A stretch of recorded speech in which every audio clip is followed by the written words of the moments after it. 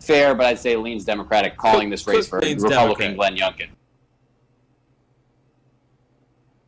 Well, yeah, of course. I feel like Breitbart calling it. Yeah. For a Democrat. Yeah, exactly. If it'd be akin to Breitbart calling it. Yeah. So tell me. So CBS News changes Virginia governor's race prediction from toss-up to lean Republican run. That just happened as well. And now we're seeing 15-point swings in the suburbs to Glenn Youngkin. Well, right. So my old supervisor district. You mentioned I'm a former county supervisor. I had to outperform the Republican Party by 20 points to win here. If you look at Ed Gillespie's numbers, in 2017, he lost this area, which is Ashburn. It's near Dulles Airport. He lost this area by 30% in 2017. Glenn Youngkin's only losing by 14%. Obviously, you never want to lose, but when you make up 16% in the suburbs, that's a pretty damn good sign. And then when you drive turnout up downstate in some of these Republican areas, that's Shenandoah Valley, that sort of thing, right? Yeah, the Shenandoah Valley, downstate by down by Roanoke.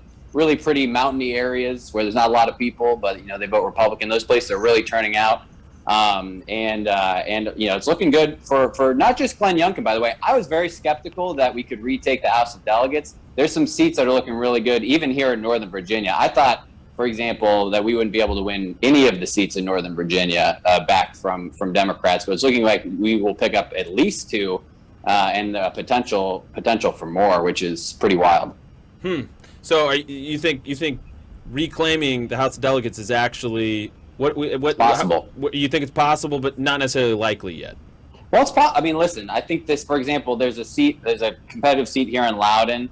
I thought we sort of had an uphill climb to be able to win, even with this Youngkin surge, and it's looking good. But we're talking about a race that could be within 1,000 votes, and so it's in sort of practically recount category. But these are seats where last time around we were losing them by 15 or 20 points, and we're right at the precipice. And so when you talk about redistricting happening and, maybe having to have another House of Delegates election next year in 2022, these districts are gerrymandered right now. I'd say lean Democratic. And so next year you could have, if the Republicans don't reclaim the House this year, I'd say next year they're in a really good spot, assuming obviously national trends stay about the same. So, okay, walk us through that again. So because we were speculating about this because Austin's our Arizona expert.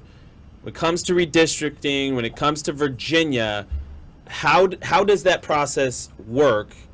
Because every state's different. Like some states have committees, some it goes to the legislature. Every state is different. Tell us what's happening in Virginia.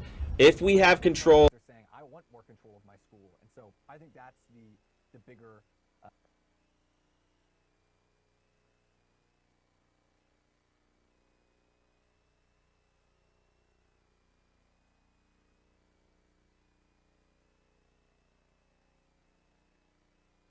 question now is how long that goes. What lead is enough at this point to hold against deep blue counties coming in later? We just don't know yet because we don't know what the turnout's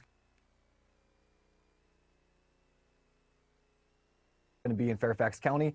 I think if you're looking at another huge county besides Fairfax, Loudoun County, it's actually my home county. I grew up there. I know it well. That is a county where Youngkin needs to keep it within single digits. It's not a make or break county by any means, but if he's able to keep that margin within single digits, that's going to be a very good sign for him. Right now, he's down 45% with 98% in, so right around where he needs to be. But the lead right now for Youngkin is 11%, 60% in. Again, it's just all going to come down to how he performs in Fairfax. That's McAuliffe, how he performs. But a lead is starting to be built for Youngkin. I think we've already seen some people on social media say that they're going to call it for Youngkin. They've seen enough. Cook Political Report, Tim Wasserman came out and said that. We're going to wait until we see more there. But by all indications, this is a very, very good night for Republicans. And yes, you see me smiling. That is a smile. If you're just listening, you're not watching, you say, why is this guy talking like this? It's because I'm talking with a smile, because this is a very, very good night, or so it appears to be so in Virginia. Some other interesting kind of little tidbits here is the turning point that the Daily Wire report had. If you look at the polling data, the huge turn in the polls really started to come when you got into the breaking news story out of Loudoun County that we had showing the cover up there. So this is just me giving a shout out to our guy Luke Rosiak and the investigative team. That report he did exposing the educators in Loudoun County was huge. I do see a lot of people here commenting, asking, where's Matt? And what happened to Walsh's beard? Yeah, I would say that I'm Matt, and that Matt just shaved. That hasn't happened, at least yet. I will tell Matt that all of you guys were asking for him. We want Sweet Daddy Walsh. I also want Sweet Daddy Walsh. And I can also say that Jeremy, we had an all-staff meeting today, and Jeremy was asked. So, He would pledge allegiance to Sweet Baby. Glenn Youngkin He hesitated for a has, he did not pledge in Loudoun County, Glenn Youngkin has 69,226 votes, That's just gotta hurt. a 44.54%. What's going on down in Richmond? He's 44. Richmond is an interesting. Terry McAuliffe is 85,431 votes. Democrat Joe Biden won Princess L. Blanding, 739. Write-in is 34. around Richmond, Chesterfield County. That was Lieutenant Governor Winsome E. Sears, 68,464 votes. Hala S. Ayala, 84,937. Youngkin at 45, but again, McAuliffe is running well ahead of where Republicans were in 2020. And I think that speaks more broadly also to the fact that if you look at the turnout right now in some of the more rural counties, because we all know people that live in more rural areas overwhelmingly vote Republican. Hardworking, good, salt-of-the-earth people, they overwhelmingly have jobs and vote Republican. If you look at the turnout in those counties right now, it's running well ahead of projections. And I think that kind of seems to signify that Youngkin so far has kept the Trump base. In polling data, he had 98% of Trump voters were going for Youngkin. So he's kept the Trump base while at the same time motivating a lot of people in the middle. A lot of experts came out this week and kept saying, oh, well, you can never appease Trump voters at the same time get people in the middle. That appears to be exactly what's going on right here. And I think that's a very good sign for Republicans moving forward with 2022 on the horizon. And for anyone that's thinking, what does this mean long term? What does this mean for midterms? Democrats right now are watching this race in Virginia, and they are shaking. If you hear that sound, that screaming sound off in the distance, your children are fine, your pet is not caught in a beaver trap somewhere, everyone's fine. That screaming sound you hear is a collective freakout from Democrats nationwide, because they realize we're in trouble. They realize that in 2022, we're going to win because we have Democrats in control of D.C. We have Joe Biden in the White House. We're going to win because we can get people to the polls just on the fact that we're Democrats. That's not going to happen anymore. And I think a big part of that, too, is there's no more orange men bad for them to rally people against. They can't just keep saying, oh, well, a vote for us is a vote against Trump. It's much harder to actually get people to vote for you and not just against something. And so I think that's a big part of this, and I think Democrats are very scared.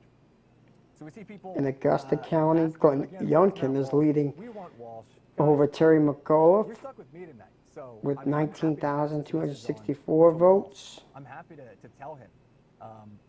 I will pass on your concern, but for now you're stuck with me. And if you haven't been introduced to me yet, I'm Cabot Phillips again, for those that tuned in a little later. You can hear me on Morning Wire, our fantastic news podcast. I am slightly biased. I think that the Morning Wire News podcast is the greatest podcast in America, and not just because we're doing NPR's job better than NPR is doing their own job, but also because we are a 15-minute morning news podcast that gets you all the news you need to know. Hopefully you guys listen to that. I also manage our Reader's Pass program. That's a quick pitch for Reader's Pass. We've been covering this election all throughout the past couple months. We're going to continue doing that, but we really appreciate you guys joining me, and I appreciate all of you who realize that I'm not Matt Walsh, that you tuned in, you didn't see a guy with a beard and big burly arms and a deep monotone voice. You saw me and you said, you know what, this guy's good enough for tonight. I think we're gonna stick with him. So So thank you for doing that. we're already at 1,753 precincts We're of gonna do a Matt impression. All right. 2,855 that's reporting right now. Yeah. So, listen, Virginia. As a Virginia resident, I think it's really important for me to tell you guys how I feel as a Virginia resident, because I am a resident of Virginia. And not just in the resident way of I feel like a Virginia resident, but I am a Virginia resident. I live there. I have the paperwork to prove it. And I think I've single-handedly changed the entire makeup of Virginia in this election, in this race. And I don't believe in aliens. I have a gang of babies that follow me. You can join that gang too. You have to wear the t-shirt, you have to sing a song. It's all sorts of great stuff. But that's who I am. I'm Matt Walsh. I would like to think that there are people that aren't actually watching the stream that just thought for a second, that actually does sound like Matt. I see a comment right there. Calico1, that actually does sound like Matt. Thank you so much. Imitation, 10 out of 10. Your impression is pretty spot on. Thank you. I'm just going to yell back to the control room that they can tell Matt to not come into work tomorrow because I will be doing his show for him. All right. So we have some people here that are giving some news. Decision Desk calling it for Youngkin. I have been avoiding Twitter right now. I probably should get back on Twitter and see if that is legit. Although, as I log into Twitter, I must say, this is just gold. USA Today, the top tweet that someone just retweeted onto my feed.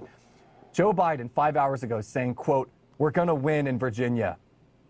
The president projects confidence of a Democrat victory for Terry McAuliffe in a speech in Europe today.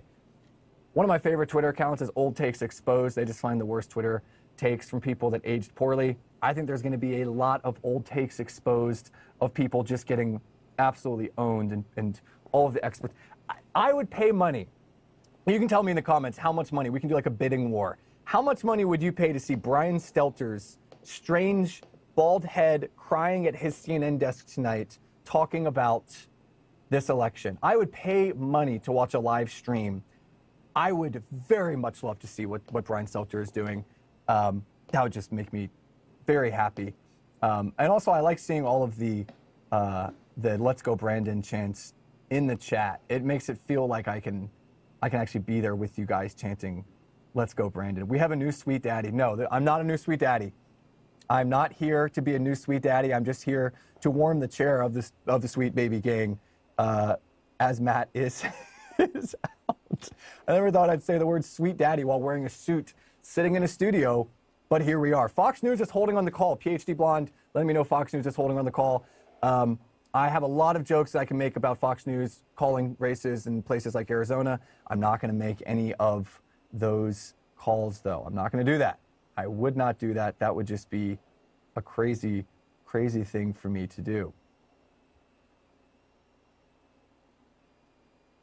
So what other questions do we have about tonight? In the meantime, I'm going to go give us some more updates on the results for what this race is looking like right now. We are at 63% reporting. Youngkin still up 11%. Guys, I'm getting that feeling. This kind of feels a little bit like a Republican wave tonight. And another part about this night that is really interesting, I saw someone bring this up in the comments here, is that this is about to be, if Republicans do in fact get a clean sweep here, Winsome Sears is going to be the first African-American woman to hold statewide office in Virginia. If you haven't heard her name, you haven't heard her name because she's a Republican. Republicans are, if they win the full ticket tonight, there is going to be the first black woman in a statewide office, and she's going to be a Republican. And the media won't talk about it. You won't hear that. You won't hear that name at all. If this was a Democrat where this had happened, there would be these glowing profiles. NPR would have a lead story with her about how groundbreaking this was. But because Republican voters are all racist and because Republicans are all old white men, you're not going to hear about the fact that there's about to be a female black woman that is going to hold statewide office as the Attorney General of Virginia, hopefully, if she wins. But again, things are looking very good. Lieutenant Governor, I should say, not Attorney General. Lieutenant Governor, former state delegate, Lieutenant Governor. But again, it doesn't fit the narrative, so you're not going to hear about that. But that's another very exciting thing. I actually had a proposition for all of you. You guys can let me know what you think about this. I think if Glenn Youngkin wins tonight, we have to change his name to Young King. Glenn Young King. It writes itself. I will wear the shirt. I will say that. Question here, if we win Virginia, do we have faith in U.S. elections again? I mean, it's a state-by-state basis. Depends on what your thoughts are here. I think a lot of that question of if people are going to once again have faith in elections, it comes down to what happens in Fairfax tonight. Again, I think a lot of voters right now are pretty angry at at Fairfax. They see the fact that Fairfax, the largest county in Virginia, right outside D.C., over 1 million registered voters. They see that Fairfax said, oh, actually, we're going to be holding our election results. We need to double check some things. We aren't ready yet. A lot of people are pissed by that. Am I allowed to say pissed on here? They're telling me I can say pissed. Okay. I don't have a potty mouth. I usually don't say anything, but pissed is about as high as I'm going to go on the potty mouth scale. But this is my first all access on video. So I'm just going to, you guys, I mean, there we go. We can say whatever we want. There's no bleeps coming in here.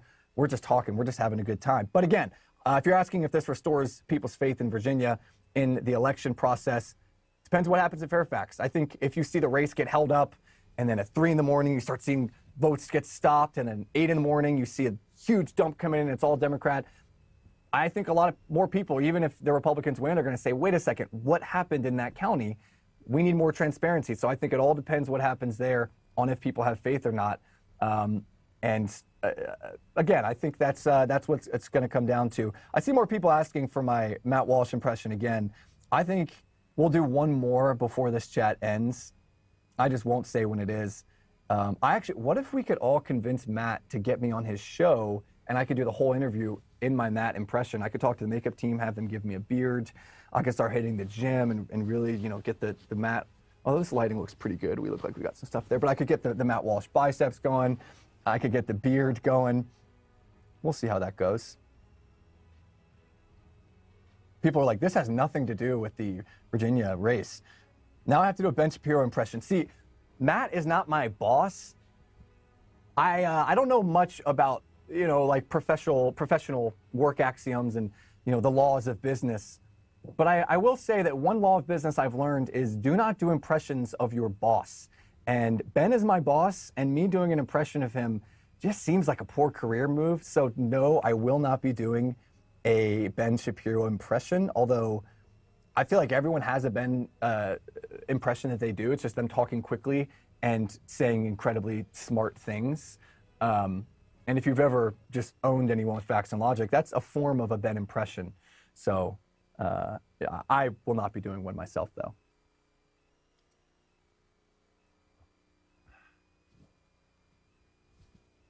Question, as a Loudoun County resident, I'm ashamed it has voted so heavily for McAuliffe. How much do you trust their reporting considering everything that's happened over the last few months? I mean, when it comes to everything that's happened in the last few months, I think a big part of this is how much of this was early voting. There were over 1.1 million early votes in Virginia. There's fewer than 6 million registered voters in Virginia, so that's a huge portion of votes that came early. And a lot of those votes did come in before that story in Loudoun County broke. And so I think just because you see a 10-point margin of advantage right now for McAuliffe and Loudoun County doesn't necessarily mean that, there's anything shady going on. It could be that a lot of those votes came in before the race really broke for Youngkin in the last few weeks. It could be that people put their votes in early. I have been encouraged. There's been a lot of poll watchers on Twitter that have been saying, hey, we're Republicans, we're poll watchers, we're here right now, we're keeping an eye on stuff. And so maybe people are saying, hey, there's not as much funny business going on. Maybe that's why Republicans are doing well. There's a lot of poll watchers in Virginia. I think that's one of the solutions for Republicans moving forward. Get involved in local politics.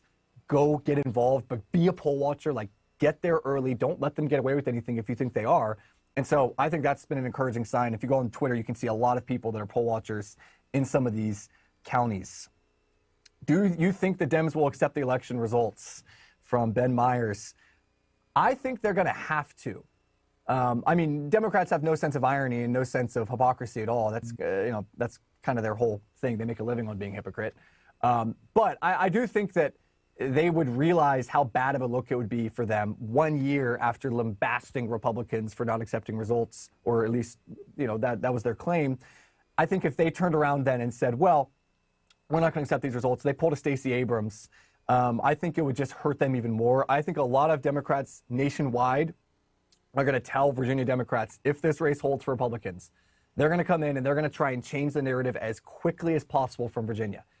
If Democrats win tonight, the national news cycle will cover it for a month, and then we're going to talk about how there is no impending red wave and how Republicans aren't as strong as people expected. If Democrats lose tonight, the national media will have some big story that's going to break tomorrow that they're going to have to cover. There will be, just wait for it. If Democrats win... Have you ever found yourself working with a client? There will be some story that comes out of nowhere that the media they just have to cover. This is the big story. And you're going to see the nationwide or leaders of the Democrat Party, they're going to come into Virginia and say, hey, if they lose, Democrats lose. They're going to say, cut it out. Don't drag any more attention to this race. Shut up. You guys lost. I don't think they're going to try and draw any more attention to the race. So they're not going to turn it into some big thing of, oh, we didn't really lose. We're going to demand all this, and we're not going to accept the results. I think the leaders of the Democrat Party are going to say, we need to salvage midterms in 2022. Let's move on from Virginia.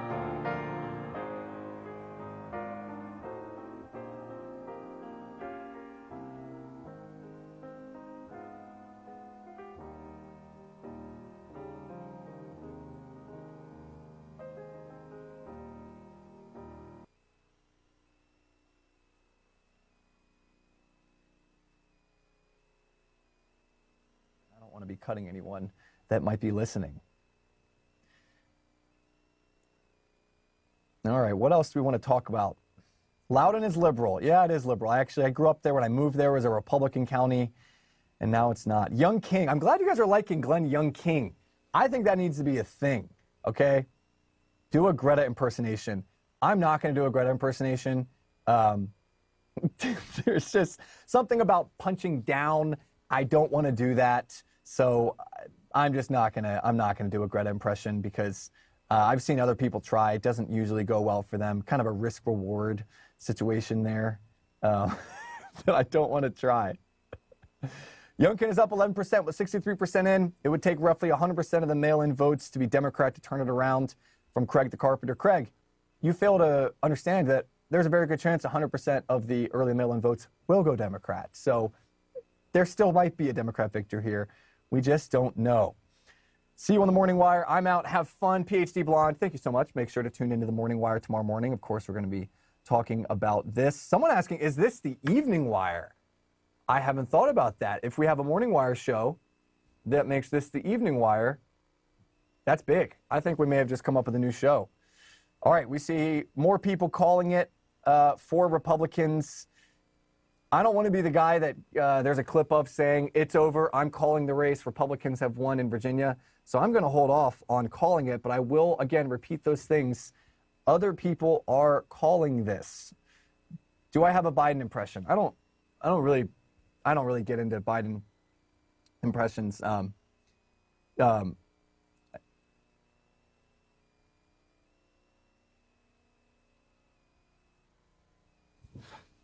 Oh, guys, how long was I out for? How long? Where am I? A Biden impression. Yep, I was doing a Biden impression. I didn't just fall asleep. I was doing a Biden impression. I'm just as with it and aware as the leader of the free world is, okay? We're good. That was not a Biden impression. Someone asking, did he poop his pants? This is the question. Did Joe Biden poop his pants? If you know what I'm talking about, I'm not being crass. I'm not just being potty humor. There were some somewhat reputable people on social media saying there were reports that Joe Biden may have pooped himself when he was on a trip, I believe, in the Vatican.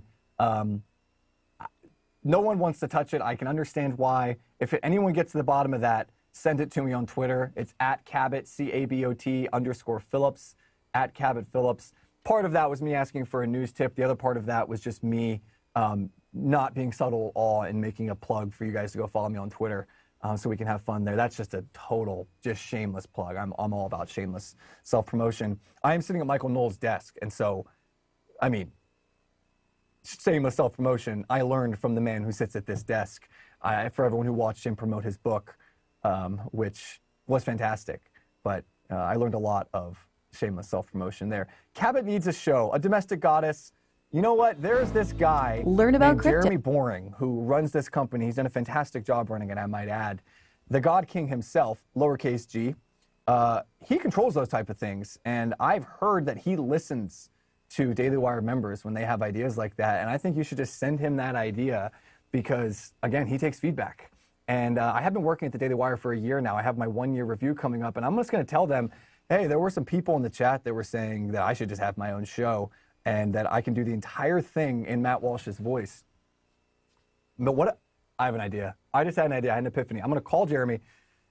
Jeremy, this is Matt Walsh. Listen, if I'm going to stay at the Daily Wire, you're going to need to give Cabot Phillips a show. All my listeners said Cabot Phillips needs a show. I'm going to leave it there. We are about to tune out, guys. It's 7:59. I'm going to leave it there before I get in any more trouble. I made it out alive, my first all-access live video chat. You guys are awesome. This has been a lot of fun. I have been totally overwhelmed in a good way. So we're going to hop out here. Keep watching Virginia election results. I'm Cabot Phillips. Coming up after this, right after this, if you stay on, we've got the Candace Show, a brand new episode that will be airing live. It's going to be a lot of fun. Tune into that. There's a very special guest, maybe a musical act. That's all I'm saying. Maybe Let's Go Brandon. That's all I'm saying. It's going to be a really good time. Tune into Candace again. I am Cabot Phillips with the Daily Wire. We'll be signing off here. Crazy night in Virginia. Election night. Things are going absolutely nuts. It's going to be a good night for Republicans. But I am going to be signing off here. Again, this is my first all access, so I may have signed off like 8 seconds too soon. So now's the part where I stall for the last 5 seconds until they cut. Thanks for tuning in, guys. Appreciate it.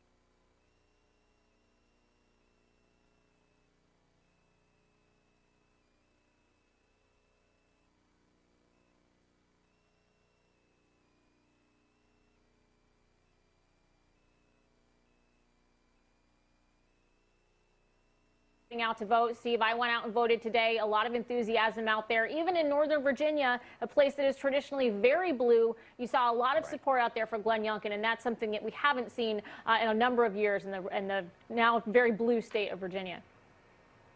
Right, and a very good point there. When we look at the suburban counties of Northern Virginia, places that have been increasingly leftward leaning or increasingly blue, if we look at those counties, for example, Loudoun County, which has been very much the epicenter, really, of the culture war for the entire country, not just for the Commonwealth of Virginia. In Loudoun County, the reports so far are that Youngkin significantly outperformed most Republicans, not just Donald Trump, outperformed Gillespie in the last gubernatorial cycle in Loudoun County. So very, very significant results. We're going to have a lot to study overnight. And again, I think a lot of lessons to be learned from this win by Glenn Youngkin. He is projected to be the winner by Newsmax and by Decision Desk headquarters. And joining us now with his analysis on the situation is Peter Navarro. He's the former White House trade advisor. He's also author of a brand new book that literally debuts today in Trump Time, a journal of America's plague years. So, Peter, congratulations, first of all, on the book debuting.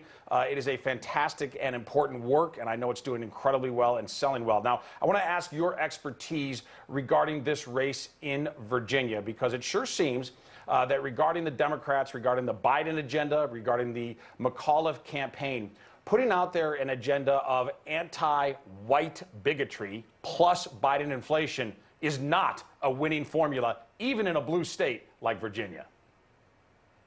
Steve, let me just say this. In my lifetime, I've never seen a state race have such importance for the overall national situation. And for me, if this projection holds, and Youngkin is the governor of Virginia tomorrow, that will send a shot heard round Capitol Hill to every single Democrat that is in a seat that is even remotely contestable by the Republicans.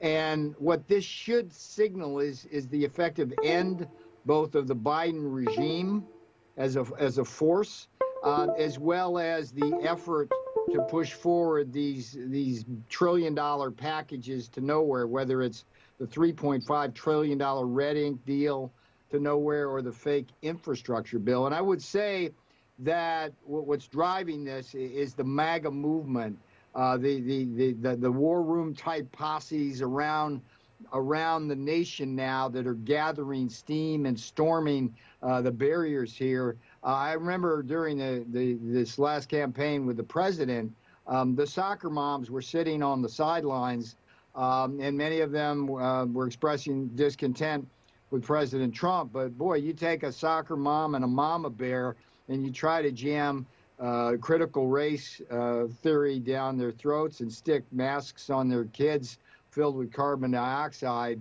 and you get what you get. So this, for me, Steve, if this result indeed holds, will be literally the shot heard around the macro world, and it can make a big difference in the trajectory of our national economy. Peter, what do you make of what's happening right now within the Democratic Party? I mean, I was talking to some voters in Virginia recently, their parents, some of whom voted for Biden, and they said, we're voting for Glenn Youngkin because of CRT and what's being taught in our schools. They're switching over in this election. And you see that the Democrats have gone so far to the left that they're really losing a lot of voters right now. What do you think is going on?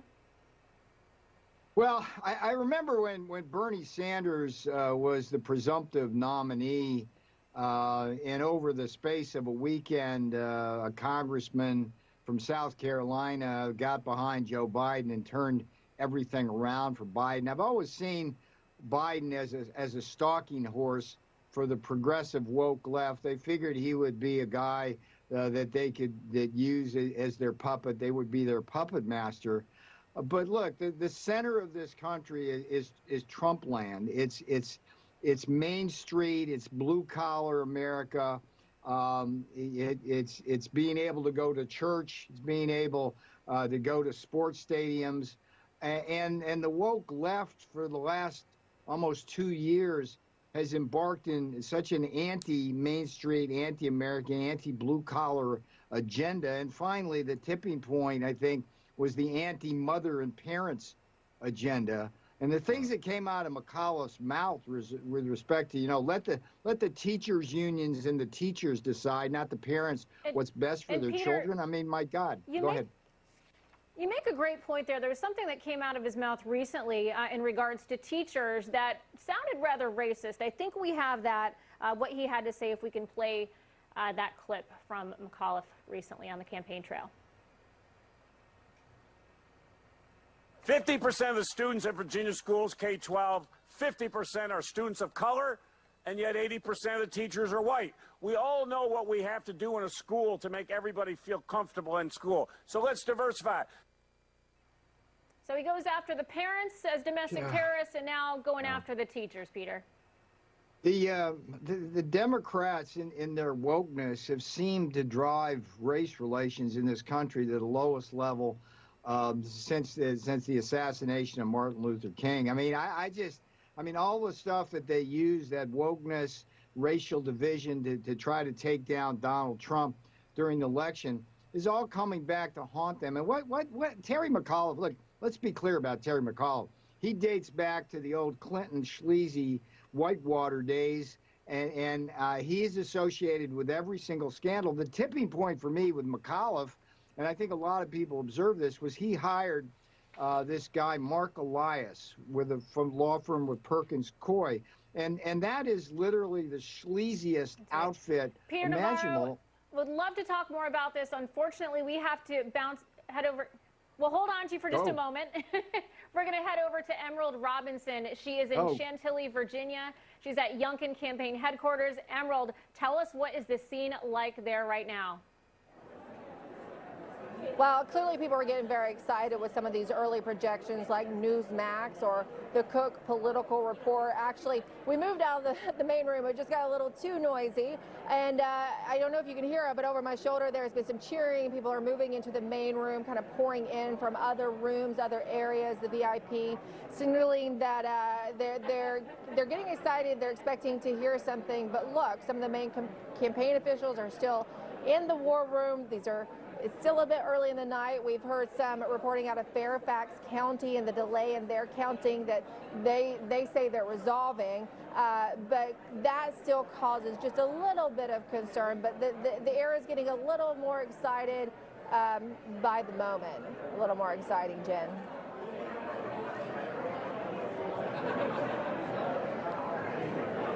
Oh, sorry. Emerald, thank you so much for your Steve, reporting. Now we're going to go back to Peter Navarro. Peter, thank you for being patient and taking the break there. You know, I want to continue with you along this line of the protective parents, because I think that Dr. Fauci, somebody that you've been very critical of, although his name was not mentioned much, if at all, during this campaign, I think he played a stealth role. And what I mean by that is it wasn't just the anti-white bigotry, the toxic CRT pollution narrative that was being taught in the schools. That's bad enough. But it was also the fact that, particularly in suburban Virginia, schools were closed for well over a year. And parents were very rightly just at wit's end about that situation. They knew it was unscientific, it was illogical, it was unjust. And it seems to me that McAuliffe, who was very supportive of those extremely harsh lockdown measures, that he paid a price for the sins and mistakes of Fauci. Your thoughts?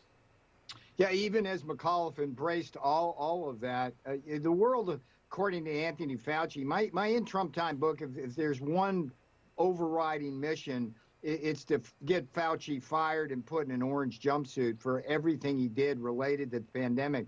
You know, I met him early on and fought him on the China travel ban in January 2020, and seemingly everything he did was wrong all along the way. And Steve, you're absolutely right. People were extremely upset. And it wasn't just with the lockdown. It wasn't just the lockdown. It was everything associated with that, with losing their jobs, being fearful of things. Fauci, I think, created a climate of fear with his insistence that everybody stay in there. And look, again, I get these Peter, mothers so powerful with the kids on the mask. I'm sorry to do this to you again. Live TV. A lot of breaking news, as you can imagine. Peter, unfortunately, we have to let you go at this point. Thank you so much for joining us. Thank you. Now let's toss it over to Rob Schmidt and Heather Childers at the Newsmax Decision Desk.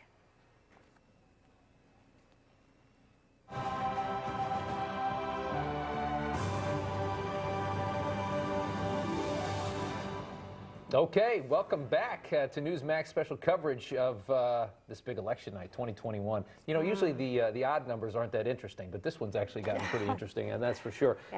Projecting now, Glenn Youngkin taking the state of Virginia as the next governor. You see the numbers there. Actually, right now, they look very, very, very tight. Or well, actually, they're not that tight. The percentages are off there. But the vote count, he's up. But there we go. It just fixed right before my eyes. The power of TV.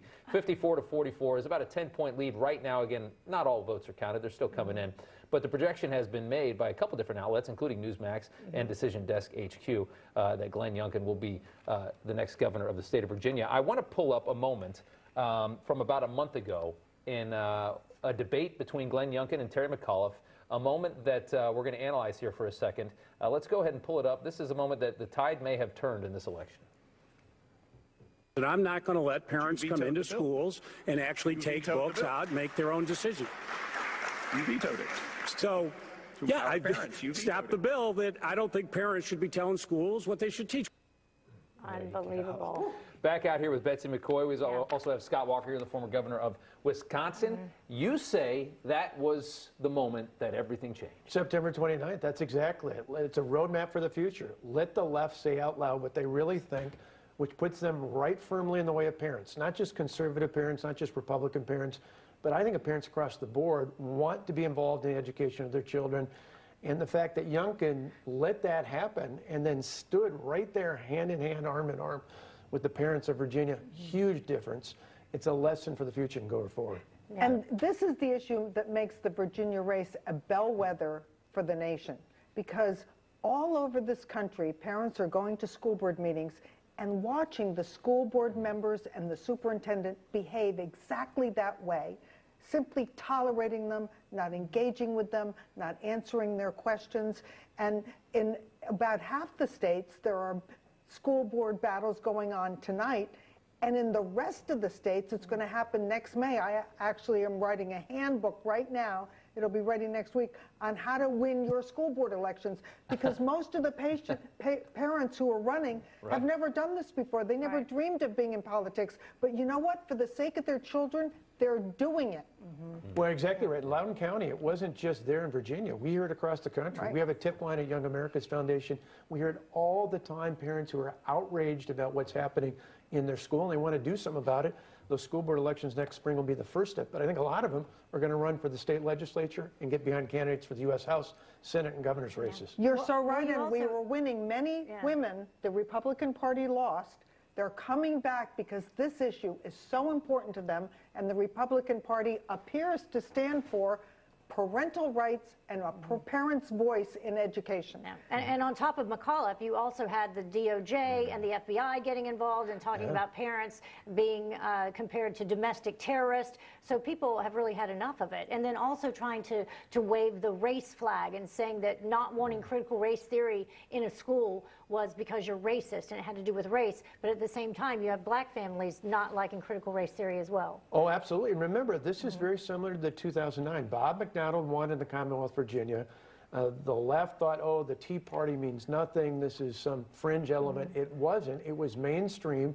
In 2010, we got the House, we got the Senate. People like me ran for governor. We took back legislative seats. I think this is a bellwether going forward for people standing up and taking their government back. Interesting. We're going to go to Tom Beshel now, who is actually standing by. We've got another big race we're watching tonight. That's in the state of New Jersey. Tom is at the Jack Ciattarelli campaign headquarters tonight, where they're going to be watching everything unfold. Ciattarelli, obviously the Republican in this race versus the Democrat Phil Murphy. Right now, Tom, just to let you know from Decision Desk, we've got our updated numbers here. 55% for Phil Murphy, about 275,000 votes. 44% for Ciattarelli at 215,000. So about a 12-point margin. Go ahead, Tom. Yeah, you know, the room is filling up here at Ciattarelli headquarters, and there is a very positive attitude here, a very positive air about this place tonight, because over the last week or so, they've seen real momentum toward Jack Ciattarelli. Remember, no governor, a Democrat governor, has won re-election here in 40 years. And Jack Ciattarelli thinks that as people have shifted toward things like they've shifted to in Virginia, like education and taxes, going back to traditional issues, jobs and the economy, that has bode well for him. The latest polling here yesterday showed that this was a 4-point race here in the state of New Jersey. And we are seeing some early numbers coming in, Rob and Heather, but we are told by the campaign that those are mail-in votes, and they do expect those to lean heavily toward Murphy. They are hearing that they're seeing some great turnout numbers in Republican counties like Monmouth and Ocean, and lower than expected turnout in places like Newark, Trenton, and Camden, where the Murphy campaign was hoping to drive out minority voters. They need those areas to win, and so I think it's going to be a long night here. And you know, Jack Ciattarelli has history on his side, and he could just make another political earthquake here in the state of New Jersey. I just want to touch on what you folks have been talking about in Virginia, and just to add to what was said, you know, I think it shows, if this lead holds, that the DNA of the American voter, and in particular, that we prioritize content of character over color of skin, is very, very much intact. Right. People have been put off by the rhetoric of the far left in that campaign, and also here in the state of New Jersey, where folks don't want to talk about don't want to talk about critical race theory. They don't want to talk about COVID-19. They want to talk about taxes. They want to talk about jobs and making this place more affordable. So we hope to see Jack Ciattarelli in about an hour or so, and we'll keep you updated. Yeah, and just looking at some of these, just real quick, Heather, and Tom, thank you so much. Looking at the Jersey Shore, I'm seeing some really good numbers for Ciattarelli coming in. Ocean and Monmouth counties, that's the Jersey Shore. You remember the TV show on MTV. If you're not from Jersey, you know, most of you watching aren't from Jersey, you know, this isn't a local news show. But the Jersey Shore is down there on the water. It's actually a very lovely place. It's a lot of fun. Ocean County, 64% for Ciattarelli, 34. Is Republicans have control of the House of Delegates. What changes? And you have Youngkin in the governor's mansion. Walk us through it. Yeah. So we Virginia passed a constitutional amendment to have a redistricting commission last year. The redistricting commission, however, failed to create a map. So now the districts are being drawn by the Virginia Supreme Court. And they haven't been drawn yet, but my guess is that the Supreme Court will do a much fairer job than the current drawing of the districts, meaning that it should help Republicans, both in the state Senate and the state House. Now, the state Senate's not up for another 2 years. The state House, because they're late to redraw the districts, we aren't in new districts in 2021, even though we should be. There might have to be another election, so just 1-year terms. 2% of the vote, but I think libertarians had enough of the tyranny they were living under, mandates, mass mandates. They were willing to suck it up and actually vote for a Republican, which is something that I find to be very promising.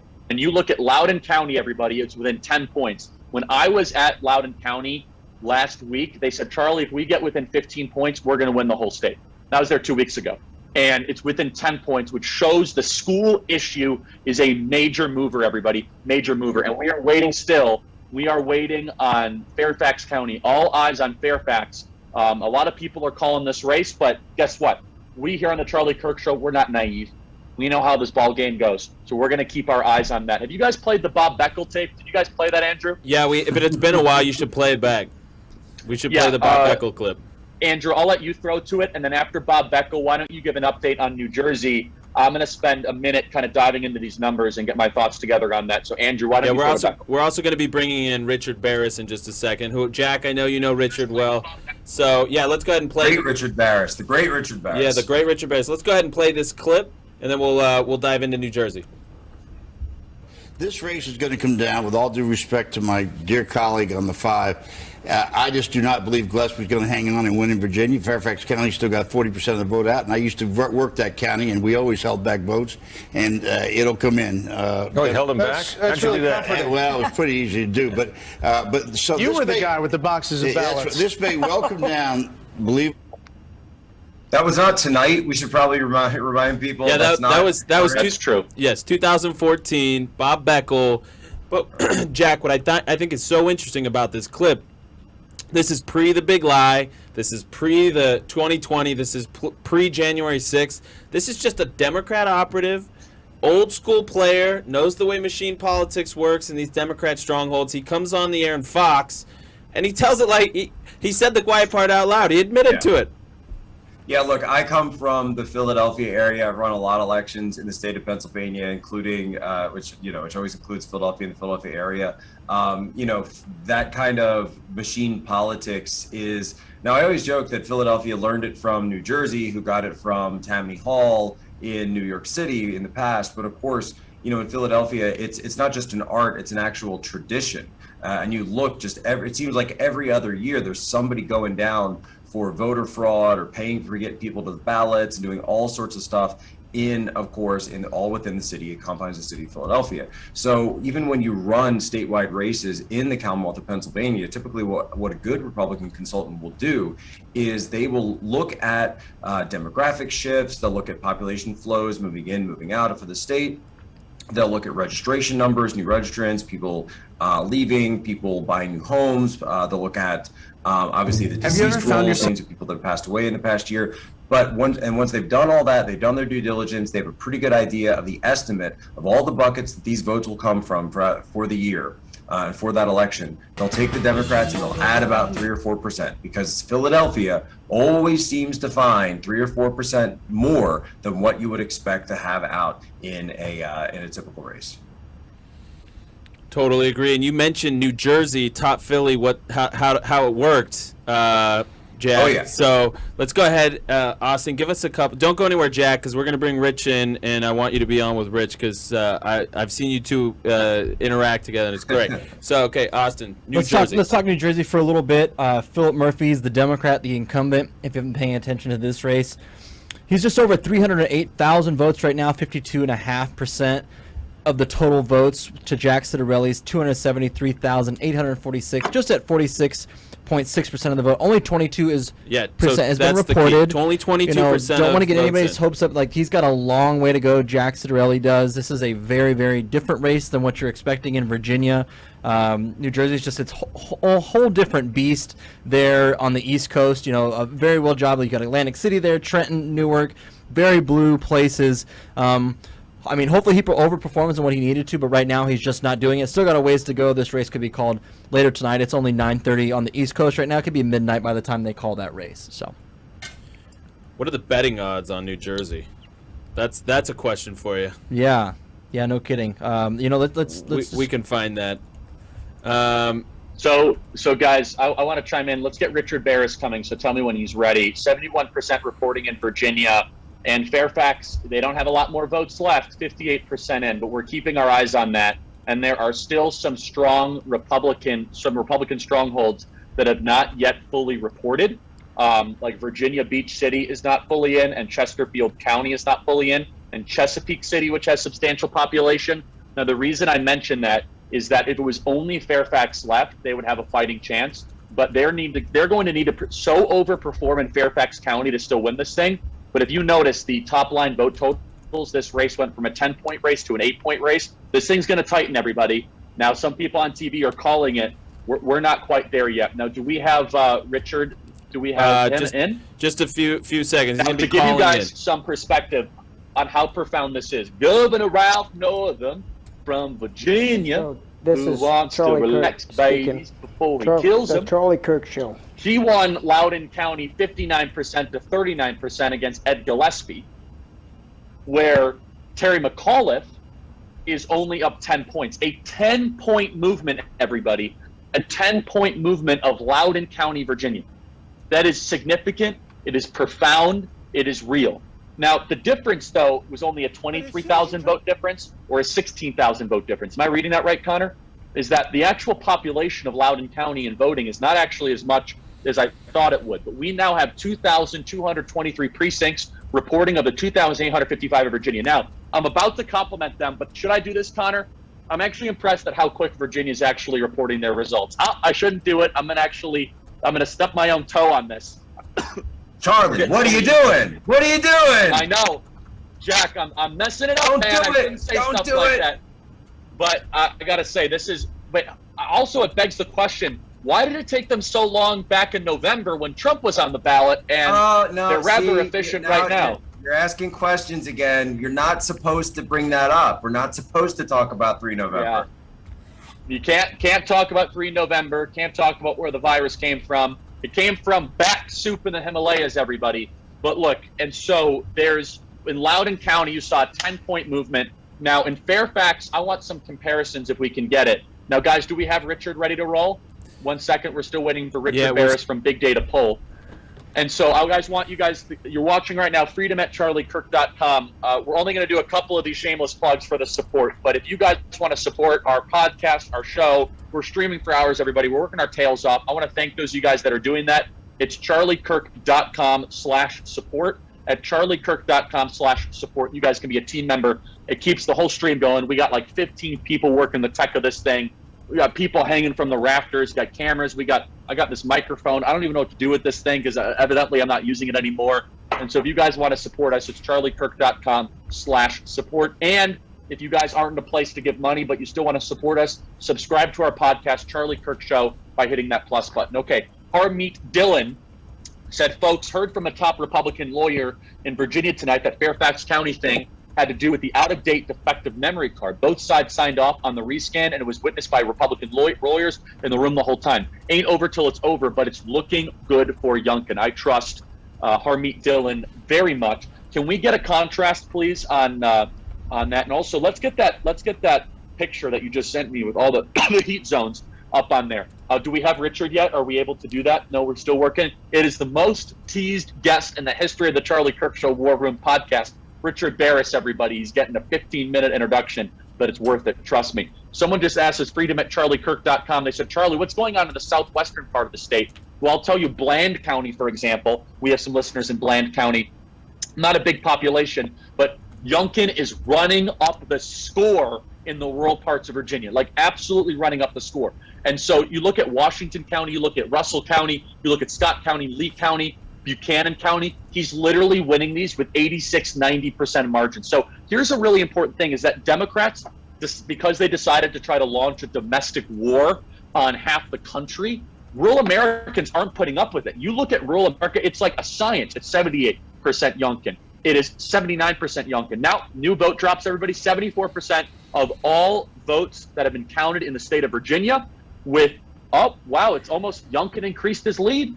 He increased his lead, actually. Youngkin is up 54%, Terry McAuliffe 45.4%, 1.3 million votes for Glenn Youngkin, 1,097,000 for Terry McAuliffe.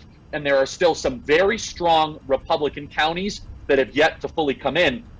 But the big one is Fairfax. All eyes on Fairfax, everybody. Now, how is Youngkin doing in Fairfax versus Gillespie? I'd be very interested to see what that one is. Austin, can you talk a little bit about that? What are we seeing county by county? Colton and Andrew, what are we seeing on the front lines? We're getting a lot of questions about it of people emailing us, freedom@charliekirk.com. What are we seeing there, guys? Let's talk a little bit of some of these counties. Obviously, Fairfax County, super important Democrat stronghold there. McAuliffe with 66% in Fairfax to Youngkin's 34%. Virginia Beach, Youngkin did a big rally there last night, and they had a massive get-out-the-vote effort. Hats off to them. Youngkin 59%, the McAuliffe 41%. That's 92,000 total votes, 85% reporting. Really good Republican turnout. We talked about, Fairfax and Montgomery County. You got to run up the score in some of these rural places. You've been seeing that. That's awesome. Chesterfield County, 55% Youngkin, 44% McAuliffe. Stafford County, 60% Youngkin, 39% McAuliffe. Frederick County, 69%. Spotsylvania, 64%. Really, really good Republican turnout. We're excited to see this kind of stuff. We talked about it all before everybody came on. Andrew and I we're talking about it quite a bit, is that you got to get every single Republican and their mother to get out and vote. That's what the Youngkin campaign did today. That's really, really awesome. He pulls this thing out. It's going to be because he turned out every Republican and their mother and two more. Hats off to that campaign. The young Republicans there who did a lot of get out the vote effort. This is really exciting stuff to see. The roadmap is there. This is how we're going to continue to win going forward. Franklin County, 74% for Glenn Youngkin. Let's see here. James City, 62%. All of some of these places that are over 60% of their votes so far, whether it's 16,000 total votes, 17,000 total votes. Some of these places that are rural counties, but they have some of that suburban effect. They got everybody out to vote. Incredible job done on the ground there by the Republicans in Virginia and the Commonwealth. And we really have Merrick Garland to thank for that. I mean, you go out and you call all these parents terrorists. Like, all right, I'm not going to vote. I'm not going to vote your way. And also, if anyone wants to agree with Kamala Harris, she said 4 days ago, what happens in Virginia will in large part determine what happens in 2022, 2024, and on. So even a broken clock is right twice a day, and I have to agree with her. Well, and Tomorrow's also a some good other day. news, everybody. That's what she said. So you can always tell a lot on how the opposition reacts, right, Jack? Because his campaign was suspiciously confident all throughout the night of 11/3. Not so much from the McAuliffe campaign. Sleepy-eyed Chuck Todd has just said that all McAuliffe surrogates that were supposed to air tonight, have bailed. Wow. Rachel Maddow is using the term bloodbath. Of your own creation, Rachel Maddow. Thanks for playing. And we are seeing left-wingers all across the country freak out, and they should, because there is a real, robust, authentic, people-centered movement that is coming in 2022, the likes of which will take back the House, the Senate, governorships all across the country. This is just the very, very beginning, everybody, of something very profound. We're seeing it down ballot too, Charlie, with the lieutenant governor's race, 54%.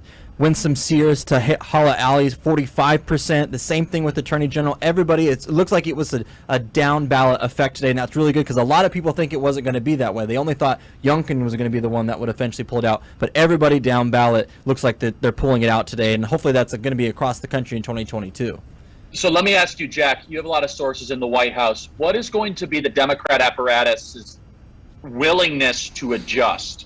Meaning, are they going to change strategy? Because they're pretty far into the CRT thing. They've invested billions of dollars in infrastructure and implementation, and yet now they're seeing a political cost to this. Are they going to double down on this? Or are they going to try to rebrand it? Because obviously all this wokeism stuff is hurting them politically. They will. I mean, we're already hearing this, when I've had these discussions, right? This isn't going to be blamed on CRT. It's not going to be blamed on any of this stuff. Now, keep in mind what Obama will do, and he's done this publicly several times, has come out and said that you have to stop talking about this stuff blatantly. He said you have to be more, you can't say defund the police. You have to say we're redistributing resources, we're investing in safety, right? You can't ever just come out and say it. And Obama was a master of that, an absolute master of that. And that's why he was so successful in American politics. So I think you're going to see a lot of blame placed at the feet of Terry McAuliffe. And Terry McAuliffe, at the end of the day, he is a member of Clinton world, right? He is a member of someone sort of from that kind of older wing of the party that Biden was never really, a direct part of himself. He was sort of a lone actor, just sort of your general milquetoast neoliberal DNC guy for a while, and then he teamed up with Obama. And so for that, I think you really also saw a lot of this as potentially a last hurrah of the Clintons and the way for them to gain more relevancy. At this point, the only person they have left is Neera Tanden, who is Hillary Clinton's major source in the White House. So if you want to hear what Hillary's up to, that's Neera Tanden plays her voice. She's now taken on the staff secretary role at the White House. That is a very powerful role because they see all the paper. All the paper through the White House goes through Neera Tanden, which means that Hillary Clinton knows everything that's going on in the White House and can affect things from there. But I think you are going to see a move, essentially, and to your point, Charlie, that the entire new wing of the party is not the neoliberals, they're octogenarians, right? Nancy Pelosi is talking about maybe she doesn't run again. Then who do you go with? Steny Hoyer, he's just as old as Nancy Pelosi. They're all in their 80s. Joe Biden is he's bumping up against 80, right? So the new generation is the squad. That is the way the Democrat Party is going. Well, I think that's very beatable in most of the country, not in Manhattan or Brooklyn. We now have 74% in. The margins are the same. Andrew, what are your thoughts on this? All right. Well, I want to do two things here. You mentioned the word bloodbath. So did I earlier. We have that clip. So I'm going to have the guys play it. So actually, it was Sabato, Larry Sabato, who said it on Rachel Maddow's show. So let's go ahead and play it. I'm not going to call it a blowout because we don't have the final. I'm curious to see what's happening there. I'm curious to see what's happening. Oh. That was a clip. We're hearing two things at once. So let's play Sabato. Maybe. And that's always live television, folks. It's live television. Do we have the heat map that we mentioned before? Go live stream to that. Yep. We're gonna put the heat map. Charlie mentioned this before, and this is really telling. So what you're seeing here, this heat map shows where votes have moved in one party's direction or the other. This is Virginia, so if you see that big old red dot that Charlie talked about, I wanted to be able to give this to our live stream. That is Loudoun County. But you also go ahead, Charlie. Yeah, go ahead. I just want to walk through one part of this, and don't put me on screen. Keep the graphic on screen, guys, please, as I narrate this. That heat center is right where Loudoun County is.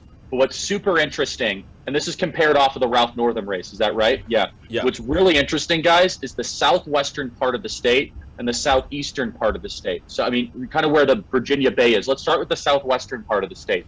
Is that was right after Donald Trump's win in 2016. And right there, what I see three different things happening in this map.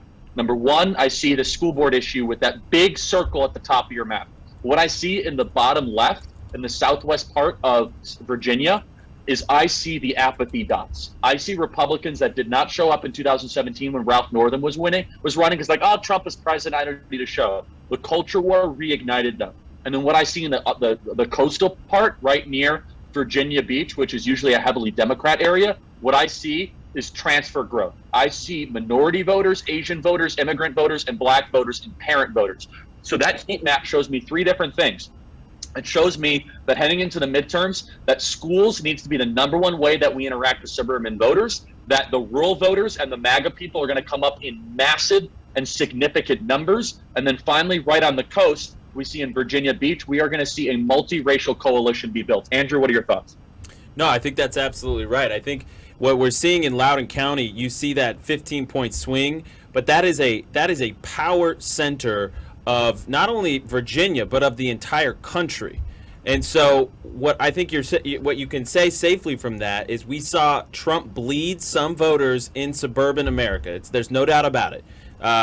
The educated white suburban voters, we lost margin in there in 2020. This tells me that there is a formula for winning them back, and that this is, as Dave Wasserman has just tweeted out, tonight's results are consistent with the political environment in which Republicans would comfortably take back both the House and the Senate in 2022. If I'm a Democrat right now, bloodbath is it's the right word. And if I'm a Republican, which, hey, we're just saying we're conservatives here, this is a massive, massive it should reaffirm everything that you said, Charlie. States like Colorado take notice. New Mexico take notice. New Mexico especially. Yes. I mean, this could change the entire landscape. This could be a political realignment that we haven't seen in a generation. Right. Okay, now we got 76% of the voters reporting, so we're continuing just to move slowly getting in. What are we seeing, Austin? What are the new reports seeing? Hold on, so Jeff, what are we seeing, Austin? 76% in right there for the vote. Precincts still taking a little bit longer to report, but to Andrew's point too, this is also really good point for Joe Manchin and Kyrsten Sinema watching this race very closely, giving them leverage with the White House, saying what you guys are doing is insane. What we want is going to be the correct way path forward, but they're just going to double down on it. And I hope that the Democrats keep running this way, because this is only a roadmap. Who would have ever thought in the Democrat consultant circles, like, yeah, kids are getting raped, but they deserve it. Like, I mean, come on, it's part of the transgender. Who would have thought that would have a political consequence? Jack, what were you saying? New Jersey. I don't know if you guys have seen this latest update that's popped out of there, but they've got Murphy at only 50%, and Chattarelli is at 48.8% with there. So you've got about less than a point, or less than 2 points between the news. Now that's only with 26% reporting, but I think we're actually starting to see that the reverberations of Virginia. It wasn't just about Virginia, right? This was a national mood. And even if Murphy doesn't win, Murphy should be running away with it, right? New Jersey is a blue of the blue state statewide. But because of the national mood that you just heard about that's not just something that's affecting Virginia. This is going into New Jersey. So it's going to be very hard, and they won't have a leg to stand on if they try to make this all about Terry McAuliffe, because it's not. It's about Biden and the Biden Democrats. So now we have 81% of the vote in Fairfax County, 81% in, and it just isn't collapsing for Youngkin. Youngkin is maintaining a healthy 77% for total reporting. Yeah, so we're getting there. That's right. 77%. We're right there. Can we put up that screen? I'm going to send a screenshot, guys, that we can put up full screen for actually Youngkin grew the more Fairfax reported. Like, welcome to the future. Guys, can you put that on the live stream that I just sent? I think that'll be really instructive for our viewers, because we're getting really inside data here as it happens ahead of the activist media. But yeah, it's looking really good. So Fairfax now at 81%. I don't know how much else they're going to be able to actually find, right? I mean, I'm looking at this and I'm cautiously optimistic, everybody at home. It's looking really good. It's looking really, really good, actually, for Youngkin. And so I'm looking through these counties here, and still we have strong counties that have not yet even passed the 60% threshold. So, for example, we have Hanover County, that's a 70% Republican county. That's only 77%. And we have Chesapeake City, that's only reported 58%. And so their Democrat stronghold is Fairfax County. And I don't know if they're going to be able to have the numbers to rally this. It's looking significant and powerful in a way. We have a question here, freedom@charliekirk.com, freedom@charliekirk.com. And they subscribe to the Charlie Kirk Show podcast, so they are a star in my book. They say, Charlie, what does this mean for Illinois? I'm telling you right now, Illinois could turn red in 2022. I know people are going to think I'm nuts. We turned Illinois red in 2014. You guys look on the screen there. We're seeing right here, this is a down ballot slaughter of the CRT diversity, equity, inclusion agenda. Anyone that has stood with the woke jersey, you guys have just been delivered one of the biggest L's. Okay, so let's go back. You guys can take that off screen, just so we're looking at. Just so you guys understand, everyone watching at home, it'd be one thing if this was Alabama. It'd be one thing if this was Georgia. This is Virginia, everybody. This was the most comfortable Democrat, the new acquisition. If you live in Colorado, you're in play. Get involved. If you live in Nevada, you can win that Senate race. You better believe it. Get involved. If you live in New Hampshire, get in that Senate race. You can get involved. Arizona, watch out, everybody. There's something big, profound, and powerful happening in Arizona. And guess what? Here's my other thing. Oh, the media is going to love it that I say this. Because we've been talking about election integrity so much, I think that they were less willing to cut corners. I think the fact that we made election integrity an issue, everybody, the last 9 months, that they were less likely to do all their sorts of tomfoolery and shenanigans. They are getting cold feet. They want us to stop talking about it. I think that they would. You guys know what I'm talking about, where the quarterback hears footsteps. You know what I'm talking about? Where he throws the ball early and there's actually no one near him. He knows it's coming.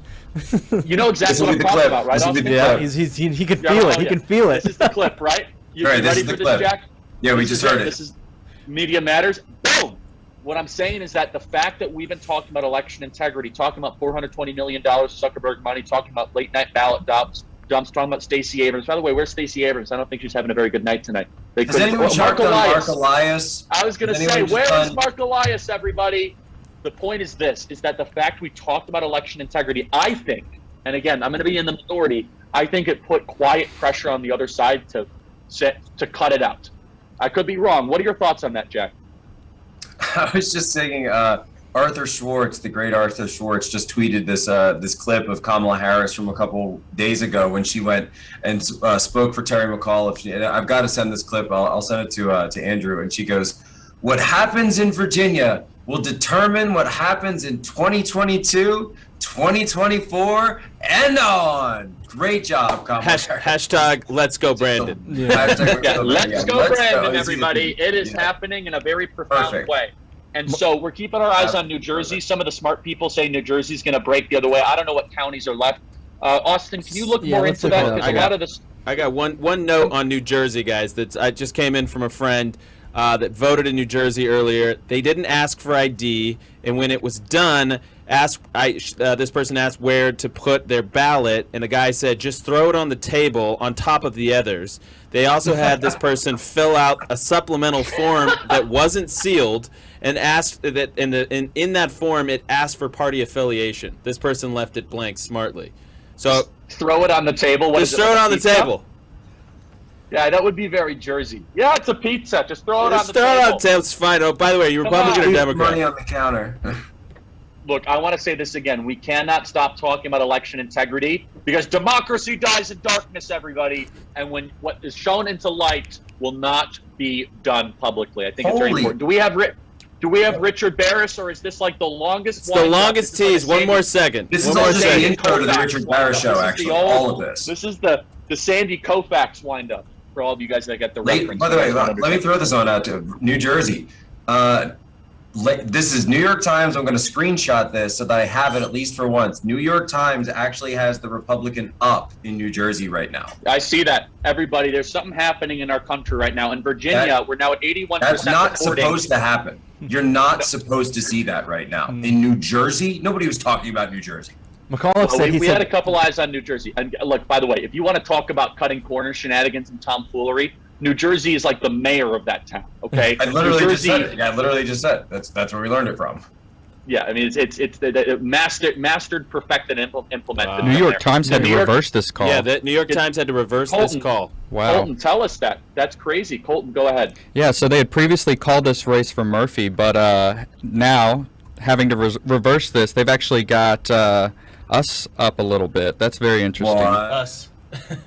The Republican candidate for governor. The Republican candidate. Jack Citarelli. Yeah, and so this is breaking all their narratives. Something else I want to point out is Winsome Sears will be the first black woman elected statewide in Virginia. She is a Republican, and so they're going to come in and they've got all these narratives, J6 and white supremacy, and they've already tried their tricks there. But this breaks all their narratives. Am I wrong, Charlie? It breaks all their narratives, and Winsome Sears, black woman elected statewide in Virginia. I would like to openly invite her to America Fest at tpusa.com/AMFEST. And I want to have the first black woman elected statewide in Virginia coming to America Fest. And I'm going to give a 10-second commercial. If you guys are not coming to Phoenix, Arizona, December 18, 19, 2021, there's nothing better happening except marriages. And that's about it. Okay, so if you're not getting married, I need to see you in Phoenix, Arizona. Jack will be there, Tucker Carlson, Candace Owens, Donald Trump Jr., and hopefully win some Sears, tpusa.com/AMFEST. All right, everybody. I think after the longest anticipation, the guy that deserves the biggest introduction because he just got a 45-minute intro, okay, is the guy that knows his stuff better than anyone else. And I have not, he's smiling, he's wearing a tie, he's looking great tonight because he knows that the left is getting clobbered. And he came on our show, the Charlie Kirk Show podcast, which please subscribe, by the way, and he said Youngkin is going to win. Richard Barris, is it as good as I think it is? It is, Charlie. It is. It's, the decision desk called this, which is what we use to look at data. They're faster. They are more aggressive than the AP, and they lean into things a little bit, more than others. The bottom line is, Charlie, they see what I see across the board. There is at least a 10-point erosion across the counties that matter, upwards of 15 in some of these areas. I mean, it's always funny with elections. Youngkin outperformed some of the absentee early vote. Sometimes McAuliffe overperformed in election day voting, but the bottom line is it's just not enough. This margin will close, but it's looking like a 2-3 point win, just like our poll showed. But so Richard, tell us what parts of the state are surprising. I know you predicted a lot, but what parts of the states are you saying, wow, that's interesting? Yeah, so Henrico County, which is in the, I mean, I guess you could call it southeastern part of the state, but it's still kind of central. Biden, this is a Democratic leaning and continuing to lean area, but out around the Richmond suburbs, there's Chesterfield and Hanover, which is very Republican, but Chesterfield, which had gone Democrat now, it used to be a Republican stronghold, and had gone Democrat. It went for Biden. Youngkin's with a little over half the vote in. Youngkin is leading there by 12 points. So that's a perfect example of where we have seen basically, these upwards of 15-point swings. Virginia Beach is much stronger for Youngkin, which is a shocker. Northampton with about 94% of the vote in. I thought Terry McAuliffe might eke it out an inch ahead, but this is an area where Joe Biden, I don't want to say clobbered Donald Trump, but did very well. And in Northampton, Youngkin may actually hold on. He took suburban voters in the end, which looked like a... Go ahead. No, you've been great. And I don't mean to interrupt you, but we're getting a lot of questions here about Fairfax County. Is there enough left on the board for them to cut corners and do all this sorts of stuff that we all know they do? What's going on, Richard? Just cut through the nonsense and say, because there's so much garbage out there on the internet. People are getting displaced in Fairfax. Is there enough left on the board, or is it too much for them to get back? They're only rescanning 20,000 ballots. They may play a little games, Charlie, but it's too much. It can't be overcome. Right now, Youngkin's margin is about 160,000. We saw that it was called by DD at about 200,000 because what's happening in Fairfax is this is an area where, again, Trump got killed. A Republican who hasn't carried it, Bob McDonnell carried it in 2009. But Republicans get killed here. And we're just not seeing that. Youngkin's at about 35% and rising because he's doing better in the absentee ballot vote. And then that election day vote comes in, which is a little bit more pro-Youngkin. So Terry McAuliffe does have a lead, of course, and he's going to net a lot of votes out there. But there's only about 12% remaining, and it's just not enough. With all of this in right now, about 360,000 votes, McAuliffe netted about 105,000 votes, 25,000 votes, excuse me, is what Youngkin got. So we netted about 105,000. There's only 12% left, Charlie. It's not enough. It's just not enough. And well, that's huge, Richard. I mean, and we've been teasing it, and you're saying there's not enough left on the shelf. And so, Richard, talk about the quick development of this. We're getting so many different questions of people that are emailing us, freedom@charliekirk.com. And you and I talked about this on our podcast together, which is this race took a sudden turn in early September. This looked like to be a political hot tub for Terry McAuliffe. Waltz into victory. He's having a mojito on Virginia Beach. He doesn't have to campaign. What changed? This is what changed. Terry McAuliffe wanted this race to be about Medicaid expansion, the coronavirus pandemic, and Donald Trump. And Glenn Youngkin focused on the issues that mattered. Education was a top issue there, but it really surged, and the exit poll showed it's the second most important issue. It really surged right in that last couple of weeks. Glenn Youngkin was smart. He raised a lot of attention to it. This is why Loudoun County, by the way, is much more narrow than it was just 9 months ago with Joe Biden. He brought back parents that, typically a female voter with school-age children under 18 is a solid voting bloc for Democrats. It shouldn't be a 5-point margin. It's a solid vote for Democrats, and it is because he lost people who voted for Joe Biden. It's that simple. He focused. It's the oldest story in the book when it comes to politics. Glenn Youngkin talked about the issues people cared about. He didn't get distracted. He didn't play his hand, overplay his hand. He just spoke to people toward the state, and he made it happen. While Terry McAuliffe and Democrats in general were talking about things nobody cared about. McAuliffe wanted to make this a national race. It was the biggest mistake he made. Youngkin said, Tip O'Neill was right, especially with governorships. Local. All politics are local, Charlie. So, and that might have only worked with Gavin Newsom just because of how wacky California is and also the mail-in balloting. Yeah. Now, Richard, I have to shift gears. What is going on in New Jersey? Am I seeing this correctly? Is there hope for what's going on here? I think that Murphy's going to survive in New Jersey, but it's going to be closer. It's going to be an embarrassment for Democrats. Bergen County is just now coming in, about 20% roughly is in, and Citarelli has a slight lead. That will erode. There's a lot of blue vote out that we just haven't seen yet, Charlie. I will say, though, Bergen County went 52-41 for Joe Biden, and neighboring Passaic went 58-41. You're not going to see those margins for Murphy if this keeps up. Is there some kind of hope? I guess you could say there is. We've seen a lot of surprises tonight, but I expect when they start to count the rest of that vote, it'll start to get more Democratic just simply because of where those numbers are coming from. But there's no doubt this was not supposed to be this close.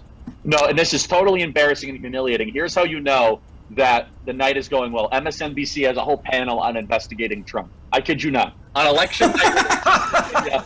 And I kid you not, it's happening. Oh, Lord. I kid you not. Someone just sent me a video. They are doing an entire panel of what else can we investigate him on? Is he cheating on his golf scores at Mar-a-Lago?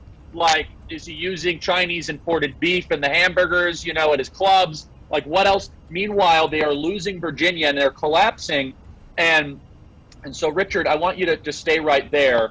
So I want to go to either Austin or Andrew or Colton or you guys on this. What are you seeing, guys, just from the chattering class of the smug people? What is the reaction to this generally, as right now we are looking 82% in? This cake looks to be baked. It looks like Richard Barris is right. There will be a Republican governor of Virginia. What's the reaction we're seeing for the desk back in Phoenix? If I'm Katie Hobbs, I'm terrified what is to come in Arizona in 2022 because she runs on those same exact issues that McAuliffe is running on. And so it's not just going to be Arizona, it's going to be Florida. They're trying to prop up that woman that run against Ron DeSantis. All the Democrats, the DNC, the Democrat Governors Association, they're not going to break on this issue. They're stubborn in their ways. Am I out of touch or is the electorate out of touch? Actually, you know what? They're out of touch. They're not going to break on these type of issues. If I'm Katie Hobbs, I'm worried. If I'm the woman that's running in Florida, I'm a little worried what's going to happen. The same exact thing, Beto O'Rourke in Texas.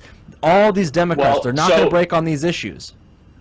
Yeah, and I'm sorry to interrupt, guys. It's tough to do this remotely. But, Andrew, do we have any insight on Travis County, on the defund police vote in Austin? It's super important what's happening there. Yeah, let me look it up. Now, the reason is that there was a debate of whether or not they need to refund the police or not in Texas. This could be another kind of woke-lash back thing that we are seeing happen across the country. So, Richard, can you talk about how when Obama, Clinton, and Harris visited Virginia, this actually hurt them? I'm looking at these Democrat strongholds. It's almost they did better nowhere. Democrats are just experiencing a total collapse. And so in Fairfax, at 81% in, McAuliffe is 64%, Youngkin 34%. It is the kind of tradition of bringing in national Democrat surrogates that they've been able to do. Is that not working like it was? Did actually it hurt them? Did Virginia voters say, look, we're the Commonwealth of Virginia. I don't need to be told what to do from some Martha's Vineyard purchasing former president. Was there almost a opposite intended effect when these national Democrats came in? I think the proof's in the pudding. The only places you can find where Terry McAuliffe really did not marginally, but did better. You can't even look by county. You have to look by precinct, and they're the closest precincts to D.C., and that's it. That's it, Charlie. So, you have somebody like Barack Obama and anybody from National Democratic Party, figure that comes in and says critical race theory is fake. And I really think if you look at the numbers, critical race theory was important, but I really do think that that incident in Loudoun County was huge. And the more people learned about it over the last 2 weeks that we polled, the more the advantage grew for Youngkin. And if you looked at men specifically who had school-age children under 18, I came on the show and talked to you about it just a couple of days ago. That is really a big deal. These are not men who are particularly ideological. They'll vote both ways. They're not going to be lectured by some smug elitist about how to take care or protect their daughter, or how they think the school board should be educating their children. They just went too far this time. And if, again, it's in the exit polls, it screams right at you. Is the Democratic Party too liberal? Is the Republican Party too conservative? Look at those numbers. People said Democrats are off the rails. Yeah, and so CNN is just asking, they say, why haven't we called it? And CNN is saying, well, we're conservative. You guys are hardly conservative, trust me. And we know that there are still hundreds of thousands of votes still to be counted, and we live in volatile times. You cannot trust these people, everybody. They're saying out loud, they're like, there's still ballots happening everywhere. Stay vigilant. But, I mean, Richard, you said this earlier, the points aren't left on the board. It just seems as if, even if they got every single vote left, there still are places that are Republican, that are very strong, that have not yet turned out. And you can see it by the way the McAuliffe campaign is reacting, right? Because the Biden regime, the Biden campaign, Richard, remind us, how did Biden react on election night? They were calm, cool, collected, confident. They almost knew that something was happening that we didn't know, when it looks like McAuliffe is frenetic. Now, I just want to say this again. For anyone out there that is listening from the Youngkin campaign, you guys need to declare victory in the next 20 to 30 minutes. When you declare victory, I'd agree. I'm telling you, it changes the dynamics of it. Talk about that, Richard. Yeah, I'd agree. This race, for all intents and purposes, is over. We do know these are it's publicly available information, what absentee ballots are out, how much is still remaining. The bottom line is CNN should know from their own exit polling. The mountain region ended up a little bit more of the vote than it typically is. The D.C. suburbs ended up slightly less of the vote than it typically is, but it's more than that. Glenn Youngkin won the mountain vote by a larger percentage than most Republicans. He improved in the D.C. suburbs. He's winning Richmond South Side. And I did hear an analyst say they were hanging their hat on the vote that's still out in Richmond. First of all, there's not enough of it. Second of all, if you combine the Richmond South Side region, Glenn Youngkin won it 55-45. So there are other places, like you just said, in the surrounding areas of the ones they're focused on like a laser, because they're Democratic areas, and they're coming in for Youngkin, and they're coming in at a greater than expected margin. So all of the votes they're hanging their hats on will be offset. They'll be offset. Central Virginia, by the way, Youngkin took that too. So Trump only won mountain. New Jersey governor's race, the Republican, has a narrow margin still. There's still a lot of counties outstanding, but it is proving to be a shocker in New Jersey. The fact that the New York Times had to pull and they called it too early, humiliating is what that tells me. Absolutely humiliating. And so Nate Cohn right now just said Democrats may be poised for the biggest disappointment in Virginia, but they do seem likely to hold on to New Jersey. For right now, things can change. Even though the Republican leads at the moment, virtually all the reported vote is from Republican areas. But I'm telling you, though, if you look at New Jersey, this thing was supposed to be called 30 or 40 minutes ago. 30 or 40 minutes ago. That's not what he just said, too, is not really right. I mean, Essex is reporting almost a third of their vote. Passaic is almost a third of their vote. Somerset, almost a third of their vote. So while I understand what he's saying, there's still a lot of vote out. It's not as if this is some lopsided result because only rural New Jersey or, kind of like the yuppie Monmouth Republican or working class Ocean County voter has reported. No, Monmouth and Ocean are in, and that's it. The rest of it is Citarelli doing better in areas, against Murphy than people expected. And, hat tip to Robert Cahaly at Trafalgar. He's going to be closer than the Monmouth poll. This will be a closer race. So I want to introduce our audience to the new Lieutenant Governor of Virginia. Can we put that up, please? What's her name again? Winsome. What a great name. What's her last name? Winsome. Sears. Winsome Sears. Can I say something about that too, Charlie? They said flash she it was up on screen while you talk, guys. while she was while she was not your very, typical white woman lieutenant governor pick, right, nominee, she was more aggressive and more, whatever you want to call it, Trumplican or conservative. And people will make this tonight about Glenn Youngkin, or some will, trying to run away from Donald Trump, and that's what did it. Meanwhile, maybe he had coattails. We'll see, and we have a lot of data to pour through. But she still won at the same. There was barely any differential. 0.4% is the differential so far between McAuliffe and her Democratic challenger, Ayala. So, I mean, it's noteworthy because she was not a Youngkin in the mold of a Youngkin kind of personality. And then also Miyares, I thought if anybody would lose, that this would prevent this from being a Republican sweep, it would be Jason. And Herring would hold on because he's an incumbent. And Herring was at least viewed to be a moderate Democrat attorney general. Now he's been defeated. That's over too. All right. So, or at least I agree with that projection. So it's worth noting that these were different candidates, and they all put together slightly different coalitions. And this is the first black statewide elected black female statewide elected That's right. lieutenant governor, which is a big deal. We now have 2,462 precincts reporting of 2,855 in Virginia. As the results accelerate, it is not a good time to be at the McAuliffe campaign. And all I have to say is, Mr. McAuliffe, I hope you got some advice from your predecessor, Hillary Clinton, about throwing champagne at a television screen. There was a lot of rumors of what Hillary Clinton did on election night, and she didn't like it. She did not like what she saw at all. 82% of the vote in. And also, breaking out of Minnesota, for all of you guys watching in Minnesota, you guys can email us freedom@charliekirk.com. 57% of Minneapolis voters said no to replacing and defunding the police department.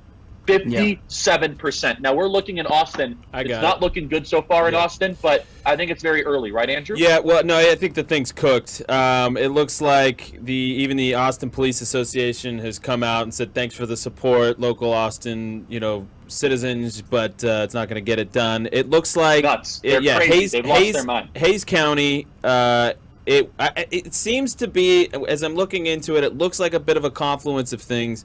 That people had a distrust for the group behind it. There wasn't a whole lot of checks and balances in it. So in a place as liberal as Austin, even though crime is up, I don't think they like this particular packaging is what I'm getting. Because even conservative counties like Hayes... increase in homicide. 100%. But check this out. Hayes County is a very conservative place. And it's only the for versus against is only 51.8% to 48 against. So it's barely winning there. Meanwhile, I think this thing's losing 67 to 33 basically.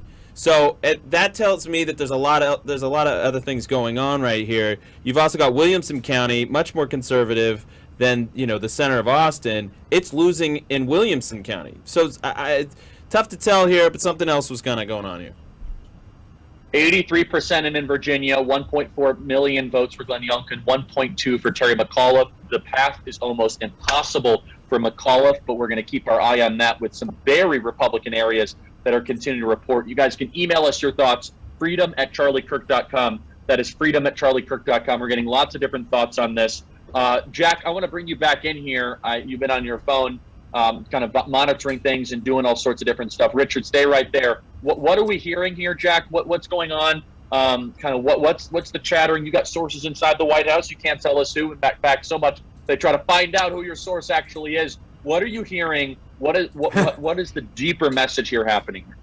I think the deeper message that you're hearing, it seems to me to be a real changing of the guard, but also from a situation where they're not really sure who the new guard is going to be, right? So Terry McAuliffe is very much part of the old Democrat Party. The former, the current occupant of the White House, Joe Biden, as a member of the Avatar, really the old Democrat Party. But then you've got who to replace them with. Who are you handing the baton to? Ilhan Omar was promoting her vote against this. This whole defund the police in Minneapolis, this was an Ilhan Omar driven policy from start to finish, from soup to nuts. This was Ilhan Omar. That is her city. She was pushing this so hard to try to get it done and try to get it passed. It went down in flames in a blue district. So you're talking about sanity being on the ballot and essentially sanity being something people have chosen for. Kamala Harris, is she ready to kind of like take the wings at the White House, take the reins? She's just out there in Virginia stumping for Terry McAuliffe, saying that what happens in Virginia is what's going to happen in 2022, 2024. Complete loss. You're looking at a party right now that doesn't have a bench, that doesn't have a way forward, and isn't looking at this realignment. I mean, who exactly are they going to go for? You got to understand, the Democrat Party has no connection with the pulse of what's actually happening in this country. Right. They have no connection to the inflation. They have no connection to the fact of the matter that, rising gas prices is something that absolutely affects millions and millions of Americans, and they all vote. I don't even think you could get them to name. So I saw a tweet of this today. I don't even think you could get Democrats to name a current working class hero in the entire country. You ask them who their hero is, they'll say Anthony Fauci. Right? They'll say this is the guy that we should all look up to. Anthony Fauci wouldn't know working class if it walked up and filled the gas up for him in his car, because I'm sure he's also speaking of New Jersey, where that's actually a place where they do that for you, but that's more of a union sinecure kind of thing. But the fact of the matter is, they're a party that's controlled by corporatized political consultants. It's run by nonprofits, by foundations, and these massive hedge funders and big dollar donors that go into that. Now, I know what people are going to say, but Jack, what about Glenn Youngkin? Isn't Glenn Youngkin kind of, also from that world, right? He just won. He didn't win just because of being Glenn Youngkin. I think he's the beneficiary of so much that's going on in this country. Really, what you're looking at now is a wave that really crashed in Virginia, but you're also seeing ripples effects of that across New Jersey, of people who are fed up with the direction of the country. Poll after poll says that they're completely fed up with the direction this country's going. It's definitely something where they believe that it's Joe Biden, the people at the helm, that are taking this situation. Because think about it, Americans under Trump, sure, they had issues with the tweets. Some people had issues with the personality, the style. But you know what? There was food on the shelves. You could go to the store. You didn't have to spend an arm and a leg to fill up your gas tank. And you didn't realize until, very recently that your kids were being taught to hate themselves, to hate their country, to hate that they should be hated because of the color of their skin or the immutable qualities of how they were born, right? This is all stuff that's come up in the last 10 months when they handed the reins over. And you really can't overlook, by the way, the impact of Afghanistan on this, because there is a ton of military voters in Virginia, in that Commonwealth, not only in Northern Virginia, where of course is home to the defense industrial complex, but when you look at the Norfolk area, Virginia Beach. I was stationed at Virginia Beach for a time when I was in the Navy. That is a huge military area. And the fact of seeing the United States being humiliated on the world stage, the way that they were, the way that we were in Afghanistan, is something that they lay at the feet of the current Democrat Party. So you really have a situation where I think they've completely lost touch with our armed forces. They've lost touch with parents. They've lost touch with the working class. They've lost touch with the middle class. I don't know who, I know who it is who they're in touch with, right? They're in touch with your sort of like urban, upper middle class to 1% class, your Wall Street types, your Silicon Valley, your Hollywood types, right? These are your power nodes for the Democrat Party. And Jack, you can get a lot of money out of that, a lot of money. Yeah, and Jack, I want you to react to something. We have, Austin, you have an update on how many... We've got 85% in Virginia right now. That brings the total to Glenn Youngkin of 1.4 million votes to Terry McAuliffe's 1.2 million. That's a big gap that McAuliffe is going to have to climb out of before this night is over. That's 52.5% of the vote to 46.8%. The votes aren't there. Richard Bear says it's not going to happen. This is a big climb he has to have. Glenn Youngkin is the governor-elect. Yeah, so, how come Fox and MSNBC and CNN haven't called this race for Joe Biden yet? Like that. Hey, Jack, I want to get your reaction because of what you were just talking about. And actually, Richard, you can reply on just how this was polling as well. because I think there's a temptation to make too much nationally out of this and not enough locally, but also this is a national trend. We're seeing it. I mean, it is sort of a both and but I think there's nuances here. So on MSNBC just a few minutes ago, this is what they said: education is code for white parents who don't want their kids to learn about race. You know, guys, at this point, they're going to have to wake up. The misinformation time is over.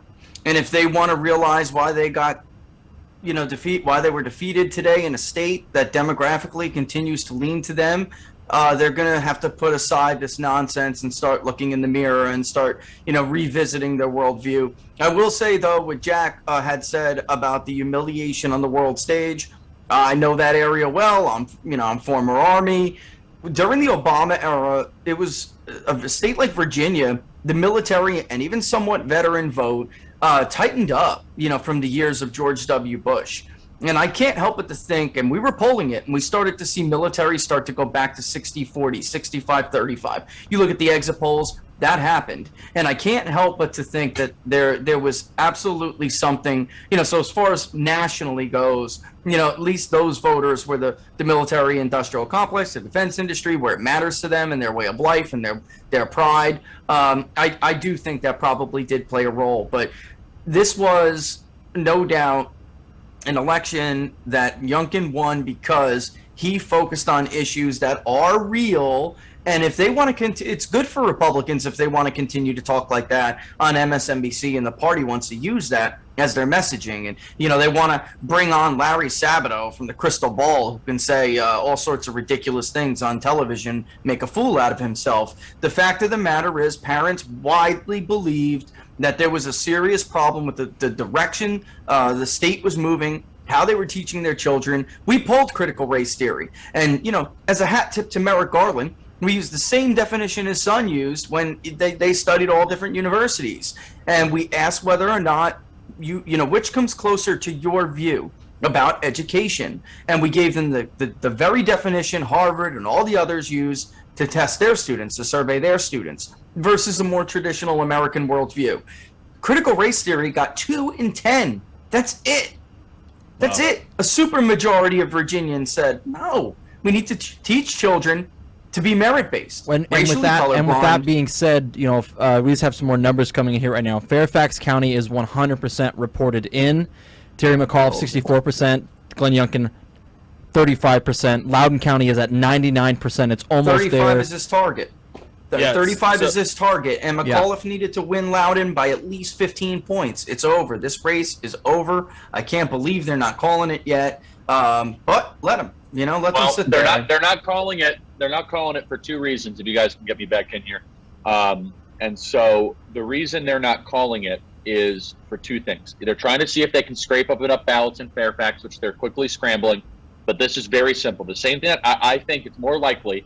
I don't think the shenanigans is actually going to be a problem tonight because of the margins we're seeing in other parts of the state. Too much.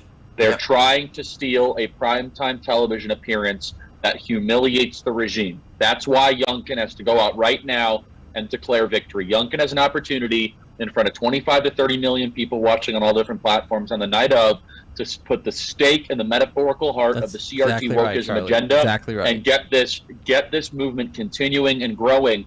They are trying to get this past the nightly news. People go to bed. It gets kind of like half reported tomorrow and people forget about it. No, moments matter. Could you imagine you win the Super Bowl? You're like, we're going to celebrate tomorrow, okay? Champagne tomorrow at 8 a.m. That's ridiculous. People remember Drew Brees with his son and those headphones on. People remember Peyton Manning collapsing at the last play he ever played for the Broncos. People remember Tom Brady coming back against the Atlanta Falcons 31-3. With 31-3 or 28-3, right?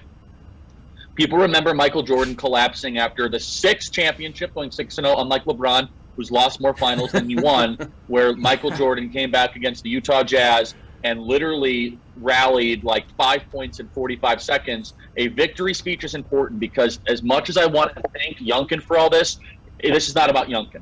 It's not. This is about the moms and dads from Newport, Rhode Island.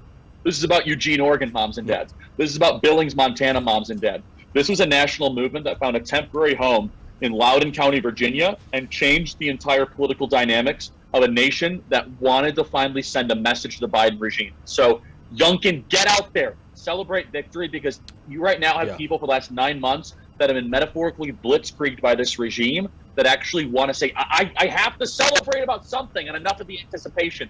It's over, okay? Unless there's some sort of massive shenanigans, tomfoolery that's happening, the numbers just aren't there. I don't see it. Richard doesn't see it. Jack doesn't see it. Austin doesn't see it. Andrew doesn't see it. But this is important because the mainstream media now, they're talking about investigating Trump on MSNBC. They're talking about New Jersey.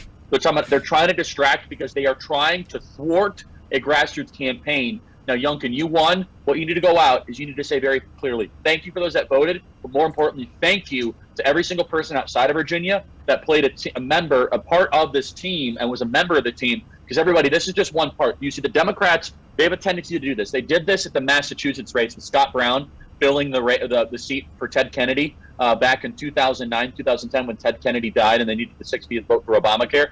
And Scott Brown won the replacement for that seat as a Republican.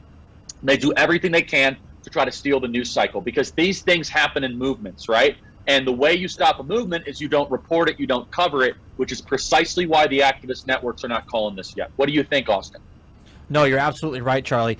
And we see it all the time with action, and what we've been talking about for the last year is when you get these grassroots folks mobilized, and the Youngkin campaign was very smart to do this. They didn't run away from these issues. They weren't shy about them. They knew exactly what the voters cared about. We weren't listening to what, the Chamber of Consultants were talking about. They listened to moms and dads on the ground that were really important about this stuff. When you start going after the actual family unit, what the schools were doing, what Democrats were doing there in Virginia to go after these families, to go after these kids, to make them say, no, you're wrong.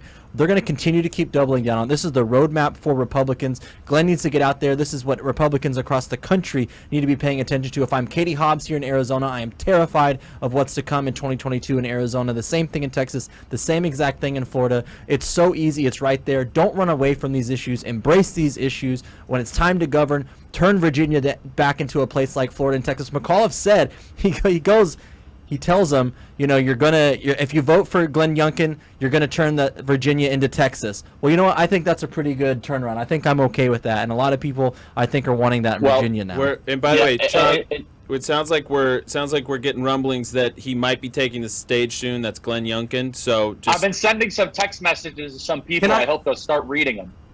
Can I put this in context, in all guys? caps. Just go declare victory is what I'm texting every person that has Virginia area code. Richard, go ahead. Can I put this in context? Terry McAuliffe, they're hanging their hat on Fairfax. Richmond's done. It's done. They're hanging their hat on the last 10% in Fairfax County.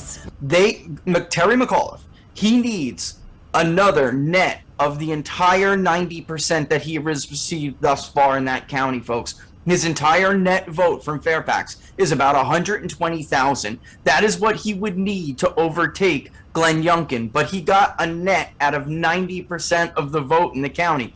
The prior 10 is going to give him another 120. This is nonsensical. I mean, I just trying to put it in context. There is no chance that is going to happen. It's just ridiculous. Even if there's some ballots that trickle in, which there always are, we know how many are out there, and we are aware that there can be some that will trickle in later. But the bottom line is it's not going to be enough. All those ballots are stuck on a ship off of Long Beach, California, because of the supply chain crisis. The ballots didn't make it. On you, Pete Buttigieg. You were supposed to hook it up. DeSantis opened up the ports in Florida. They didn't get him to Virginia in time. How dare you go on maternity leave learning how to try to breastfeed as a man? You messed this up. They did not have the paper necessary to get the mail-in ballots. Okay, let's now go to. Do we have Terry McAuliffe ready to concede? Do we have that? Is he going to do the Hillary Clinton thing and come out in a purple pantsuit or something? Do we have? We got that queued up. Is he talking right now? Studio. All right, let's cut to Terry McAuliffe. Okay. I just encourage you to go back and watch the clip because it felt very much like a Trump rally. Are you enjoying what you're seeing? I mean, you're like all of us. It's almost unbelievable what we're witnessing. Let's cut back, guys. Sorry, we're still working on the tech of it. That was the Youngkin campaign. I was going to say, if that's the Terry McAuliffe campaign, they're celebrating like that. I don't know what. By the way, the Terry McAuliffe lots of campaign news. 2013. Yeah, lots of news reports saying that and Jack, actually, I saw you just tweeted this, but that they started singing "Let's Go Brandon" in the middle of the Youngkin party. Let's Go Brandon. So don't let them tell you it's not a nationalized campaign. Though of course you're going to hear. By the way, I'm sure a lot of people, the next thing you're going to say is, "This is why we can never call for election integrity laws. This is why you should never challenge elections. This is why you have to certify." Just go ahead with all of it. All right, so now we got Terry. Et cetera, Do we have Terry now? One seat left to the House of Delegates. One seat left. Email us, freedom@charliekirk.com, and let's enjoy the misery of Terry McAuliffe. Enjoy. We are the greatest state in the United States of America, and it's because of you. Thank you. God bless you. And let's go on and forward. Thank you. Well, I don't know if he's conceded or not. Kind of got the Biden thing going, where he's got kind of like the, I don't know what is going on there. Did he concede? And Did he's anyone dancing watch again. it long enough? He's dancing again. Is he dancing? Is this what in the? Is this live? You just took an L, dude. Is this 20? This is from 2013. This has got to be 2013. Is this No, from there's people in 2013? masks. No, they're all wearing masks. There's no way. Maybe he's They're just wearing relieved masks. he doesn't actually have to be governor. Maybe it's just. Why would he Did I dance? just see that? Did he concede? Can we rewind, Ryan? Can we rewind that? That was the weirdest thing I think I've ever seen. Did he just dance? I mean, I'm not speechless usually. I talk for a living. Are you watching what I'm watching, Connor? Richard, what am I seeing here? Am I? How much I'm red trying wine to is look in for- that I guy just- right now? I just sent a message to a liberal friend of mine in Virginia. Hold on, here he asking- goes. We're rewinding. I Okay. guess. Was this the shortest speech ever? Our video team's just that good. We're one seat This away, guy by looks the way. Well, good plastic. evening, everybody. He's drunk. What an honor to He's be drunk. here with you tonight. Let me thank you for your He's love drunk. tonight. And I want to thank He's our like great Biden. Governor Ralph Northam and Pam Northam. He's drunk. Oh my God. What they have done. That's what I said. He's got. So we still got a lot of votes to count. plastered. We got about 18% of the vote out, so we're going to continue to count the votes because every single Virginian deserves to have their vote counted. Wow. I'm not the only Look at the one. daughter. Is that the First daughter? of all, I want to thank everybody here with us How do you tonight. It get has your been lips a to great be that campaign. red? I started this campaign You drink straight from the bottle, that's what you 328 do. days ago. I have done an average of 7 to 10 events a day for the last 328 days. Yeah, it didn't And- work. And it was He's great to drunk. be out here.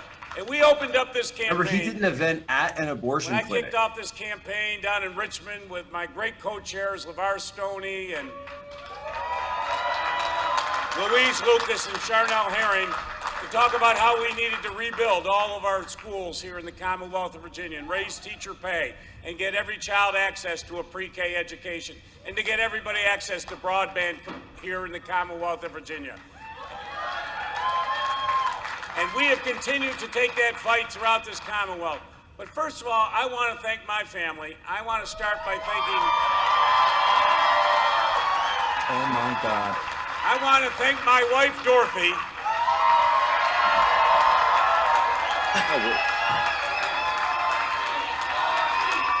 What world are they living in? He's toasty. Yeah, he's completely toasty right there. And she He's knows having a she's good a time. champion, a true No, policy no, no. This is expert. a hostage situation. Through He's her being efforts, forced as to you do know, this. 13 million more meals served to needy children here in the Commonwealth of Virginia. There is no way he's doing this. And I willingly. wanna It's like a thank Stockholm syndrome thing. My family. You know, you don't get to pick your parents, as you know. You're born into family. And they have survived campaign after campaign. And I want to thank Dory, who is here with me tonight, with her fiance, Nick, who's here with us tonight. Jack McAuliffe, who is here with his fiancee, Shannon, tonight. Sally McAuliffe. Otherwise, in the introduction of the McAuliffe family's bloodline, I mean, my first cousin who happened to just be passing by Virginia. He thinks he's starting a dynasty. He is. I think he is drunk let's count all these because. votes, but let me thank each and every one of you over the course of the last 11 months. He knows it's over. He knows it's over. An hour ago, He knows it's over. This is a farewell speech. 2 million during the course of this campaign. I want to thank you. The McAuliffe family loves each and every one of you. Thank you for what you've done for this campaign. Yeah, this is farewell speech. And I want to thank my campaign staff. It was the greatest campaign staff ever assembled, and give them a great round of applause for all the great work they have done. And everyone in the room knows. But folks, as That's I a said super long ago, spreader. this is a different state. When Ralph and I were elected 8 years ago, we have made our state open and welcoming, but the fight continues. We got to make sure we protect women's right to choose here in the Commonwealth of Virginia. We got to make sure everybody gets quality, affordable health care here in the Commonwealth of Virginia. Everybody's entitled to a world-class education here in the Commonwealth of Virginia. And we are going to continue that fight tonight and every day going forward. So I just want to thank all of you for what you have meant to us. I look around this room and I see so many friends we've worked with for many years. This is a different state. We are the greatest state in the United States of America, and it's because of you. Thank you. God bless you. And let's go on and forward. Thank you. No concession. He's slurring his No words. concession. All right. I have some insight here, guys. I got some insight. Wait. Go ahead, Richard. Tell us All what right, you I got just saw. There's the dance. About an I hour saw and a it. half ago. About an hour and a half ago. It's not only that, it may be during that speech, they may have called the last seat. The Republicans are one off from taking the House of Delegates, and apparently the campaign circle decided this thing is a bloodbath, and apparently he didn't take it well. I don't know. I mean, obviously, it sounds like he's been drinking to me, but I'm just saying what I am told is that about an hour. He about looks an like hour the ago, Joker they realized- from. I mean, the guy's. That's what I said. His lips. About an hour ago, they realized it was over. That's what I'm told. About an hour ago, they realized not only is it over for them, but Democrats are going to have a really bad night across up and down the ticket. Like, So you know, he I don't know started why heavily it took them drinking. that long. And and what else? I mean, can we just assume that just sent him off the deep end or something? Because I mean, he was slurring pretty badly right there. I don't know what He else is to a say. Clinton. He's definitely part of that cabal. He's following in that tradition rather He well. didn't throw the bottle. He just What? drank Yeah, it. and he was apparently drinking pretty cheap red wine because, I mean, you know, his lips were. If he's drinking tonight, Nancy Pelosi is definitely drinking Was that his tonight, Halloween? too. Yeah, was that his Halloween was like- costume? I mean, jeez. Is that Heath Ledger they- or Terry McAuliffe? I'm not sure. Heath Ledger. Oh my goodness. Well, But they are real close.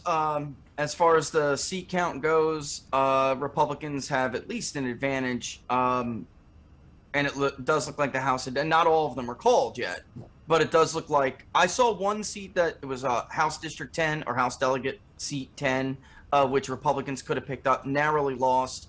And there was another that she's an Italian woman, Democrat. She held on, but that wasn't actually expected to be that competitive.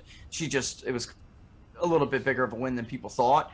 I really think that they're at this point preparing maybe for a new state government, and it's a bad night. It's a bad night for them. It's a great night. Really, 11 seats to call.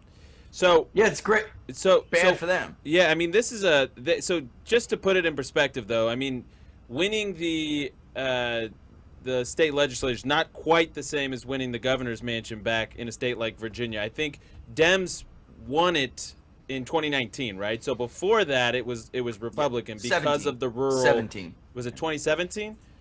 Set with Ralph Northam. Okay. Well, the point is, Hey, guys. it wasn't that long ago. Yeah, go ahead.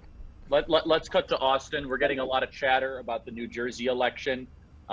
People are emailing us, freedom@charliekirk.com. What's going on, Austin? Okay, so 52% has been reported in New Jersey. The Republican, Jack Ciattarelli, is at 51.4% of the vote with 740,000 votes to Phil Murphy's 47.8% of 687,495 votes. That's a pretty decent good gap right there with just over half of the votes counted reported. I'm going to get you guys some precinct by precinct numbers here shortly. It's a little bit harder with New Jersey, but Andrew, what do you think of that? I mean, that's a really good sign there. I want to get Richard's perspective on this, because my hunch is that Murphy's going to hold on. I think we talked about that before, and I'm wondering what the precincts are reporting around New York City. Though I'm assuming big city, they're going to be delayed like they always are. I mean, that's what I'm waiting for, that shoe to drop. Yeah, I mean, I'll tell you, you have those 3 counties, Sussex, Passaic, and Bergen.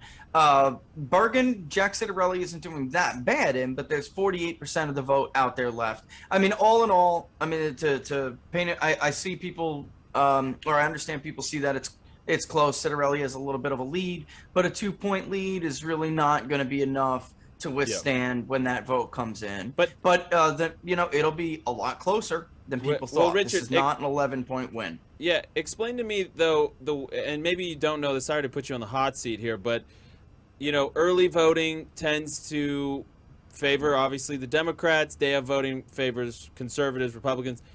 What's that dynamic in New Jersey, if you know, and do we know what's reporting already? Yeah, in both states tonight, it was supposed to be mail-in vote gets reported. If they have in-person early, like Virginia does, then that gets reported, and Election Day gets reported. But the problem is, it never happens. I mean, well, if you rewind to 2020, it did happen in Florida pretty flawlessly. There are always some places where mail-in votes trickle in a little bit later, and that gets added. Again in Virginia, and we're going to see it, and I am seeing it in New Jersey right now.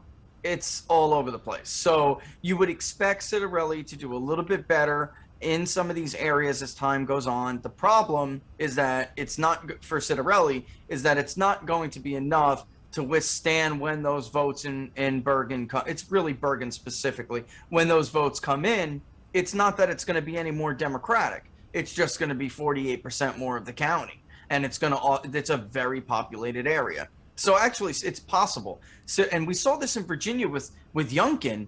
In some areas, he did a little bit worse with the Election Day vote than we thought he would do, but he did better with the absentee ballot votes. And these chunks would get dumped in, even though they were supposed to be reported first. They would get dumped in later, and surprisingly, we would see that the Democrat did not have the margin that we would have expected him to have. But, so there'll be some give and take there. There'll be some offsetting. But in the end, Murphy will get the votes he needs out of Bergen and other counties still. There's to your point, other counties. Yeah, to your point, Richard, we've got Bergen is 40% in, and they've got it 55-45 right now for the Republican. And Sussex, to your point earlier, 0% votes counted right now, according to the New York Times. 0% in. I got a little bit ahead of that. That's why we source our stuff with the decision desk, and they seem to be quicker, a little bit ahead of everybody else. We're at 52 in Bergen, and just to prove my point, Citarelli had a little bit of a lead there, but now that we're seeing some of these other precincts come in, Phil Murphy has a 55, roughly 45 lead in Bergen, and that will widen because you'll get some of those more Newark precincts to come in and around the city. Passaic was a little bit better for Jack Murphy. Now we're at 35 instead of 30 to 32. And Murphy's up to 64. Even if that margin doesn't widen more, it'll still continue to net votes for Phil Murphy as the night goes on. So, and by the way, Kate May flipped a little bit. Yeah, this looks like an unnecessary headache in New Jersey for them. I'm getting, lots of reports from people and people emailing us. They're saying, how is this even close? Yeah, I mean, well, in the end, Charlie, this was supposed to be, if you look at the Monmouth poll that just came out before, they said it won't get no way it's going to get closer than 7 points. This is an 11-point win, and they've had some pretty big wins. I have seen internal campaign polling throughout this race, and it always suggested that he was closing the gap. 6 months ago, Murphy had a big lead, a 24-point lead or something like that. And then about a month and a half ago, it started to tighten. And, it could be as close as, 4 points, within that ballpark. And that's a nightmare. I mean, guys, even if Citarelli loses, This isn't. New Jersey is one of two states, one of only two, that voted more for Barack Obama in 2012 than they did in 08. The margin actually expanded, where the entire country, except for New Jersey and Hawaii, voted less for Barack Obama. These two states voted more. So this kind of environment we're talking about, and Joe Biden, obviously, I think it was a 16-point win. This is going to be another state where we look, and it's at least 10, upwards of 15-point shift away from Joe Biden and the Democrats. Maybe they were so cocky in New Jersey they didn't have all their special shenanigans apparatus in place. Who knows? They were so confident things were going to happen. They didn't kind of put that all into gear, if you will. Austin, what's going on in Virginia as we update it? People email us, freedom@charliekirk.com, and I want to show them how to subscribe to the podcast. But first, Austin, you go. Let's go. 89% reported in Virginia right now, almost there to 90%, folks. That's 1.4 million votes. Actually, let's be exact here. 1,496,128 for Glenn Youngkin, soon to be Governor-elect Glenn Youngkin. Terry McAuliffe at 1,379,502 votes. That's 47.6%. I mean, this is looking really good for Glenn Youngkin. He needs to declare victory tonight. That way people on the East Coast can get ready to go to bed. People on the West Coast can get ready to go to bed. And then all day tomorrow we're going to talk about how there was this rejection of this radical leftist dogma coming out from these people, and they won't even do it. So the other part that was really cool is that there's Republicans, the rurals turned out extremely well. Obviously, we said Fairfax County, McAuliffe did not perform the way that he was supposed to. Loudoun County, he did not perform the way that he was supposed to. That's a 10% difference between them. He didn't perform at 15%. Virginia Beach did extremely well for Glenn Youngkin. He did that get out the vote rally there last night. It was one of his last stops, I believe. Super crucial that he turned out as many votes as he could in some of these rural areas. Chesterfield County, Chesapeake County, Hanover County, Spotsylvania County, the ones that we mentioned earlier in the show that he had to perform extremely well there. He either performed exactly the way that he was supposed to, or he even did any better. Loudoun County being one of those places. So hats off to the Youngkin campaign. They just need to declare victory tonight. Yeah, they got to get in front of this very soon. Terry McAuliffe has a new tweet out where he says, folks, not everything is counted, and we're still waiting for a lot of votes to come in. We want to ensure every Virginian's voice is heard. He is a threat to democracy. He is a threat to democracy because he is not conceding. Yes. Actually. Okay. Right. You ever notice that, Andrew? You ever notice Democrats can basically do this for days and days? He hired Mark Elias. We knew he was going to pull this. We knew it. And he knew that this race was going to come down like this, which is why he hired a man whose sole purpose on this planet is to try to overturn elections by getting votes that are otherwise illegal to be counted. This is just crazy. Look, again, the numbers aren't there. Glenn's excited. Suzanne's excited. We want you guys to keep excited. We're going to have a party, and we are going to celebrate tonight. So thank you all for what you're doing. Thank you for being here. Thank you for being with Glenn, with the campaign. We are going to celebrate electing the next governor of Virginia tonight. Thanks, guys.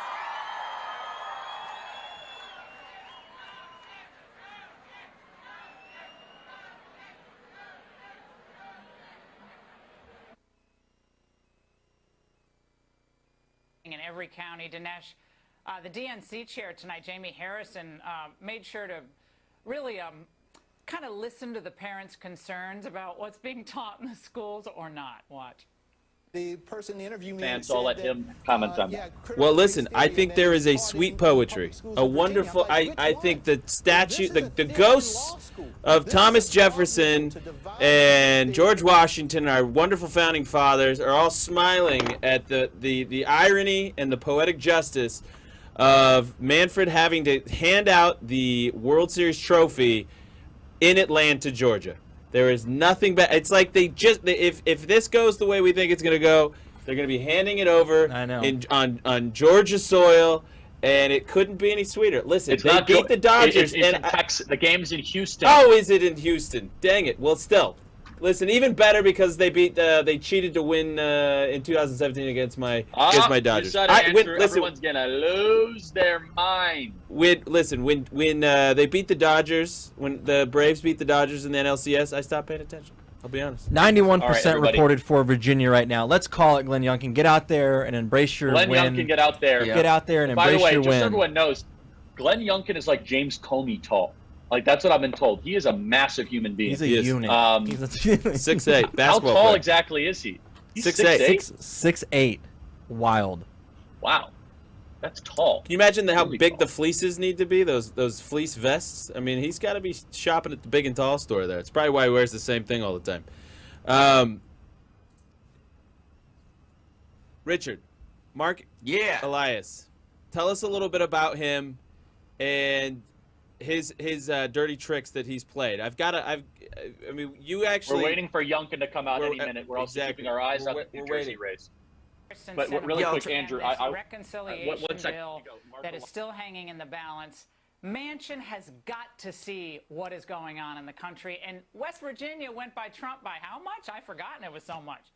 So what is he do? He should have shut this whole thing down, and Biden should come out tomorrow and say, do an Obama and after he got shellacked and try to work with the other party. But I doubt that will happen.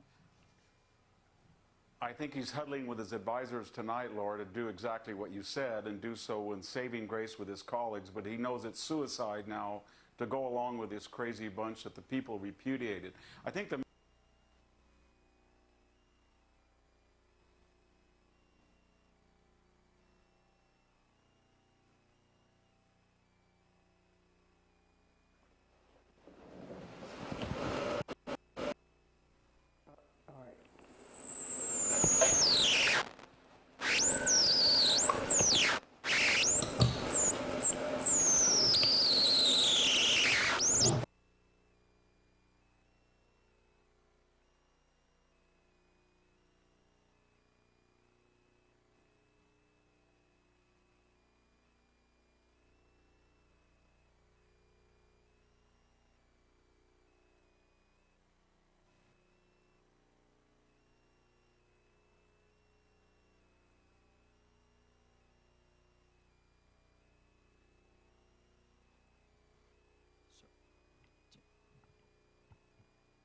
So,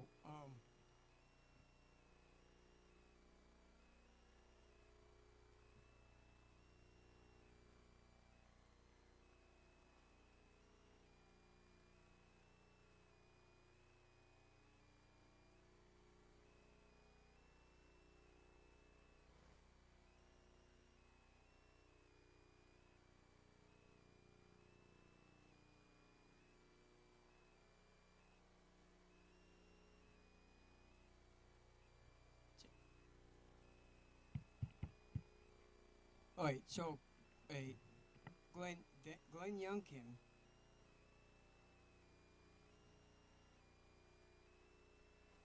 So Glenn Youngkin has 1,441,445 votes over Terry, which he has 1,303,730 votes. So right now, Glenn Youngkin is 52%, while Terry McAuliffe is 47%.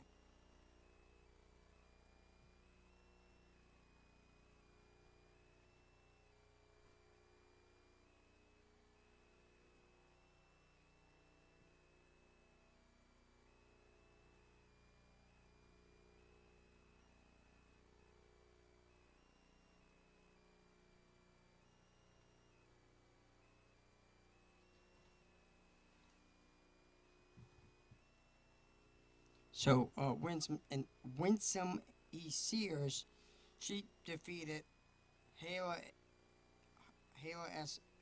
Alea. Winsome beats Hayla at 52%, with Hayla at 48%.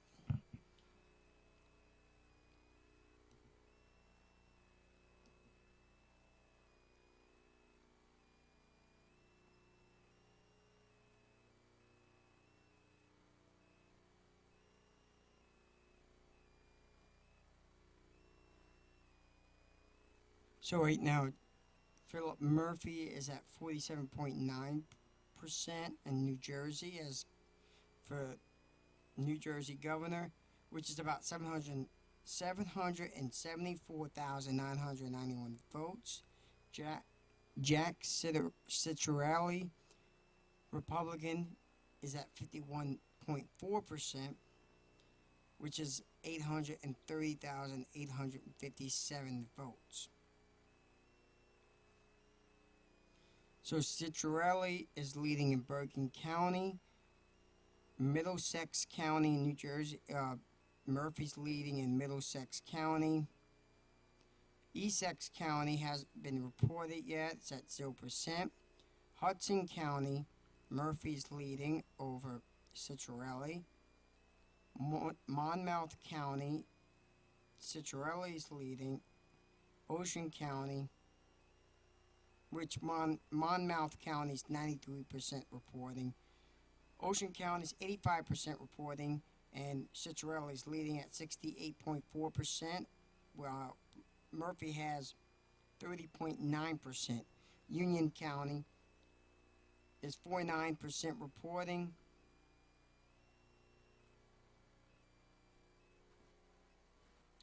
Camden County is 83% reporting, and Murphy is in the lead with 58.5% over Citrelli's 40.8%, and Passaic County 2% reporting. They're still counting votes there. Morris County 79% reporting. Citrelli is leading with 62.5%, with Murphy 37%. Mercer County, Murphy is leading with 65% reporting. Somerset County, Gloucester County, 98% reporting. Citrelli, Atlantic, 56% reporting. Citrelli, Cumberland County, 53% reporting. Citrelli, Hunterdon County, 100% reporting. That went to Citrelli. Warren County is 3% reporting. Cape May County, 100% reporting. That went to Citrelli with 63.1%. Salem County, that's still 0% reporting. As for Virginia, so right now Virginia, Glenn Youngkin is still in the lead with 52%. Terry has 47%. So with votes, Glenn is leading 1,457,407 votes. Terry or with Terry, he has 1,325,165 votes. And congrats to Lieutenant Governor for defeating Winsome Sears. Just a couple hours ago, defeated Hala Alea with 52% over Hala 40.8%.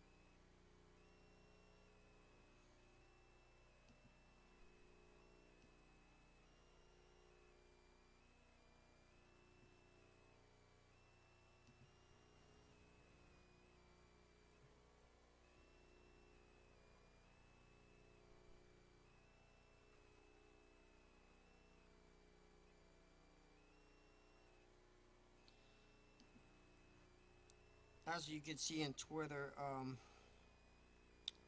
Terry McAuliffe wrote this on Twitter. Folks, not everything is counted. We are still waiting for a lot of votes to come in, and we want to ensure every Virginian's voice is heard. That's what he wrote there. This is a clip of him. My house, your 3.2 from the driveway of my house. Your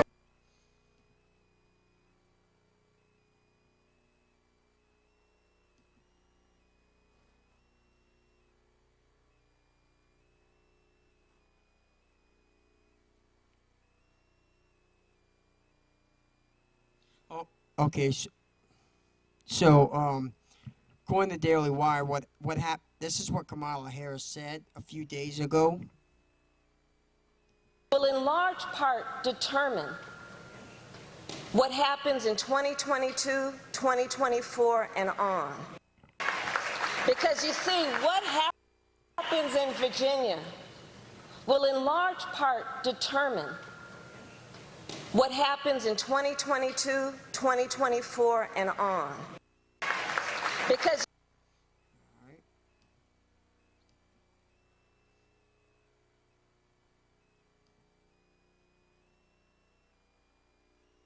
So basically, so Glenn is still leading over Terry, and we're at 2,580 precincts of 2,855 reporting. So they still have about at least 300 precincts still out there. There's still at least 300 precincts that needs to be counted with the number of votes that needs to be counted.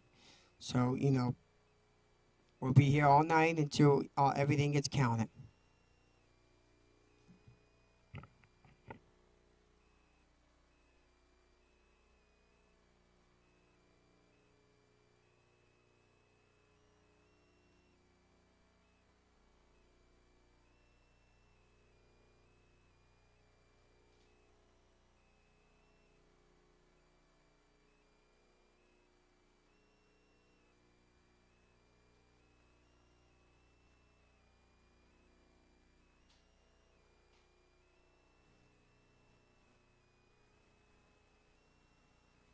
Oh, I'm That's sorry, all I I'm talking got about with Middlesex. What is with Oh, these Middlesex. crazy counties? Who I know, names yeah. these That's Sussex, Jersey. Middlesex. Yeah, that's Jersey. That's why I I'm might have sorry. said it. I might have said it wrong. I apologize. might That have. was my fault. I blur it all together. It's all something to me. So Essex though is going to be Murphy's saving grace if he has it. He netted right now 26,000 votes with only 27% reporting. So you know, again though, Murphy is still trailing by Richard, I gotta a little cut over you 4 off. points. Go ahead. Austin, Let's can go you to read what Connor just said? This is a Yeah. bombshell. Production Unbelievable. Karen Grinhall has defeated incumbent Richard. Alex Askew, and Republicans have taken control of the House of Delegates in Virginia. I told you. There it is. I told Wow. you. They were 1 seat away, guys. They were Wow. 1 seat away. And there's still 6 And there was seats 11 to call. Wave, everybody. Yeah, An it's absolute Maybe that's what got on Terry McAuliffe's lips is Butt kicking. the red wave that just swept through Virginia. absolute butt kicking, a reckoning. Now they have an agenda to run on. Do it, Republicans of Virginia. Well, and there's a lot of You know talk. what's funny? Yeah, go ahead, Richard.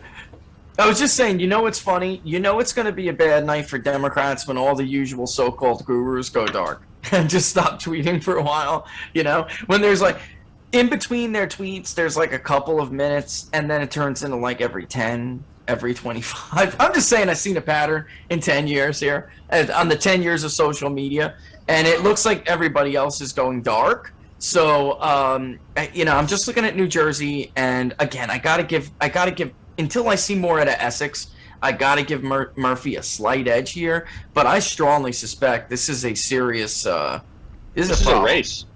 They got a problem. We now have yeah. we got 60% in. Murphy is down 40,000, and there's some huge Republican strongholds that have yet to report. It's all on Essex County. It looks like that's Yeah, the key, it is. right? That's Newark, right? That kind of area. Yeah, and Burlington County still has some votes. It's 56-43 Citarelli right now. Biden won that 59-39. Even if that margin tightens a little bit, even if that margin tightens a little bit, you still have, really the wild. Chris Christie was able to piece it together by sweeping Atlantic, Cape May, Cumberland, Salem. Cape May should be blue right now. I mean, excuse me, Cape May's Cumberland should be blue right now, and that's a stunner. And there are votes down there. But no, yeah, Cumberland's 151,000 people, and Citarelli, whatever, is doing really well. Citarelli. Yeah, it's doing And very, either very way, well. this is a total embarrassment. It's an embarrassment, and there's still a lot of vote in Sussex County, by the way. Like you said, there is vote out for Citarelli, and Warren still has some vote. I'm looking just at the latest. Ocean and Monmouth are some big vote getters for Republicans when they do this well. If Burlington stays like this after Biden carried it, man. I mean, and why do I think it may? Because Atlantic, I would have expected that to tighten by now, and Citarelli carrying at 62-37. I'm telling you, but he's overperforming in every corner of the state. Yeah, he is. I mean, yeah, he really it's is. like if you were to put, I mean, there's nothing. I mean, Middlesex is now 94% in, and it's only an 11 point margin for Murphy. And Union County 67% in, and Murphy has about a 26-point lead. You'd expect that. Hudson is 100% in, which is a Democrat stronghold. Which is a big deal. Yeah. But Essex is the question, and then I can't pronounce any of these names. Passaic yes. County. Yep. And then Somerset County.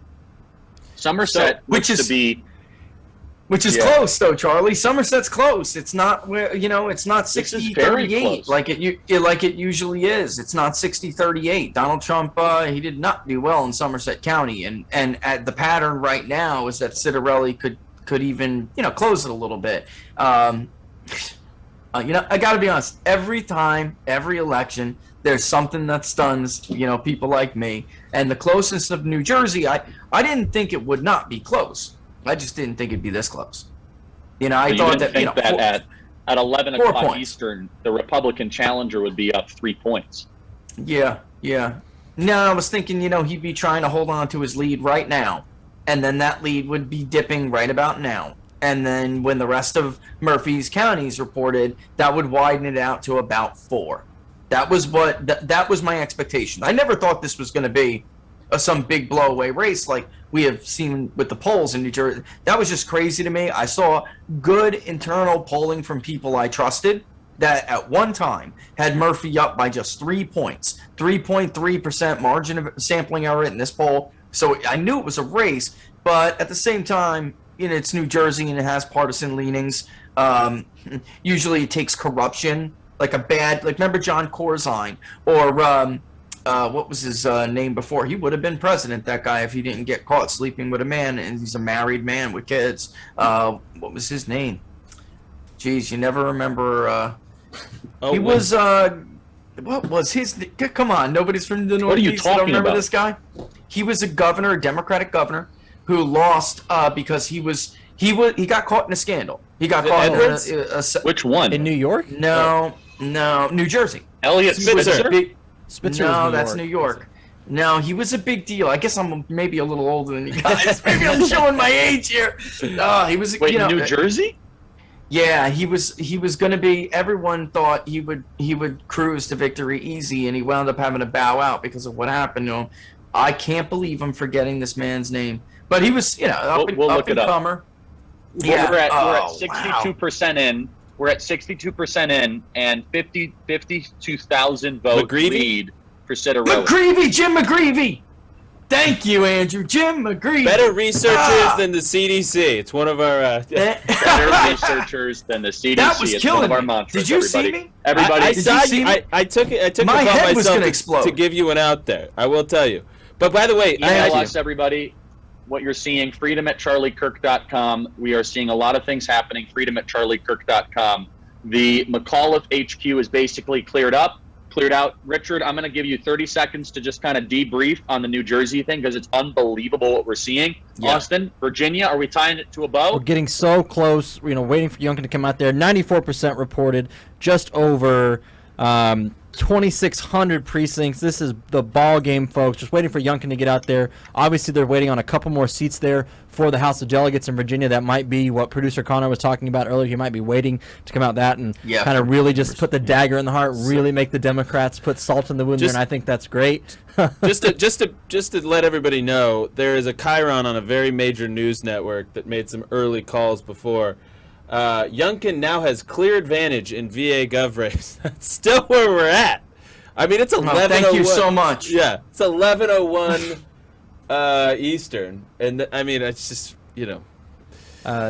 phenomenal difference. The double standard is just incredible here. Jack Posobiec just put out a good tweet about a minute ago saying, hearing Pelosi is telling people she is not running for re-election tonight, doesn't want to be tied to 2022.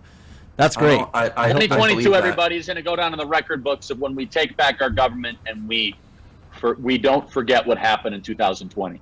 I'm telling you. It's where we did not engage in self-pity. We didn't do the feel sorry for us. We organized school boards, moms and dads. Election This is going to be epic, everybody. That's right. And guess what? Every one of the problems that Biden is facing is not like something you can sign an executive order and fix it. Supply chain crisis, inflation, debt, unemployment, pandering to China. This is spelling disaster for this regime. Charlie, let's play cut 54 of Kamala Harris basically saying the exact same thing that you're saying. Let's play cut 54.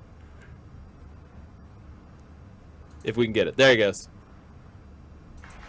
Because you see, what happens in Virginia will in large part determine what happens in 2022, 2024, and on. Great. From Kamala's Well, I ears mean, that's right. We got a question of someone who's a subscriber to the Charlie Kirk Show podcast. Charlie, can you take a step back and give us a macro view of why the win in Virginia is so important to the country? Well, yeah, I mean, Virginia's a deep blue state, and it changes everything. They threw Obama, they threw the Clintons, they threw Harris, they threw Biden, and it did nothing but hurt them. And if you're able to flip a deep blue state like we have in Virginia, I mean, that just spells doom and gloom for the Democrats heading into 2022. It puts Colorado in play in that Senate race with Bennett.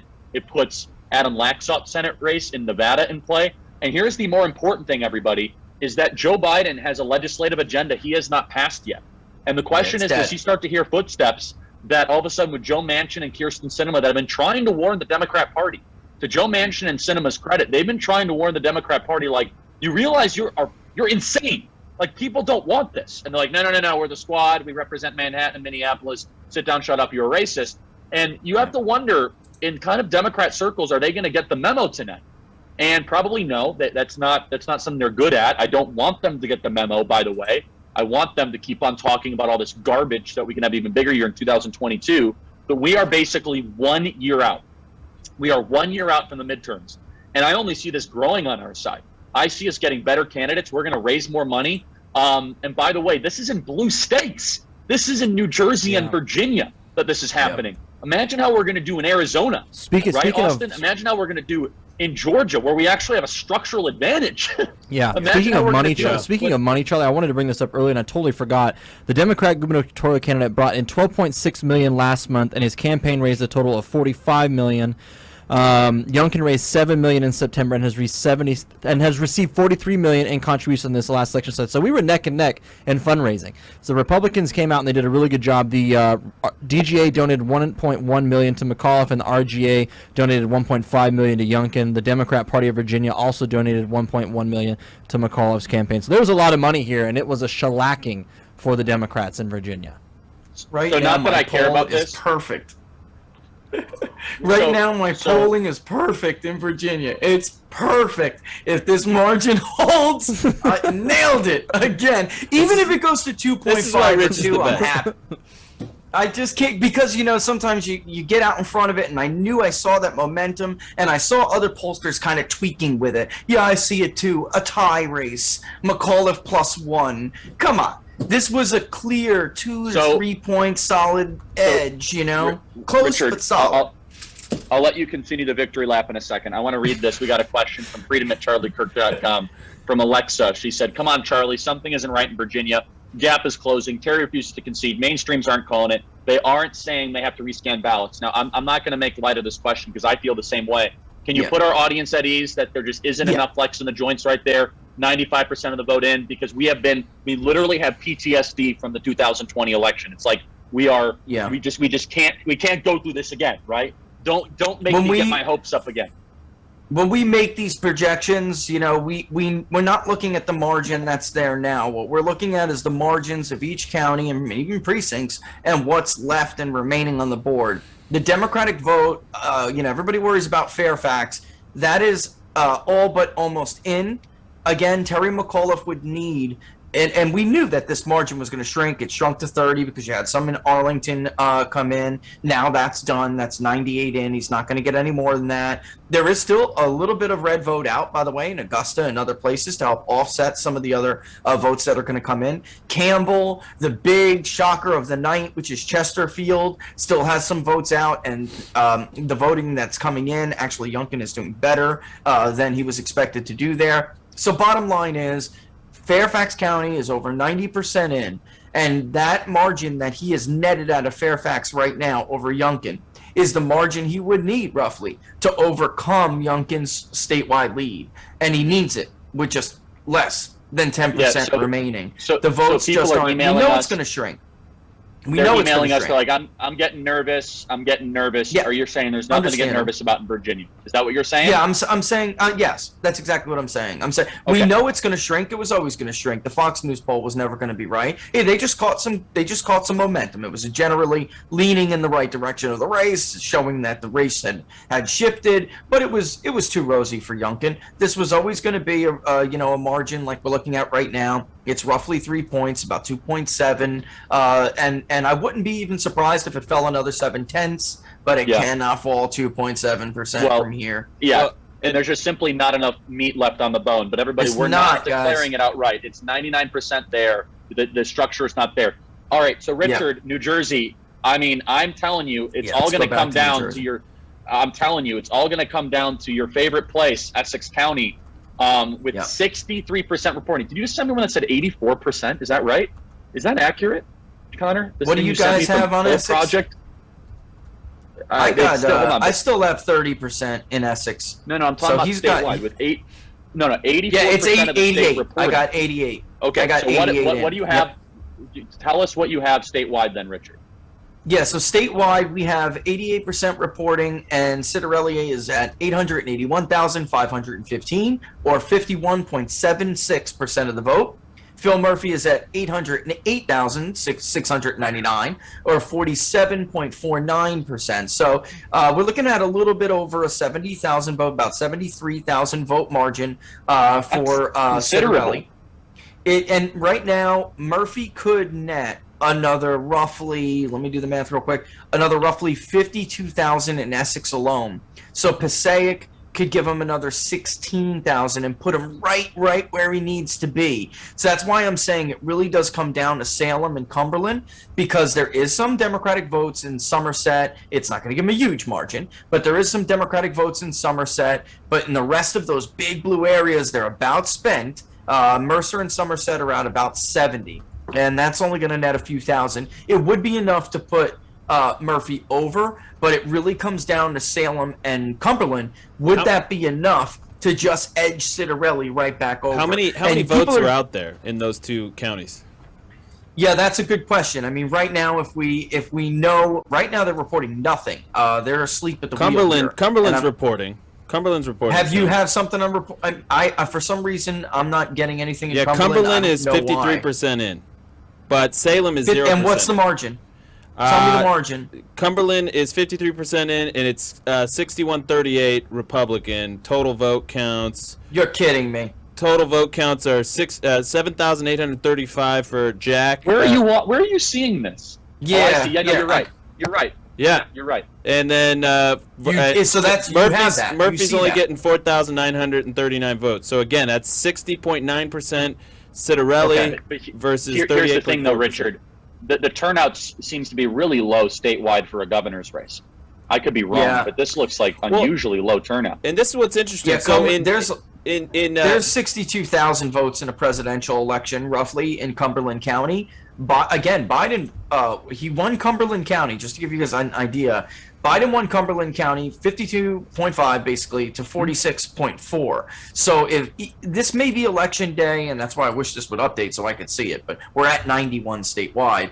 If this is election day vote coming in, and then we have some mail-in votes to be counted, that'll definitely close Citarelli's lead there. But if it's pretty representative and Citarelli is really outperforming, and it's possible because he's outperforming everywhere, if that doesn't come down considerably for Jack Murphy, then I'm telling you, it's going to be Phil Murphy or Jack razor close. I mean, Phil Murphy. Phil? It's Jack Citarelli. I know Jack Murphy. Jack He's Citarelli. not running for governor. Hey, so I swapped them up. It's Jack Citarelli and Phil Murphy. I swapped them up. Richard, it's going to be razor close if that's the case. I'm looking at 2020 Joe Biden versus Donald Trump totals. Yeah.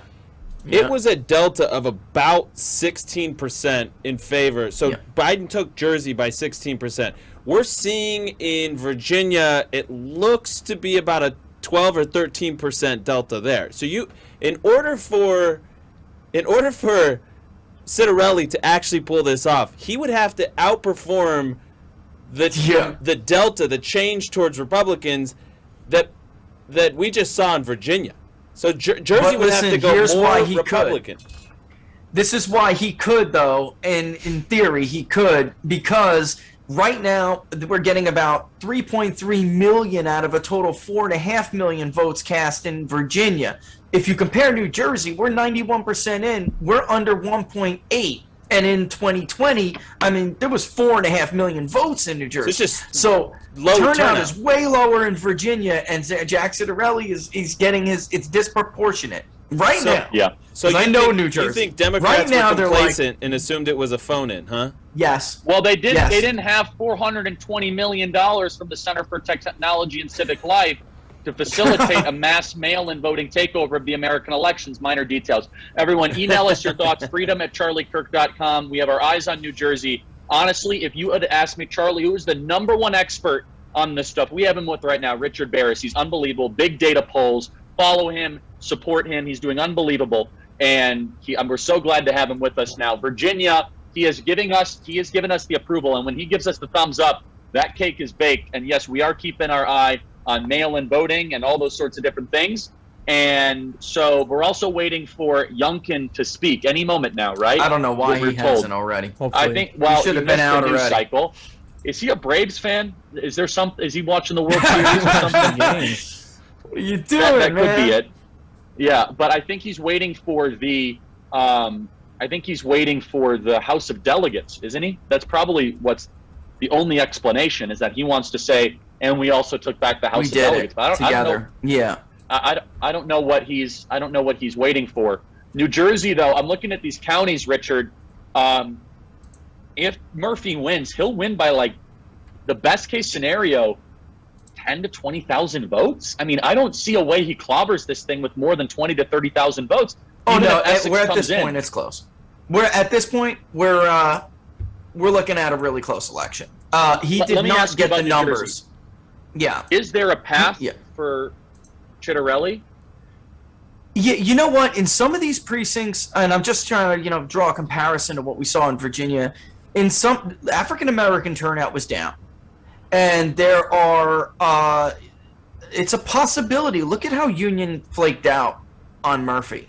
It's a possibility that Essex, it's at 27, and they're out there right now scouring for additional ballots. I mean, anyone who says they don't do it is, New Jersey is probably the most corrupt state in the union outside of the District of Columbia. And I say that as a former loving person, as a former resident who used to live. I've lived it all over, from Red Bank down to Ocean, where you see. But that state has problems. Chris Christie won it because he knew how to play the game. He knew how to play the game well and talk to people and build relationships and do what he had to do to make sure that people had his back. But yeah, I mean, even in Camden, the numbers are not what they could have been, which suggests that Murphy did not get some minority votes out that he needed to get out. In Bergen, by the way, which is now 87% in, and Citarelli is holding on.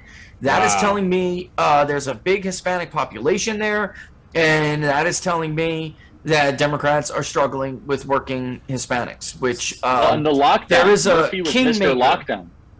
There's a kingmaker over there, without getting too much into the background, but he almost stuck his thumb in Bob Menendez's eye and kind of let Huggy Bear win that election in 2018. He almost did it. They had some infighting. They They were having an issue, and he felt like unappreciated. I am the, basically, and he is. It's no joke. I am the kingmaker up here, and if I feel unappreciated, I will not send the base to the polls. There seems to be something going on here because he used to have a much tighter grasp on the Hispanic vote. This should not have happened. I mean, I'm telling you flat out, this should not have happened. Bergen was not close in recent elections. The only one to perform well in Bergen County, as far as a Republican goes, was Chris Christie Part 2, 2.0. He just was able to cobble together with Atlantic and doing better in Mercer. He cobbled together a very small winning coalition when he was first elected governor. Now we're looking at a 71,000 vote margin, and it's in no small part because of how well he's doing in Bergen County. Something happened here, Charlie. Something happened here. Yeah, and I agree. We're looking. Go ahead. Yeah, so I just wanted to get back to this. I was going back into 2020, Richard. Salem County, total votes in 2020, 34,042 votes. So 34,000 votes out there. There's zero reporting right now, according to the New York Times. And that was a 69% turnout. Okay, and then the other one that we're watching is Sussex. Sussex has 88,000. It was 88,000 votes were collected in 2020 at a 78% turnout. Okay, so in that, and by the way, Sussex went looks like 51,000 to 34,000. So it was a delta of about 15,000 in favor of Biden. So assuming lower turnout, we're thinking Sussex might only be able to deliver about 10,000 votes, right? For give or take, right? 10,000 votes. You mean net. Yeah, I mean, Citarelli could net another, let's say 8. Let's be on the safe side and say 8, because that In margin Salem? right now is a net. Oh, Sussex. Yeah, Sussex in was Salem. Yeah. You're maybe going to net about 1,000 votes, maybe 2,000 out of there. Unless he outperforms, I just don't. If we're looking at 50% turnout here, I mean that's what we're looking at pretty much across the board. 50%. I'm being. Yeah, I mean I'm being. But that helps in Sussex. That helps in Sussex because we're at in a race like this. Yeah, in a race like this, Andrew. I mean 1,000 or 2,000 vote net could be like it. I mean I'm serious. It could be it. But this is why. At the end of the day, unions in Essex and Passaic actually now is now at 60 for us. I don't know where you guys see it. It actually tightened. It is now 54.8 to 44.2. So which county that's are you a little bit stunning. Passaic, and it tightened slightly, marginally, but now we're at 60%. Somerset, there's 30% in there, but we're not. I mean, 30% remaining there. But what is he? He's netting about 5. Murphy is netting about 5,000 votes. So if we were to do 30%, you're looking at maybe 1,500 vote net out of there. That's why I'm saying even 1,000 net vote out of Salem would be big to help offset some of this other stuff coming in. So Bergen is 98% in. Yeah, Bergen is now, and he's going to win Bergen. Stunned. He is going to win Bergen. He's 5 points. He's going to win it. I can't believe it. I what does that mean for the Joe whole state? Biden. That's a 21-point swing, Andrew, since 2020. He's a outperforming 21-point swing. So the just to put this in perspective, guys, all eyes have been on Virginia. Yeah, and that was a 12 to 13-point swing that we just saw statewide in Virginia. Man. And you're telling me that there's a county that basically borders New York City that just flopped 20 points in favor of the Republicans? With a serious working class Hispanic population. Wow. And I mean, I just I kept saying this during the California recall, and it granted, listen, I think a lot of things went wrong in the run up. It did get polarized as this Trump thing. Youngkin rightly, kind of navigated some of that without alienating the Trump base. Hats off, credits where it's due. But one thing that came out of that California recall was the Hispanic vote. Some of the only groups that moved further away from Gavin were Hispanics in LA County and Southern California.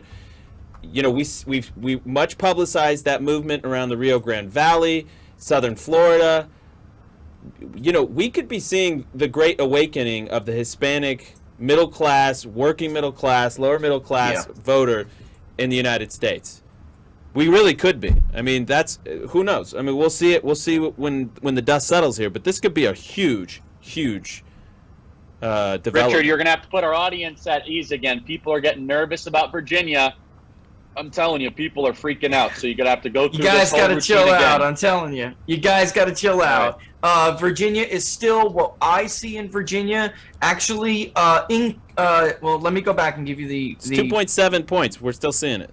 Yeah, and we're going to see. I see a 90,000 vote margin. Is that right? Yeah. Yeah. A little bit. Is that the most updated? Less, 84,400 with only 7% left. That's what I got. Fairfax City is totally in, Well, which is a small net provider. there's a new one though. There's a new one out from the Washington Post. I got to interrupt you. It's now 58,222, and the race has tightened within 1.9 points. Is that right, Connor? Yeah, I mean That looks right?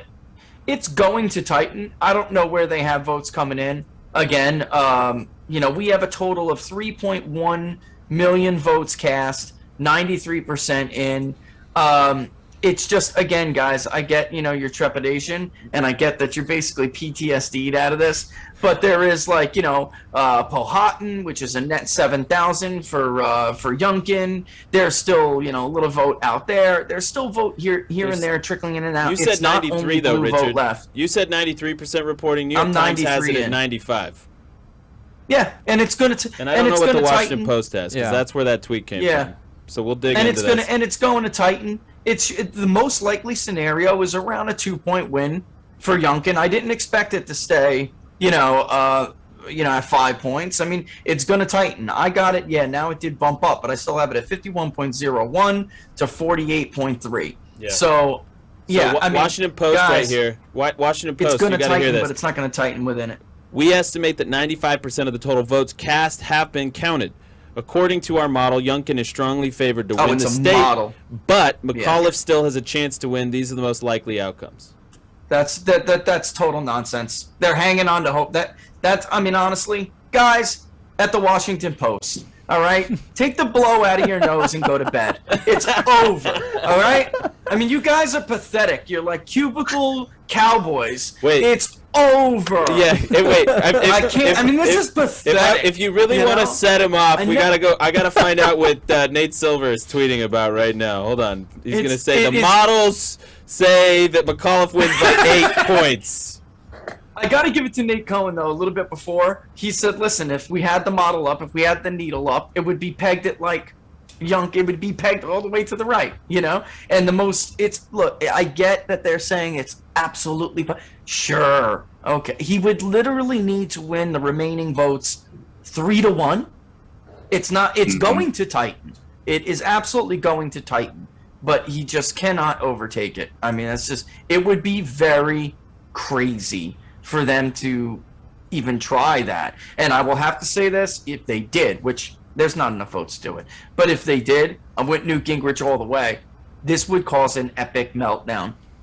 I mean, if we polled Virginia, and 46% of Virginians, which is more than who supported Donald Trump, 46% believe that people don't, that cast absentee ballots are not being strictly enforced. Because there really isn't a signature match in Virginia. It's like a witness system, which is kind of crazy. But whatever. If they were to try something like this, it would be absolutely, things would go crazy. But again, forget about that. I'm telling you, it's not at this point. It's over. It's over. I can't. You heard it from Richard Barris, everybody. Enough. All right. I'm telling you, the Richard, votes are not there. Every other second, I'm getting email freedom@charliekirk.com. Charlie, they're doing this in Virginia. What are you doing? Blah, blah, blah, blah, blah. Richard Barris is the one. Okay, we're gonna keep our eyes on that. I don't know where Yunkin is though. All right. That's the one thing. Yeah, he should have been out by now. So here is the one other setback here. We're now getting told that it is Virginia House of Delegates is going to result in a 50-50 tie. So before it was projected 51, that has now been reversed. It's going with a 50-50 tie. If those results are confirmed, Dems and ours would have to work out a power-sharing arrangement for the chamber, as there is no tie-breaking. So I would imagine the lieutenant governor becomes the tiebreaker. If it's if at least for the Senate, or no, excuse me, if it's the House of Delegates, never mind. So it's going to be different. But Yeah, that's interesting. I wonder which one was. Did they overturn one? I'm very interested in knowing which one was overturned. I haven't had a chance to go through them, but 10, I know, when Republicans just failed to take delegate seat 10, that was a blow to the effort, because that was one of the races where they really could have, and in the end, it's still not called yet.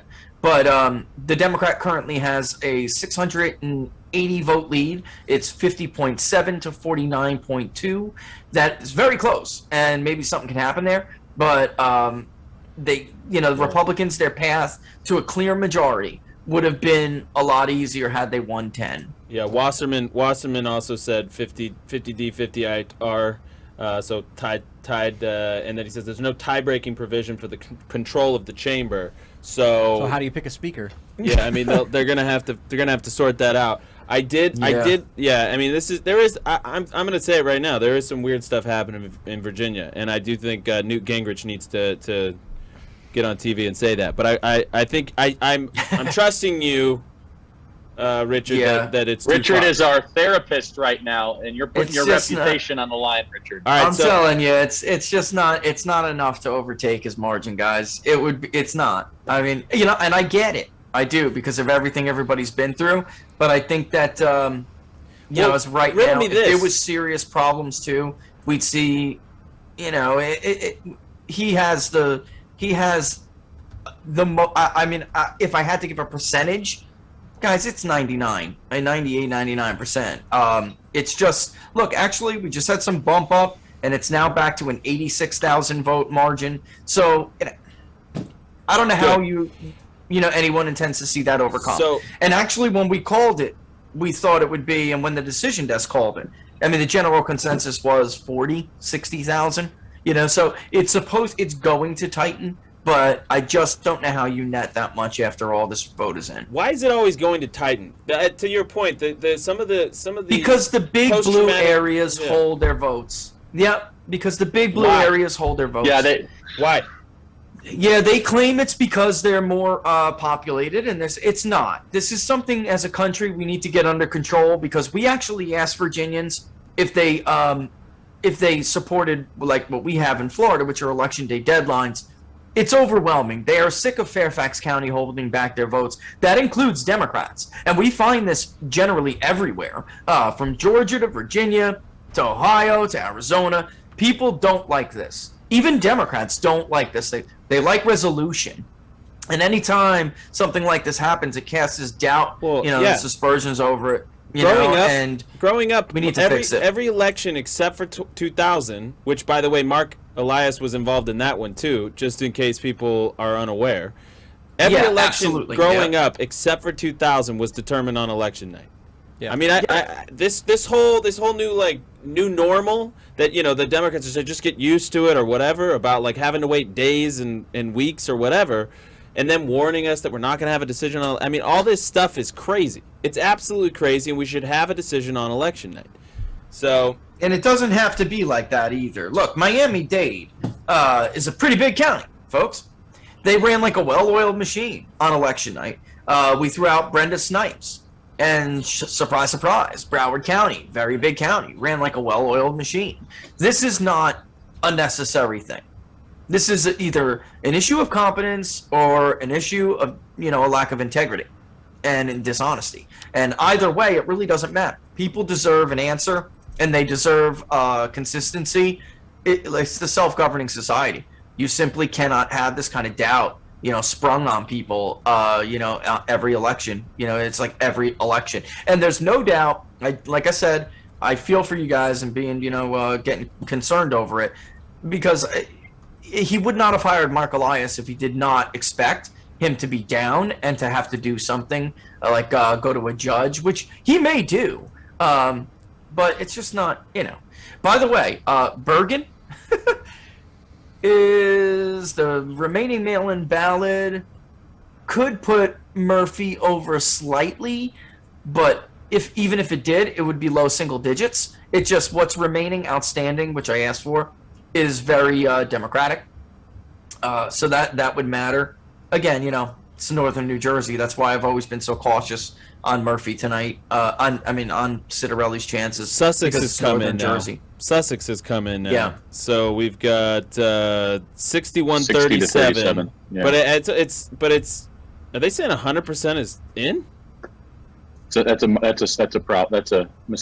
That's gotta be a Richard, mistake. They're saying in Virginia, Richard, they're saying that there are there's an 87,000 vote difference, but it says that there are 52 in-person precincts left to count and 171,000 absentee ballots. Is that enough? That sounds like a big number.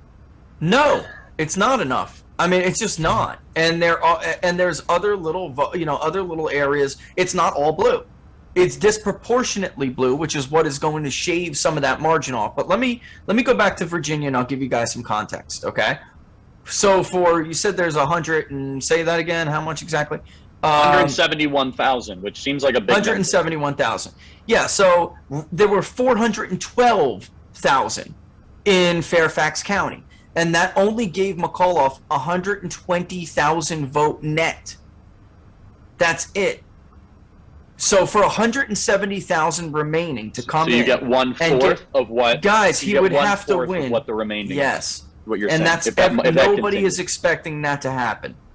Nobody is expecting. Nobody can seriously expect that to happen, and it's not just because it's that lopsided. It will be slightly more lopsided Democrat, but we've gotten a pretty good take on what's still outstanding and remaining. It's it's not. It really is. It's not enough.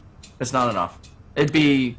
I don't even want to again. I really don't think it should entertain it. I don't think it's going to be enough. Well, then where's Youngkin? People are. Where's damaged. Youngkin? Yeah, I mean, I don't. That's a good question. Yeah, that's crazy.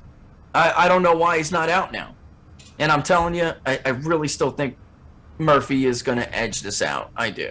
It's not going to be the race that everyone thought it was going to be, but I do think Murphy still has an edge. I'm just looking at what's outstanding and what's remaining. He certainly isn't going to put up Joe Biden's numbers in Bergen, but we'll see. Which is why precincts matter so much. So we're looking at what's left in Bergen, and as these numbers come in, they look like Citarelli's holding on, but it depends on what precincts came in. And now we do know that some of this remaining stuff. County votes. Yeah, it really does. Yep. And their turnout, right? So, and we'll see. Will it be enough to offset enough? Just that final push, comes. But again, guys, the idea that you could take 2.7% off of, his margin with, 10% left in Fairfax it's crazy. Yeah, it's crazy. The Braves have won the World Series. Everybody, thanks. Have they? Yep. Yeah. In Houston. Email us your thoughts, everybody. freedom@charliekirk.com. If you want to support our show, you could do so at charliekirk.com/support. I want to thank some of our supporters that have got behind us during this live stream. I want to thank Steve from Maryland for supporting us. Thank you. It helps make this multi-hour live stream possible. I want to thank, Sarah from Texas. Thank you. I want to thank John from North Carolina. I want to thank Rachel from Alabama. And I want to thank Glenna from California. charliekirk.com/support. Thank you guys for supporting us. It really means a lot. And you guys can email us directly, freedom@charliekirk.com, and listen to all new episodes and get into details by going to the Charlie Kirk Show podcast page. So we're still waiting for Youngkin to speak. Austin, our consultants keeping him from talking. Man, that's got to be... People are still a little on edge. We have serious PTSD. Mistake. And by the way, Newsmax called it for him too. So, some people are just going to get more comfortable. Honestly, if Fox called Arizona for Joe Biden the way they did, this race should be called. Sometimes some people are more aggressive with these race calls and some people aren't. I'm telling you, this race is over. I don't know how many times I got to say it. This race is over. He's not going to call Virginia right now. It's getting ridiculous. This is what's crazy. I know you guys get nervous because they do this crap, but this race is over. Totally. So this is interesting, actually. Jack Citarelli just expanded his lead in the so my ticker just updated. He just expanded his lead. 538, to your point, Rich, is basically saying the outstanding vote leans slightly Democrat favorable. So they're agreeing with you in this instance. In Virginia or in New Jersey? In New Jersey. Yeah. Yeah. So I mean, it is what it is, but I mean, like, to your point, it's a lot close. Yeah. Which is nuts.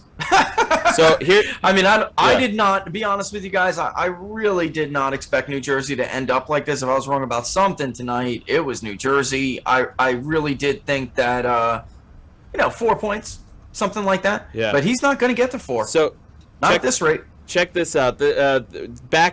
I'm sorry to go back and forth to these states, guys, but ABC News has the expected vote total in Virginia at 3.3 million. That's exactly what we expect. There are 3.1 million votes in. Youngkin leads by just shy of 3 points. If there are about 200,000 votes outstanding, McAuliffe would need to win nearly 3 in 4 to take the slimmest of leads. There's just no way he's not going to win. It's not going to happen. Glenn, come on stage. Come on in for the big win. We expected 40,000, maybe 60,000 if things came in a little bit more favorable for Youngkin. But a 2-point win. 2-point win. And I just don't know how we're playing this game. Here we are again. I did just spree up and ask, my little buddies over there, and I'm like, what's going on here? Are you backing off nobody's backing off their call. So I'm telling you, I don't see it. And I'm like hoping somebody points out some scenario. It's not there. It's just not there. Is it close? Yes, everybody expected it would be. But, the same way I think that Murphy's going to edge it out, actually, that's not true. I think Glenn Youngkin is more likely to win Virginia than, and I think he has won, but it is more likely Glenn Youngkin would win than Phil Murphy is in worse shape than Glenn, than Terry McAuliffe. You hear that, everybody? That's an important thing to hear, that Phil Murphy is in worse shape than Glenn Youngkin. Flipped it out. Absolutely. I mean, that's right. That is the correct way of saying it. And it's not even close. Phil Youngkin has, Phil Murphy has more of a chance to lose Richard, than Glenn Youngkin does. You are playing a therapist role for me right now, by the way. It's very I know, and I get, like I said, I get everybody's trepidation, but I've been through this before, and so have our listeners. Oh, it looks good in Arizona. Oh, wait, where are those ballots coming from? It looks great in Georgia. Stacey Abrams carting in more ballots. Suitcase. But hold on. They say there's 200,000 ballots remaining. What if there's 250,000 ballots remaining, Richard? What if they do that game again? Right? Well, Come on, we've been through. I've played this game. We're thinking they got about 180,000 more. That's it. And I'm talking about right now. My number is 3,110,000, a little bit more. They got 190, roughly tops, that they have left. And it's crazy. It's just crazy. I don't know how many times I can say it. He hasn't done that anywhere all night. So how the hell do we expect him to do it now? Even in early votes, which we had. Well, because we're dealing with, who we're dealing with. That's why. Okay, Mark Elias and all of them. Okay, give us the latest on New Jersey. Yeah, it seems that the Republican has expanded his lead. Am I looking at that correctly? Yeah, he's now up by 1.3%, and he's over 1 million votes. 1,005,000 votes versus 980,000 for Murphy, 74% reporting. What's also interesting here, and I'll give you a chance to respond to this, Rich, is this is 538, 19-minute-old tweet. In New Jersey, the remaining votes should be Dem-leaning relative to current results. Essex County still has vote left to count. It netted Murphy around 92,000 votes in 2017. Now, I'm looking at Essex. 71 right now. That's it. Yeah. So, but there's New York Times is saying it's. Can we put this back? Can we put a screen grab of that on screen, guys, so our viewers can kind of see what you're looking at? Is that okay? Sorry, keep going, Andrew. Yeah. No. So size of the lead in Essex is, so Murphy's getting 73% of Essex County, but it's saying 90% reporting. There's 90. So that's Virginia. We're talking about New Jersey right now. So Essex is 90% in, Rich. That means there's not that many votes left for Murphy in Essex County. It has come in. Just a lot of the smart people are starting to get very nervous about New Jersey. Richard, go ahead. Yeah, I mean, look, it's at the point where if you, and by the way, I'm looking at Cumberland now, and I'm wondering what I'm going to have to take a look at what's remaining in Cumberland, because there is still a good chunk out. When we get down to races close, a few thousand either way matters. Salem isn't reporting either right yet. No, they got a little bit of vote. They're having fun over there. And then the remaining vote that's in Bergen, will that flip it to Murphy, considering that from what I can see, it looks like almost 6 in 10 are Democrats. Doesn't mean that they didn't get crossover votes, but it is Bergen, so that wouldn't shock me. Again, I mean, it puts it at, what's that, 25, 30, it's like 45,000. It's getting close. It's going to be very close. Is there a path? Is there a path for Chitterelli? Yeah, I mean, there is. If the numbers for Bergen do not come in as Phil Murphy hopes, which he hopes will net him a few thousand, Essex has a 70,000 vote lead with 15% left. That's going to make it really close. Like maybe giving Citarelli a few thousand votes. But Mercer still has some vote. I mean, guys, that's what I'm trying to tell you. I mean, it is close. Mercer's at 75% reporting, and it's breaking from Murphy 55-44. Yep.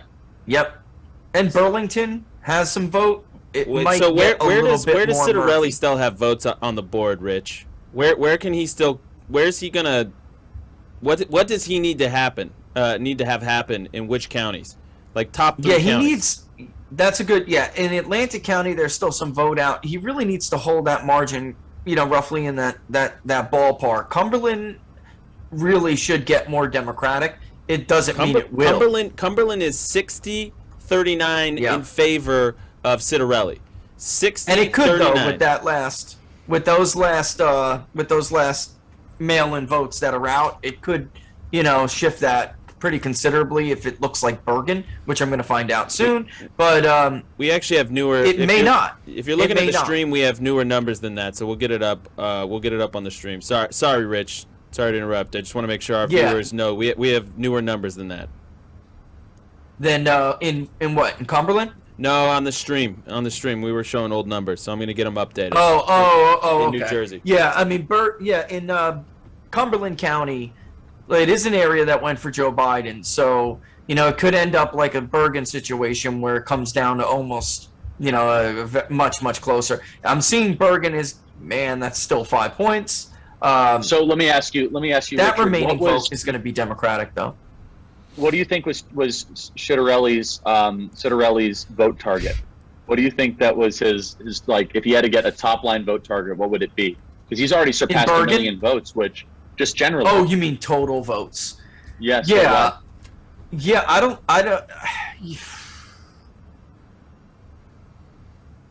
One. And by the way, we just got in Virginia 2,685 of the 2,855 precincts.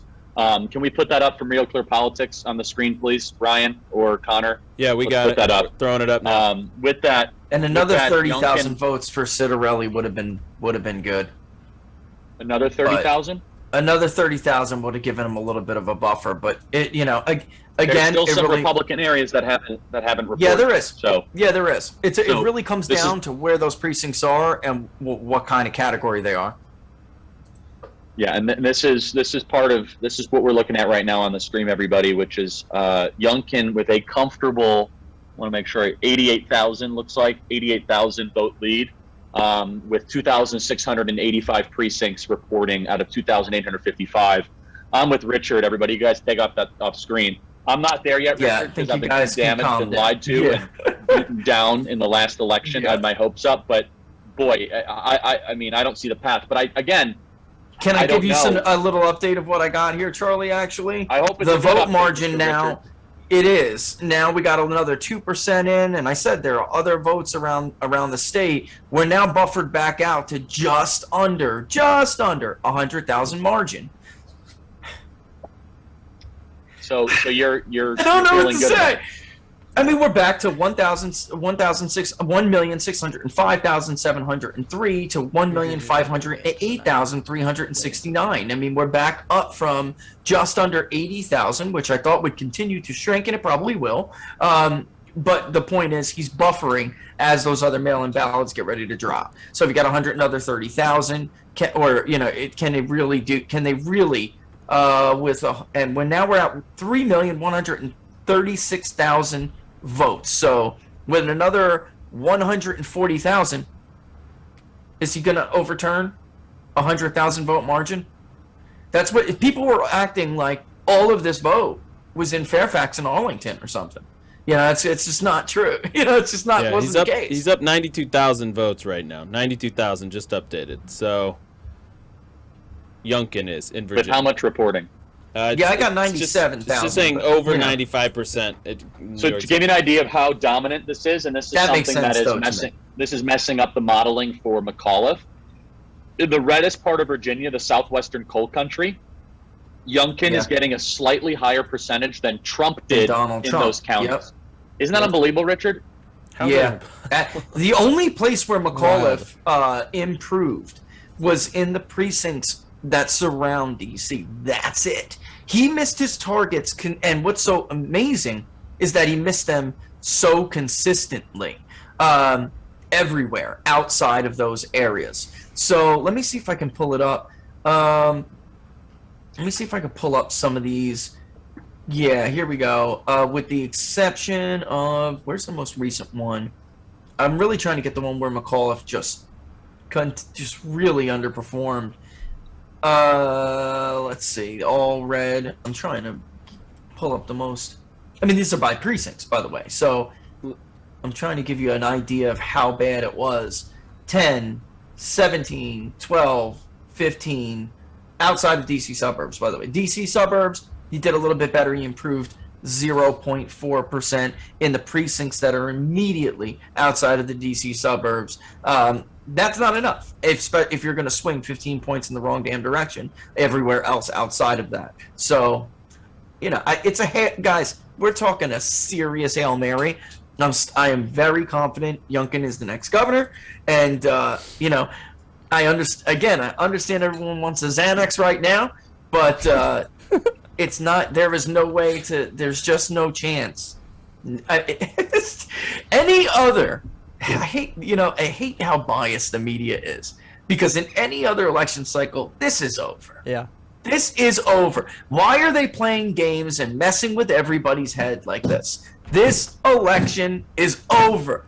And if you really can't, come to that, then I don't know, call a commercial break, have a gin, a scotch, whatever it is you have to relax yourself, and then I don't know, call your wife, tell her you love her. Maybe she'll make you something in the morning from whatever it is that satisfies your unhappy, depressed mood. Maybe you want pancakes. Maybe you're a waffle guy. But get it through your head. It's done. It's done. Wow. He's not going to come up with 96,000 votes. Not happening. Youngkin has outperformed every benchmark that was set for him. And he's also doing 3 points better in Fairfax County, which is amazing. And look, it's just McAuliffe. It's just it's nearly impossible. This is a great this is a great example. Connor just sent this through the chat. Chesterfield County in Virginia. Chesterfield County's it. That's the story of the night. Go ahead, though. 56%. Yeah, no, you're right though. Give me 1 second. 56% in 56% goes for Youngkin. 44 for Terry McAuliffe. That's total votes. 86,724. Only 61% reporting. So we only have 61% reporting in a county that's breaking 56-44 for the Republican. So, there's still votes on our side. There's still votes on our side that are outstanding. Yeah, so I don't know if you guys can hear me, but we can hear you. You can hear me, right? Yeah, we can hear you.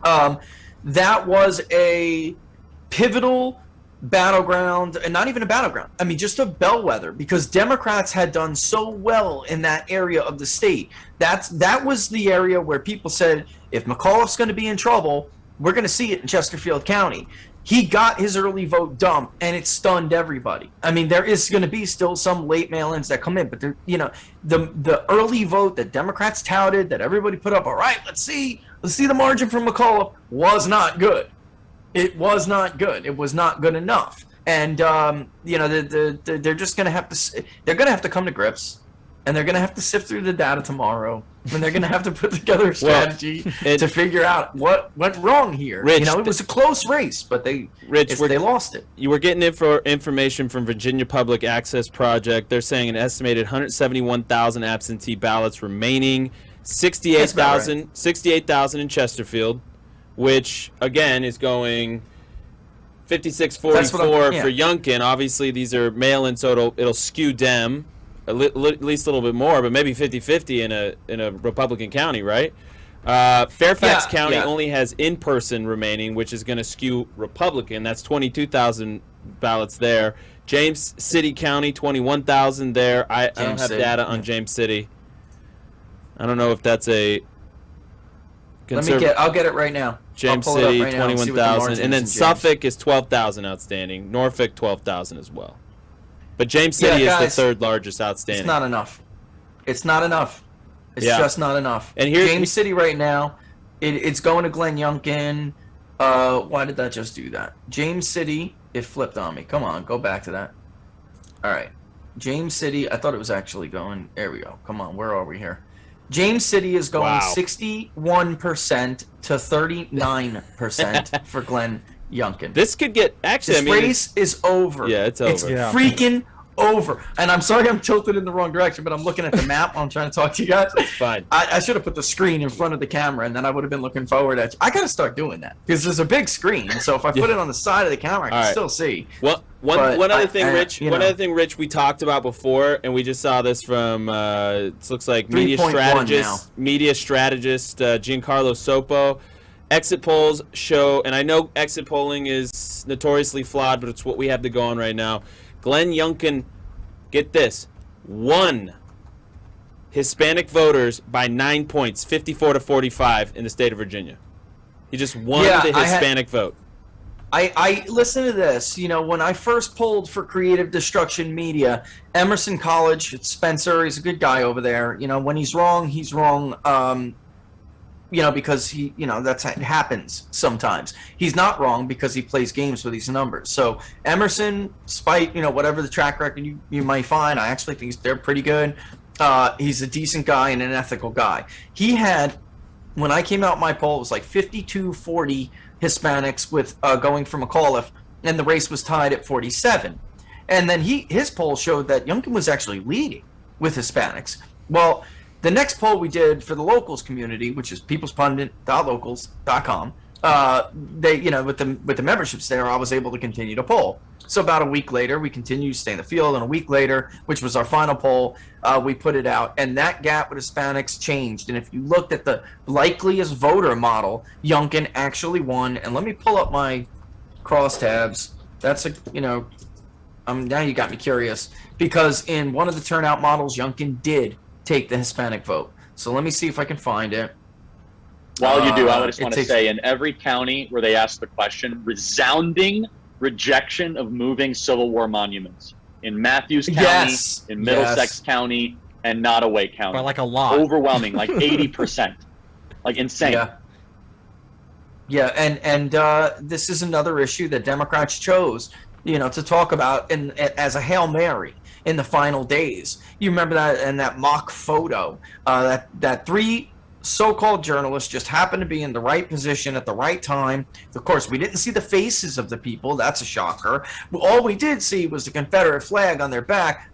Ridiculous. I mean, nobody was going to fall for it, but it was a Hail Mary because it wasn't working. And looking at the exit polls, now we know why. People just, not only do they not care, they don't want to erase history like that. They don't. So, yeah, we had Youngkin in this likely voter model carrying Hispanics over McAuliffe 53-46. That's what we had which was, well, 53.1 to 45.7. Wow. So, yeah. So if that does turn out to have been the model indeed, then I'm not at all shocked. We got our weighting by region was dead on. We did overestimate 18 to 29 by about 2.5 points. Not a big deal. We were D+1. The electorate is D+1. We were independent 31. The electorate is independent 31. We had Youngkin winning the independent vote by 11 points. He won it by 9. I mean, we were really damn close here. Really close. So, looking at the results, looking at the exits, which I'm with you. If anything, though, Andrew, the exits are going to understate Youngkin's support, if anything, because that is the history we have seen with exit polls. But if anything, I just can't see. By the way, his lead is now back up to 3.1 after some vote in Chesterfield did come in. 55.6 now to 43.2. You know, so I don't see it, guys. I mean, and I'm sure everybody else doesn't see it, which is why Larry Sabato is under his desk crying right now. I mean, are they hoping people in Fairfax are going to come up and print up another 50,000 ballots? Well, sure, I would be too if I was them. But we now know what's left. It's not like it's not publicly available information, and it's not overwhelming. McAuliffe vote. It's not just Arlington where McAuliffe won 76.58% of the vote, which, by the way, is 6 points less than Joe Biden. Glenn Youngkin won 22.9% of the vote, which, by the way, is 6 points more than Donald Trump. So it's a 12-point swing in Arlington. In Arlington, folks. Come on, it's just the Lee's rolling over in his grave. It's the ghost of Lee right there. Hey, so this is from Nate Cohn. I want to go back to New Jersey just for one thing here. You know, because that race is now at about 17,000 votes delta. Citarelli's still holding on to that lead. Nate Cohn says the New Jersey governor's race is proving tough to read. Many counties show great results for Republicans. Others seem quite good for the Democrats. And there's very little information on whether or where mail ballots have been counted. So they're just like, I agree. And I've been waiting sharing the data. I've been waiting on that information now for about 40 minutes. Yeah. I'm serious. It's a pain in the butt. It really is. I am looking, though, at Bergen seems to have come to a stop, in that last little bit that's remaining. I do know what's in that batch, though, which, again, is nearly 6 in 10 Democrat registration. So, but listen, I got to tell you, that may not seem as good as it does on paper for Murphy, because that's New Jersey, folks. There are some places in New Jersey where there's 14% is registered Republican. Obviously, Jack Citarelli is winning some Democrats here. Obviously, he's winning independents handily. Otherwise, we wouldn't be in this damn situation. I mean, I could pull up the voter file right now and give you guys... I actually think I still have it on a desktop. I could probably pull it up. The voter file is ugly. It looks totally unwinnable in New Jersey. Looks unwinnable. There's just new Republican affiliation is abysmal. It's sad. You wonder what they've been doing for so long, but may have to run another one here. Let me see. Somebody in the locals community just asked me to run it not long ago. And it looks like Youngkin is going to speak soon. It looks like he is going to declare victory. Are we going to do this here soon, Youngkin? Because it's very midnight. Soon. I got a 3-hour drive, buddy. Hurry up! You have a 3-hour drive? Yeah, I got to go to South Carolina, and then on Thursday. Hey, is it really? Rich, tell everybody how they can support what you're doing really quick. You've been fantastic. You've given us so much of your time, and you are the best, man. So if you want to support one of our team, rocks. Yeah, tell them how to get behind you, Rich. Yeah, I appreciate that, Andrew. I do. They can follow me on Locals, which even if they don't sign up, you can still follow us there, and you'll still get we try to give a lot of free stuff, and that's peoplespundit.locals.com. And if they want to support the Public Polling Project, which is the only public, solely funded by the public polling project out there, which has been successful. Others have tried, but they did not have success. We have been able to fund them, which is incredible. We've done 6 national polls, 3 now state level polls. It's really been great. And if they want to do that, they can go to bigdatapoll.com/public polling project. And they can go and check out what we're doing and support it if they can. It's cool.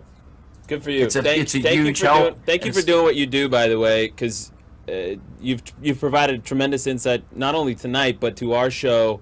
Now for quite a while, and we're going to continue calling on you. And to Charlie's point, I'm going to steal Charlie's line here. We're going to make you more famous than Nate Silver any day because you're twice as good, 10 times as good. Man, that sounds good to me. And you deserve it. The crowd really is getting. So we've got the live stream on, ready to go in. As soon as we see anybody get on the stage, we're going to go to Youngkin. But they do look like they're getting hyped. I mean, it looked like they're dancing in there. So that's a good sign. And it looks like Youngkin's lead is back over to 100,000 votes, which is very good. This is And it will chip away, Charlie. I just don't know how. I have They're it playing games on the 98,000. percentage reported, though. They're like, oh, it's 94%, 93%. Now it says 94. Yeah, I know. So they're playing games with that. So we're going to keep you to it, Richard. But, we're reviewing that. You guys email us anything you're seeing or thinking, freedom@charliekirk.com.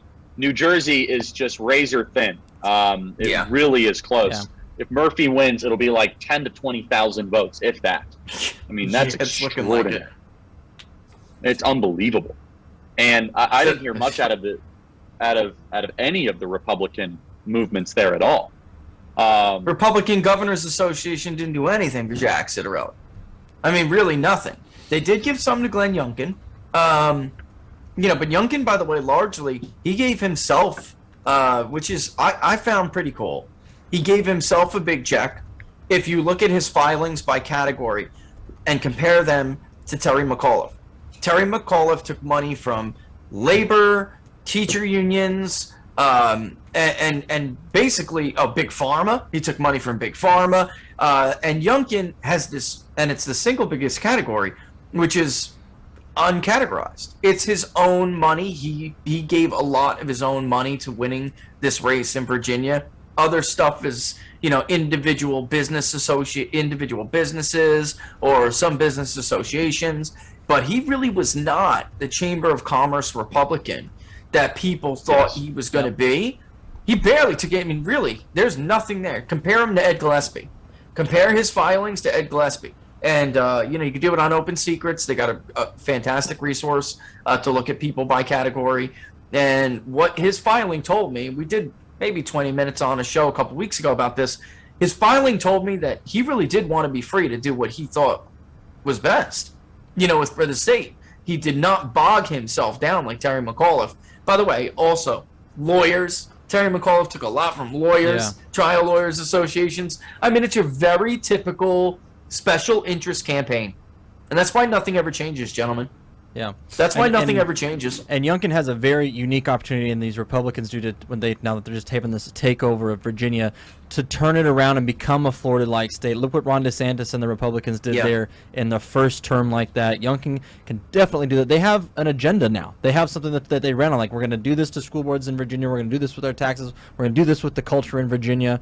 And to your point, he didn't become a Chamber of Consultants candidate, and that's really looking good for Virginia. And who knows, in 2024, it could be very much more competitive for the presidential election cycle, and that's a great thing. Two pieces of bad news. Two pieces of bad news. We already covered one of them, but Fox News did the same thing, 97% to 94% in Virginia, something that we really need to watch.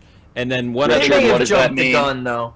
They may have jumped the gun because we really never did go over. Let's see where we are now. We never went that high. Sometimes the media, they didn't factor in what was outstanding. We're still at 94% with a 3.1 lead, 3,142,185 votes, with a margin for Youngkin of just under, it's about 98,300. Yeah, sometimes, honestly, they jumped the gun. I saw some, and I wasn't going to worry you guys over it, but I did see Loudoun County dip back to like 97, but, it's not, it didn't really help Terry McAuliffe. He's still at 54.7 to 44.8, less than 10 points. McAuliffe needed to win Loudoun County, gentlemen, by 15 points, at least. That's what he needed. and he didn't get it. Fairfax, Glenn Youngkin is at 35.05. He was doing even better with those late arrivals and with the in-person vote. He was at one point when the early vote came in and was dumped first, like it's supposed to be. He was at 28%, which was pretty good showing for that. And then as more of Fairfax came in, he actually creeped up to 35. Trump got crushed here. 35 is the benchmark if he could get around 35. It's like Wake County in North Carolina. Going to be a damn close race. But if you can keep around 35 in these areas, you should be all right. And especially since, you know, Prince William was not a blowout. I mean, it was 18 points, but it could have been a lot worse. And then these suburbs outside of Richmond really are the story of the night. Chesterfield is a bit. That was a very big swing. Well, they're holding a lot of votes back there, though, and that was a huge Biden county. So I'm a little worried about that. But I don't think it has enough votes remaining. But again, I'm going to keep going back to we don't know how many votes are remaining. This is what they do. We were expecting if there was a double-digit swing, Youngkin really didn't even have to carry it like he's carrying it now. Moderately or fight it to a draw. We were looking for that 10 to 12 point swing, way above that. We are way above that. I don't want to say he's got, margin to give. I don't even want to make that kind of comment, but I mean it kind of like that. And by the way, Southampton, Northampton, Accomack, all of those look like they could be areas where McAuliffe could have picked it up. Chesapeake City, Virginia Beach City. These are Democratic areas. Joe Biden won. And the later vote that everybody thought would trickle in and be so good for McAuliffe and flip those counties weren't. It didn't happen. And the idea that this is going to all of a sudden course correct with an estimated, because now I'm up to 3,170,000 votes, and Youngkin's lead is still 2.8%. So the idea 130,000 more ballots is going to give him $100,000, and Youngkin's going to only take 30. Get out of here! So go through that again. So, is Chesterfield now all recording? Is that right, Connor? Or is that? I still got 48% of Chesterfield, roughly. No, and it may be that county. Oh, it just clicked. Yeah, there is more in now. Yeah, but it's still the margins. Yeah, Youngkin's still taking it. It held. Yeah. It held 55-44. Which, by the way, Biden won that by 6 points in 2020. That's what I'm saying. We were looking. I don't see where McAuliffe can make this up. No. Also, another thing CBS just came out with of an exit poll that they had, but the Biden factor. More than half of Youngkin's voters said one of the reasons for their vote was to oppose Biden. Oppose Biden, 52%. Biden not a factor, 43%. So Biden came out and said if McAuliffe loses, this is not a referendum on him. No, it's absolutely a part of it isn't a referendum on Joe Biden, the worst president in American history. So one other piece of bad news here that I wanted to get to, and I apologize for being the bearer of bad news. ABC News projects there'll be around 980,000 total absentee votes in New Jersey. So that's 980,000 total absentee votes, so almost a million. And so far, only about 390,000 have been counted. So, and this is in New Jersey? This is in New Jersey. And when did they report that? When did they report that? That sounds a little bit too much. That was about... That tweet came out around 11 minutes ago, is what I'm seeing. And so they're saying that those go to 2-1. They're thinking what this particular readout is saying is that the Democrats expect those to go 2-1 in favor of Murphy. That's what the Democrats expected to go to. And how much did they say it was again? 980 total absentee ballots, 390 have been counted. Another third of the electorate? Yeah, basically 600,000 votes. Wow, that sounds high to me. That sounds high to me. I could check, but that's what I'm saying. I do still think that those absentee ballots will lean will lean Murphy enough. I do. I've been pretty bullish on him all night, even though he's performing like a dog. He still had that edge slightly. What are we at now? You guys seeing what I'm seeing? About 33,000 and change margin for Citarelli? I'm seeing. That's what you I'm got. seeing that too. Yeah. I'm about also seeing very good. 73 to No, 117. I'm seeing 6,000, a little less than 6,000 margin. He's dipped below the 50 percentile, so he's up by. Real Clear Politics, guys, has called the race for Youngkin, and that's a big deal. That's big. It is a big deal. This race is over. Thank that's you so Newsmax, much. not Real Clear Politics. Oh, Tom, So, I was going to say, sorry. and it's still a big deal. Yeah, it was it's still on, a big on deal. the Real Clear website. That's sorry, but yeah, it's on the Oh, Real I was Clear going to say, website. I was going to say, I mean, good for Tom, but I guess I'll have to withhold that. I mean, but Newsmax still doing it. I mean, they got minds out there. They're doing what they're doing. Honestly, when it comes to calling races, I got to be honest with you guys. Decision Desk is the most It's the gold aggressive standard, yet right? responsible and accurate. They are way better than anybody else's decision. Every And news they called outlet, they called it. And honestly, they called it before I thought it was callable. And then I reviewed it. I was talking to Barnes, and I was like, you know what? Just give me a minute. And I looked and poked around. What do you think you're seeing? And I saw it. Look, Virginia Beach is not going to come in. That could have helped. The Richmond suburbs could have helped. But in the end, these are not breaking from McAuliffe the way that they needed to break for him. And I did the math, and I'm like, yeah, maybe you get him down to 40,000, and that's it. All right, So check this. 2,708 precincts out of 2,855, and there's still a lot of red precincts that have left to report. And just so you know, on 538.com, with all these liberal bloggers, they're going back and forth on their little feed about how this is all Biden's fault, about how Biden they're passed melting the down. infrastructure package. No, I mean, it's all like this internal blogosphere, and this is what they said. They say now it's not That's so impossible for McAuliffe to make up the margin, but it's a very tall order. All right, like, but I mean, this is where we're at. Here, right? check this It's out. like- Check this out, Rich and Charlie. To your point, you thought that sounded high. Nate Cohen says right here. He said an example of difficulty in New Jersey is Bergen County, where Republicans may or may not be on track to hold their lead. One election document says they've counted heavily Democratic mail votes. Another document says they haven't. So we really, I don't think we know. It's New Jersey. It's New Jersey. Come on. There's some I deals told going you on guys, behind the New Jersey scenes. And, they're like, hey, how much Yeah. money? Listen, depending on how much money you pay, you get this document or you get this document. I mean, who the heck knows what's going on in New Jersey? New Tony Jersey Soprano is, knows guys, that too, really, okay? really, and I look, I'm always going to love Jersey. I am. I don't know. I was born in New York City. I lived in New Jersey for many years. I was part of that Italian exodus of your family trying to get you a better life. So they moved you to the Jersey suburbs. And one time, Monmouth, Ocean, and there still are really nice places there. But the rest of the state has fallen prey to that, what has happened there. And honestly, it was better when the mob was in charge, because now it's the politicians that just have the power that the mob used to have, and they're less responsible with it than the mob, for crying out loud. I mean, it's really that bad. And it's I gotta say it. Everyone thinks of big city corruption. I think New Jersey is probably the most corrupt state in the country. If you really did, I wish Wallet Hub would do like a metric on it.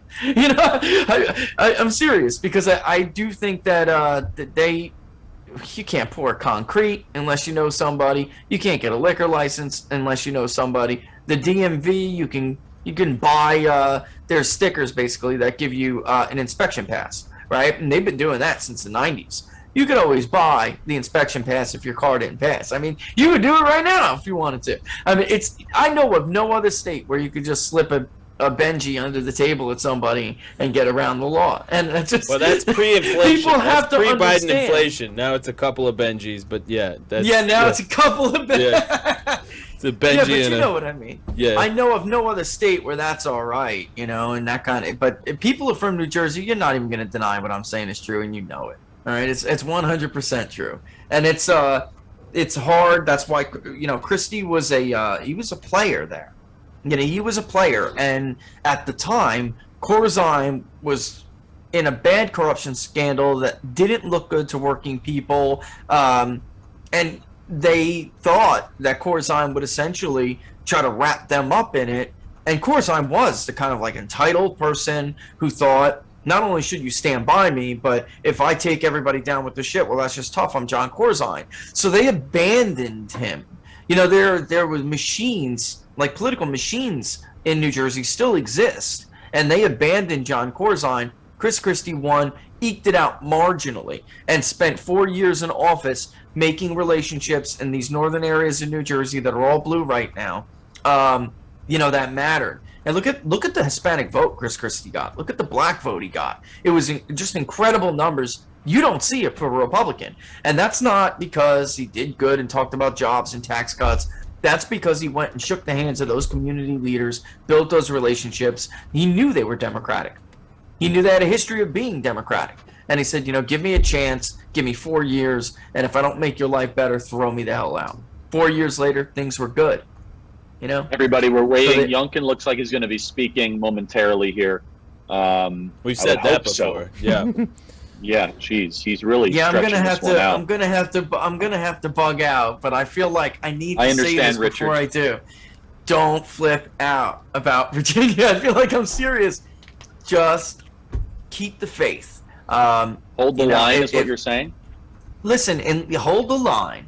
If you see, later on, maybe Decision Desk did something crazy, then that means there's some kind of massive error. There is none. Is there a pipe burst in Richmond, Virginia we're unaware of or something? Yeah, that's what I'm saying. There's no massive error here. You know, all the usual suspects. We know what's out. It's not pro-McAuliffe enough. It is enough to make it tight and make you bite your nails. But it is not enough to take out 2.8. It's not. Okay. Right? Richard, thank you for coming on. God bless you, man. You too, my friend. All the best. Thank you for all your time. You guys, you're great. Thanks so much for having me. I appreciate it. I'd have stayed all night if I could. All right. I know. Laura wouldn't let him. It's fine. No. All the best. All right. See ya. So now we're looking at New Jersey. Looks to be about a 10,000 vote margin. Is that about right, guys? It actually expanded for Citarelli. So I'm still looking at a 10 where you. And so, by the way, some I'm people say, "Well, Charlie, you look kind of tired here." And by the way, first let me just address this. People are like, "Charlie, you look tired." Yeah, we haven't slept in days. We're traveling the country trying to save it. I mean, let's all just understand. We got some good comments about your hair too, which is great.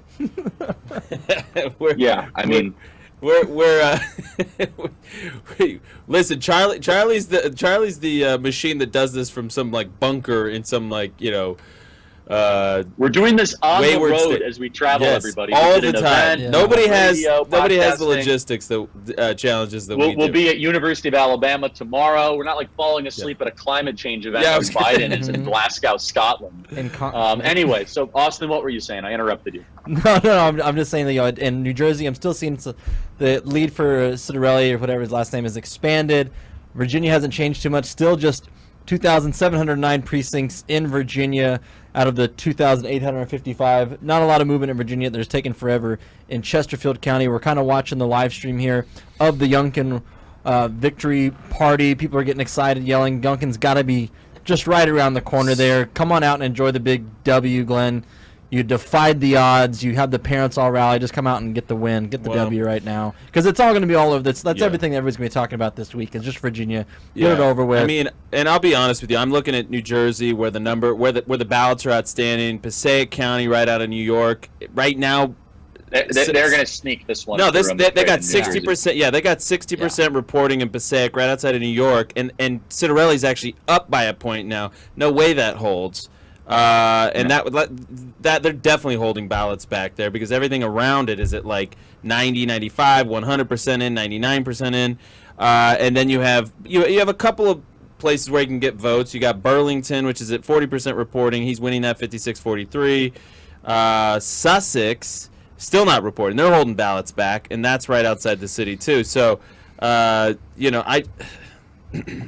know. I just don't see a route forward here, especially with all of those. I don't see a route for Citarelli. Yeah, I just don't. No. Because his vote tally right now, he's got a 10,000 margin. There's a lot of blue votes out there. A lot of blue votes, but turnout's down, and Joe Biden is wildly unpopular, as it's been said by one Twitter prognosticator. Said, as you're trying to make sense of what's happening in Virginia and even in New Jersey, You have to come to grips with the fact that Biden is more unpopular now than any other modern American president in polling history. So he is historically unpopular. To Obama's credit, he nailed that one. He said, "Don't underestimate Joe Biden's ability to let's go, Brandon." Yeah, but this also goes back to the point that they brought in all the heavy hitters. They brought in Obama. They brought in Biden. They just really leaned into that. They thought it was going to be it, but it wasn't it. It wasn't it. And so it'll be interesting to see how some Democrats play it next year. They'll think, oh, people forgot about Virginia, but we talked about it before. But they're still going to run on these issues. They're not going to run away from critical race theory. They're not going to run away from the gender craze. They're not going to. That's fine. Everybody needs to copy what Youngkin's doing. Copy what the Virginia Republican Party just did. Copy what Glenn Youngkin just did.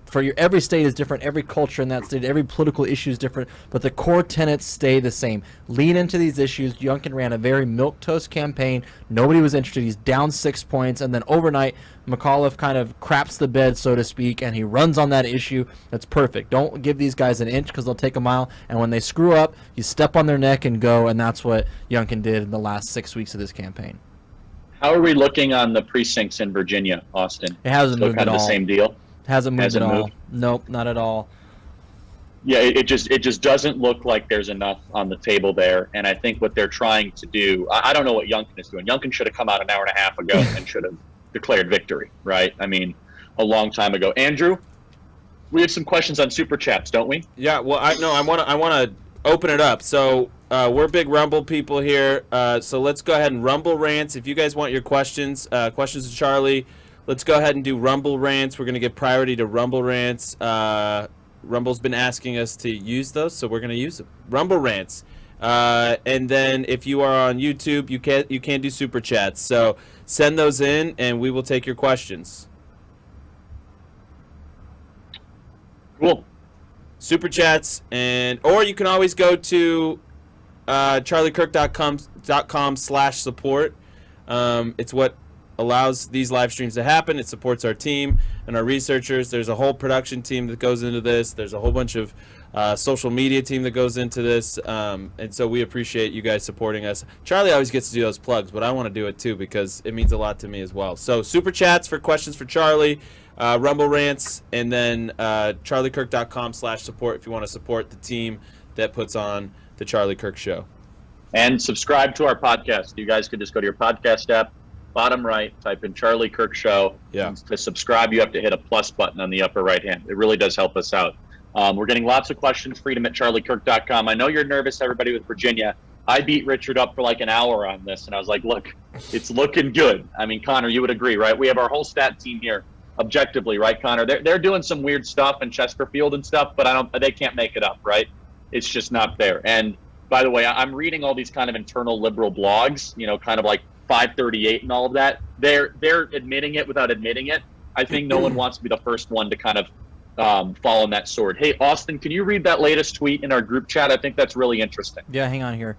Clean sweep of anti-critical race theory candidates in Percomian School Board in the very blue Montgomery County, Pennsylvania. Congrats to Don Fountain, Rowan Keenan, Jason Saylor, and Jason Geddes. I don't want to butcher that last name. Congratulations to those guys. I mean, this is the issue to run on. Don't run away from this issue. Lean into it. If we can do it from the school board all the way up to the governor's office, this is a big deal. This is a winning issue, and it's not just a winning issue. It's the right issue to win on. It's the right issue to be with. It's not something that we should like, oh, it's politically expedient. Yeah, I mean, it works that way, but it's the right issue for our country to win on. We're seeing this as well. Diversity plan opponents win control of school board in Southlake, Texas. That was a big national news story. So Southlake, Texas school board is now going to be controlled by conservatives. We're seeing from the Des Moines Register, conservative sweep. Ankeny school board election putting mask mandate in question. This stuff's going all over the place, folks. And so these are topics that we've been hitting so hard on this show. And it's really satisfying to see all the hard work actually go into at a very grassroots level, make a difference. Also, Turning Point USA started schoolboardwatchlist.org, schoolboardwatchlist.org, which actually got Turning Point put on the famous, now the infamous memoranda from the NSBA, the National School Boards Association. that Merrick Garland then wrote his memoranda on. We were mentioning that. Turning Point USA was mentioning that because of the school board watch list, which, by the way, is making waves all over the place. I mean, they sent out a tweet, and there's like thousands of likes and retweets, and parents get all up in arms. It's fantastic. That's what we want. So people are engaging that in a big way. So congrats to everybody listening. It's working. It's happening. And these the messaging, we've been spot on, Charlie. You've been spot on. You deserve a hat tip as well. You don't get nearly enough credit for how out ahead of these issues you've been. I mean, and I'll say it as one of the producers of the show. You know, every morning we're talking about where we're going with the show, where we're going with ideas. Charlie, you've been way out ahead on these cultural issues. Way out. I mean, by a factor of like maybe two years. I mean, you started the culture war tour before anybody was talking about a culture war, let alone a phony culture war, according to Obama. We've been encouraging school board stuff for years, and it's nice to see it finally culminate. I mean, education has always been the biggest issue that we've been focused on, and you see this right now in Virginia. And I just think one of the reasons why, I don't know why Youngkin's not coming out, I can't figure it out, but one of the reasons why McAuliffe and all of them are acting the way that they are is that they can't quite process this. They can't believe that there is some sort of, third rail issue that they haven't been able to master. And I think we now have a new report out of Chesterfield County. Is that right, Andrew? 96 reporting, and he's holding. Looks like he's holding. Does that count all ballots, including absentee, or is that just 96% reporting? I haven't gotten an update on the absentee ballots. Youngkin's still holding 56-44. Glenn just needs to get out. Needs to get out there. Come get the dub, man. Who knows Enjoy what's it. going on back there? It's 12:30 in Virginia. Yeah. This is getting. I know. It's starting to get ridiculous. Honestly, it's starting to get really, really ridiculous. I don't know what they're doing. Their consultants keeping them back there. Just wait a little bit longer. No. Get in front of it. Own this thing. Let's see here. Doesn't make any sense. We're going to stay on this. I'm looking at a lot of these blogs. I mean, nothing internally on the Democrats' liberal side is any form of optimism, which is different than election night on 2020. They were confident, like strangely confident throughout the evening. Remember? Outside of the betting markets, like there were people that were in on it and people that weren't in on it. No one here is anywhere close to that. New York Times has Chesterfield at 96% reporting and Youngkin up 8. To understand how big that is, Donald Trump won that. I mean, he lost that massively. He did. He got clobbered in Chesterfield, and so part of the kind of pathway to victory for Youngkin is winning a higher percentage of the coal country for Trump, and Trump lost in the Trump country. Trump lost Chesterfield County by 5.5 points, and Youngkin is winning it by 8. That's a 13.5 point shift. A 13.5 point shift. And so how this thing is not called, I don't understand. I mean, people have been calling it for quite some time. And so but here's a big thing, which is that National Public Radio is called Bergen County for Chitterelli. Wow. It's a big deal. Wow, that's a big deal. That was the whole question mark all night. Let's see. That's incredible. So now in Virginia, what's Austin? What's the latest? 2,712 precincts in of the 2,855 total. So we're getting very close. Very, very close. Youngkin needs to come out and own this victory and be the next governor of Virginia. Yeah, Bergen is 100% in, according to the New York Times. 52-47 for Citarelli. According to Rich, ABC News has now called it for Youngkin. Thank God. Woo! All right, now welcome get out to the there. party, everybody. Yeah, now finally Youngkin will get out there because, one of the polite society groups called it. No. Yeah, that's right. No, you got to make sure you win over the Beltway people. Well, he is a political vest wearer. director at ABC. He'll figure it out. This is the political director at ABC that has now called the race for Youngkin. Hey, Charlie, everyone super was chat. waiting on that one county. We got one super chat, guys. No, not many super chats, but we'll get them going. Charlie, you are savage. Appreciate your work. I live in LA, and it seems like people are finally waking up. That's KH Anthology. Wait. All right, we will answer that. Is Murphy speaking? That's what I'm hearing. I want to hear what he has to say. You're going to say it's going to be a long night. We got to count all the votes. Yeah, but ABC News, has MSNBC fallen too? I think MSNBC just called the race for Youngkin, right? Oh, man. Yeah, it's done. They're probably on Everyone was suicide- waiting they're for on suicide Chesterfield watch. County, I think. All right, and Richard Barris, God bless him, right? It looks like it's there. Goat. Do we have Murphy? MSNBC. Oh, we're getting that feed. Yep. MSNBC just called MSNBC it. calls the race. Wow. Virginia, we called it three hours Somebody ago. check but on Rachel Maddow right now. Yeah. Why did we wait, everybody? Because we listened to our viewers, and I was just as worried, as paranoid as you were with everything that was happening. I was like, come Listen, on. we've Like been waiting through for this before. incoming, We've been through incoming, this ballot before. drop incoming. Holding back votes and whatnot. Okay. Yeah, so there is Murphy is on. Murphy is on the stage. Can we get Murphy on there, please? Yeah, let me I've got clips coming too if we need them. So, we'll get it up there for the stream.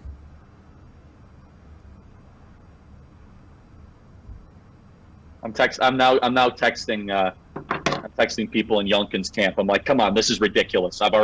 I blew him up earlier, and I'm like, this is crazy town. So we're going full court press on I think Ted Cruz went to this watch party too. I think he's there in Virginia. Tell Ted to get him out. Well, I hope so. Do we have Murphy? Murphy So the just race has finished now been speaking. called. Murphy just finished speaking, so we're gonna have to. We got Okay, some clips. Murphy's done. That's fine. We Just got get the some essence of it. I'm sure it's all the nonsensical stuff. So just get the essence of it. Yep. What a loser he is. Yeah. Okay. So ABC has called it. MSNBC has called it. I think Youngkin wanted the polite society to call it. Very, very Loudoun County of it. It's very ruling class of him. I will not go until the gatekeepers of the polite society. Very will DC do it. suburbanite of you. Very DC suburbanite, very ruling class, very Boeing, very AstraZeneca of you. But that's So who butters basically, the bread. what we're hearing is Murphy and McAuliffe's post speech were basically carbon copies of the other. So we'll have to wait and see. Delivering a we'll have to wait and see speech at 12:30 is not a good look for a Democrat in New Jersey running for governor. So that's what it was. We'll have to wait and see, count all the votes, blah blah blah. So we have a clip here. Maybe we can throw it up. Throw it up on the let's go ahead and throw it up. Is that the live Murphy? stream or is that the clip? Yeah, but keep it short. That guy's a joke. So like just 30 seconds. Here we go. Oliver, Chairman Leroy Jones, Vice Chair Peg Schaefer, our incredible team led by Molly Bonato and Jackie Burns, the thousands of volunteers who knocked on doors and made phone calls, our friends in organized labor who stood tall in support of us and our mission. To everyone, we say thank you all so much. And most importantly for me, I thank my family, many of whom were here tonight. I hope they still are. And I especially thank the chair of our campaign, the finance chair of our campaign, and New Jersey's all-time greatest First Lady, Tammy Murphy. Enough. It's vomit-inducing.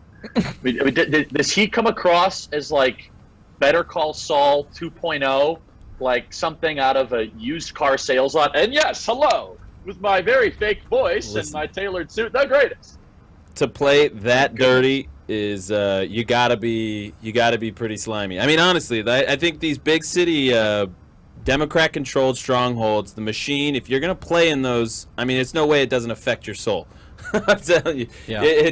I think you can see it. You can see it on their faces. You know, it's unfortunate, but that's true. It's something we really do have to clean up in this country. I can't believe this is real. So the New Jersey State Senate president looks like he's going to lose to some random guy who didn't run a campaign, has no website, and he said, I'm a blue-collar conservative with strong conservative belief. I am for lower taxes and fiscal responsibility. And the Senate president's going to lose to him in New Jersey. Wow. Some guy that didn't even run a campaign. I'm going to send this to you. It's hilarious. You got to put this on the screen. It's some guy, he didn't even have, a website. Look at what I just sent you. That's awesome. Are we sure about this? I think we have to. He lost to a guy who didn't campaign. Charlie's dying. We lost Charlie. It's late over there. Oh, it's hilarious. I'm sorry. You look at this guy. It's just so.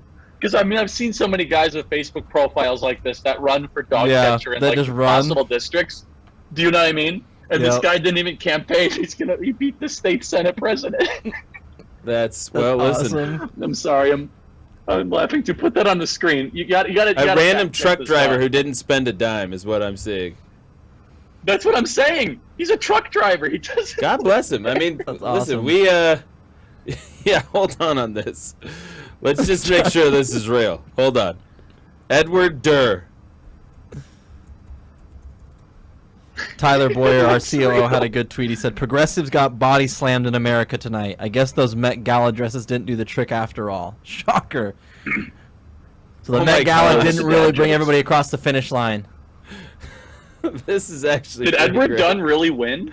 I think so. I'm seeing Edward Durr is rocking Sweeney. Holy S. 37 seconds ago. He doesn't have a website.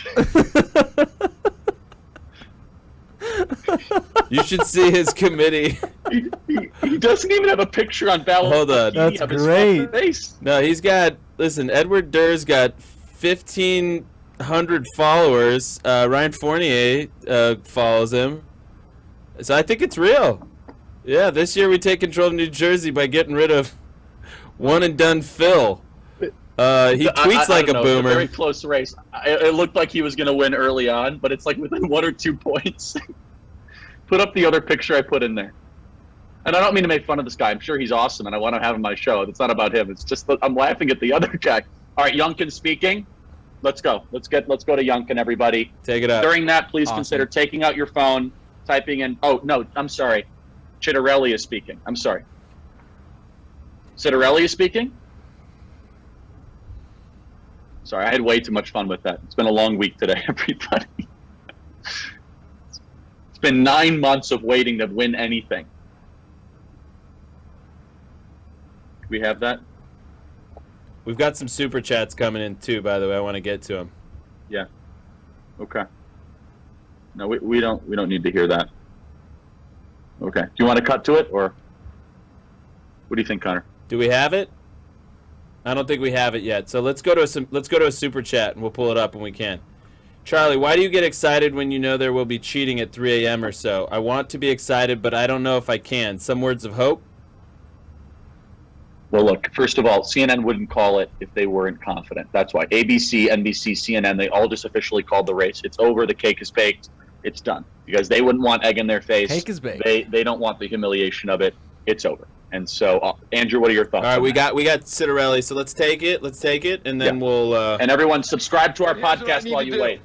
We've already got to go in and begin the planning for what needs to be done to make sure that we can declare this victory. And so you can watch us closely over the next week or so in order for us to do what needs to be done to certify this win.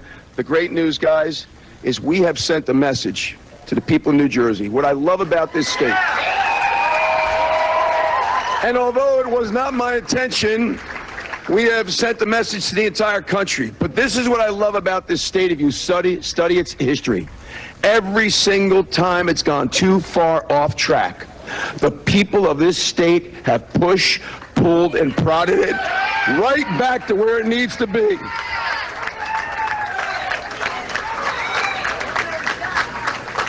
And so listen, sometime real soon, we're going to do this again. Like we're doing it right now, and we will declare a victory. Guys, hang in with me. Thank you all so very, very much. That's the state of play at Chittarelli headquarters, and he is hoping a lot of those folks take... He seems optimistic. Yep. I think it's safe to say, but I think he's, rightly setting expectations that this is going to be a while. We've got some more super chats here saying KH Anthology, another one from you. Let's go. I like that. T Nance, let's go Brandon. I got Brittany P. Thanks for all your hard work. Ex-Democrat, voted for Trump in 2020. I hated him in the past, but did my research and finally woke Very up. cool. Thank you, Brittany Price. We appreciate that. Brittany P, I should say. I want to respect everybody's privacy here. Go ahead and send your super chats if you want Charlie to answer your question. Somebody getting ready to come up there for Youngkin. I think he's going to introduce him right now. Okay, let's actually. Oh nope! I think he's getting the stage ready. Oh, so he's yeah, testing, he's getting ready. So Youngkin's on his way out. New York folks. Times has called it for Youngkin. Fox News just called Arizona for McAuliffe. Big old check mark next to Glenn Youngkin. Yep. Congratulations, Glenn Youngkin, governor-elect. Governor-elect. Congrats. It's a Govern big like deal. a true conservative. Turn your state around. And he has to remember why he won. That's right, He did Charlie. not win by listening to the Beltway class or the Chamber of Commerce people. He won because he ran a grassroots campaign of a diverse and multi-ethnic coalition of issues that mattered, that pushed back against the consensus of the American ruling class. Very important. Remember, we framed this race early on. We said Virginia was about the rulers and the people that run the country and the people that make the country run. And you see right there in that image, bottom right hand of your corner, you're seeing parents for Youngkin. You are seeing normal people that are up. It's nearly 1 a.m. where we are right now. And that's that same time there. But this was a true campaign. And this happened statewide. And I just want to give one special thanks. I want to say thank you to the Loudoun County School Board for your arrogance, for your treachery, for your deceit, for your dishonesty. Because without you, I don't know if Youngkin would be governor of Virginia right now. I want to give a special thank you to Robin DiAngelo, to Ibram X. Kendi. I want to give a special thank you to all the CRT people post-Floydapalooza that thought it would be a good idea to make white kids learn they're racist because of the color of their skin. You see that celebration right there in the bottom hand of your corner? That right there is a repudiation of all of you. The more moms and dads learned about you, the more they hated you. The more that parents realized that this ideology has infected every single portion of American life, the more they push back. But I think a thank you is also in store for some other people. I just want to say that people like Christopher Rufo, people like James Lindsay. Honestly, Andrew, can we have James Lindsay come on the show tomorrow? Yep. Seriously. I mean, I'll reach out to him. We've been up for like 9 hours. Seriously. James Lindsay especially doesn't get as much credit as Christopher Rufo. He led a bipartisan backlash of the CRT stuff, and you're seeing that now manifest in politics. Aristotle said we are all political animals. We all want to exercise our values politically at some point. And it had a crescendo tonight. Youngkin is the next governor of Virginia. It's a big deal. Yeah. I mean, so in a deep blue state, and it happened because of all of the nonsense they were implementing. And for Republicans out there, we could have given up after Biden became president. But tonight was a culmination of inflation, of supply chain issues. It was a culmination of Afghanistan. It was a culmination of CRT, of masks, of vaccine mandates, where people were like a pressure cooker. They said, we're just not going to take it anymore. And it all came together at this one beautiful moment. And I'll tell you that New Jersey is closer than anyone would ever possibly imagine. And with that kind of fake used car salesman type guy, unbelievable that guy would be in charge of anything. I believe anybody would vote for that governor guy. of New Jersey. It's disgusting. And yet, but Youngkin is showing to the rest of the country, and a lot of these moderate Republicans, this is the moderate chirpers, you see what I'm saying, Austin? On Twitter, a lot of the moderate people are like, oh, you gotta run a moderate campaign. Youngkin was more conservative than any person running for public office on the Eastern Seaboard in recent memory. He ran more. He said he's gonna ban CRT, not that we're gonna have like Larry Hogan, we're gonna have rape for them. Yeah, you know, to that point, Charlie. To that point, Charlie. It's like I read this David French essay that Barry Weiss put out there. You know, Substack. We like Barry. She's done a great job on CRT, phenomenal. But this David French article, he's basically saying, oh, the illiberal right, the rise of the illiberal right. And you know what I say to that is, what do you think about if we were going to put up a bunch of books and have teachers teach about eugenics? You think that's a pro-eugenics books in libraries? We don't have to. I totally agree. A town hall for Youngkin. He was supportive, but I think Donald Trump knew that if he would have done an event in Fairfax County, that it might have actually overly inspired the opposition. I think Donald Trump deserves a lot of credit for how he played Virginia. I don't think he's going to get the credit he deserves for this, but he knew that he could captivate his base. He knew he could put it together. And for your grace. And we thank you for a new day in the Commonwealth of Virginia. And we give you praise and glory. You tell us in your word in Daniel 2 that you raise up kings and you depose them. And so we're thankful, Lord, that you are sovereign in the affairs of men. And we give you glory and honor. We pray your blessing over Governor-to-be Glenn Youngkin and the First Lady of Virginia, Suzanne Youngkin, and their children. And we pray, God, your continued blessing on the United States of America and our great Commonwealth. In Jesus' name, and everybody said, amen.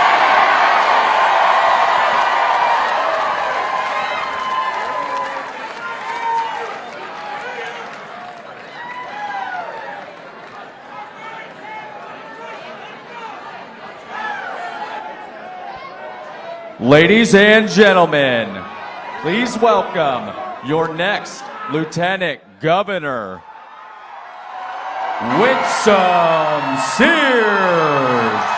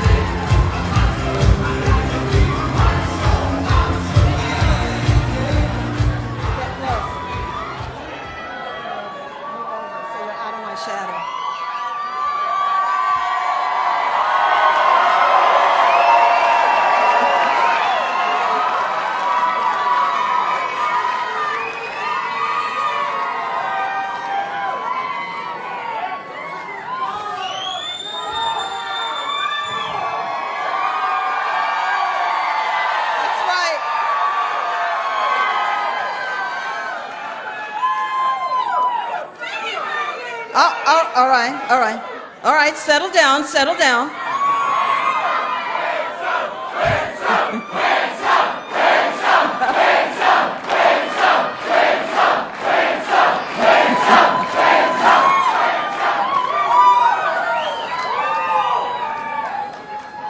I am at a loss for words for the first time in my life.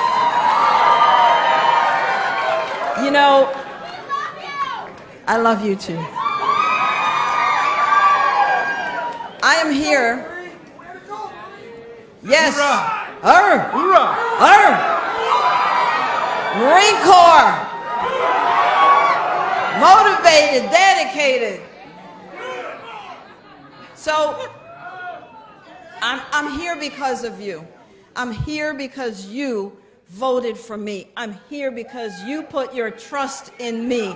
That's the only reason I'm here. Thank you. Thank you.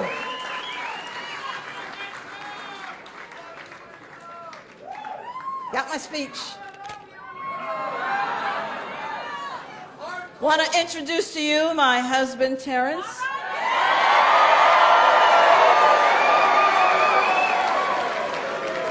He's another Marine. My daughter, Katja, and my other daughter, Janelle.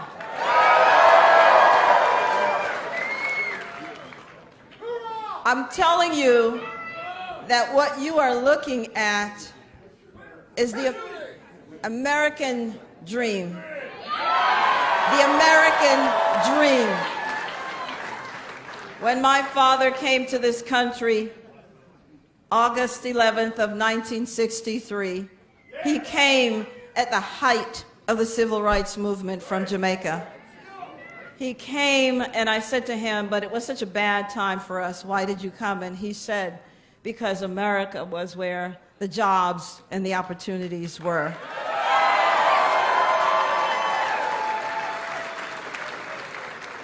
And he only came with $1.75. $1.75. Took any job he could find, and he put himself through school and started his American dream. And then, yes, and now he's comfortably retired. And then he came and got me when I was 6 years old. And when I stepped on that Pan Am Boeing 737 and landed at JFK, I landed in a new world.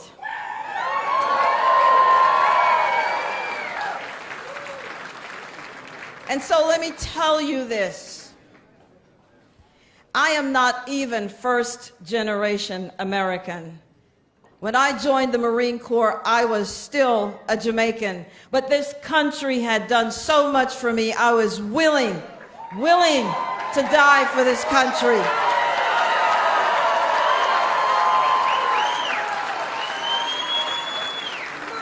USA!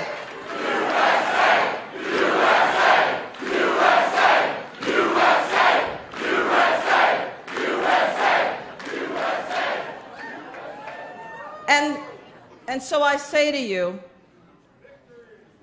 victory indeed. But I say to you,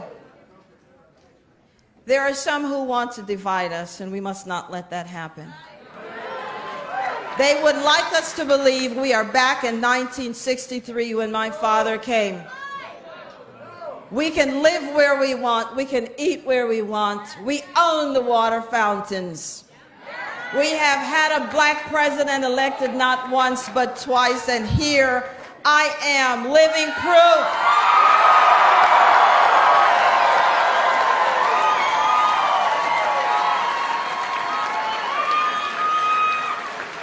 In case you haven't noticed, I am black, and I have been black all my life.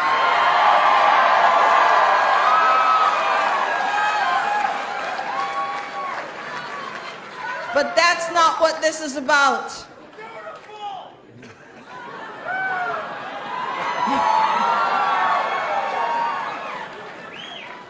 What we are going to do is we are going to now be about the business of the Commonwealth. We have things to tend to. We are going to fully fund our historically black colleges and universities. You're going to hear from your governor-elect, Glenn Youngkin, and he's got a day one plan that I'm already tired about. Don't know how we're going to make it to day two, but he's going to make sure we keep more of our money in our pockets because he's going to get rid of all kinds of taxes. We're going to have safer neighborhoods, safer communities, and our children are going to get a good education.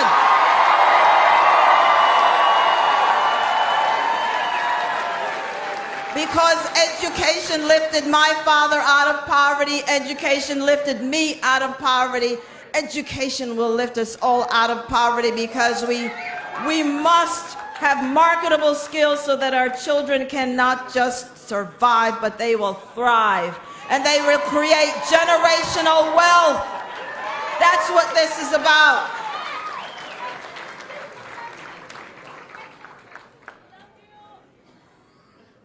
I'm going to finish up. We love you too.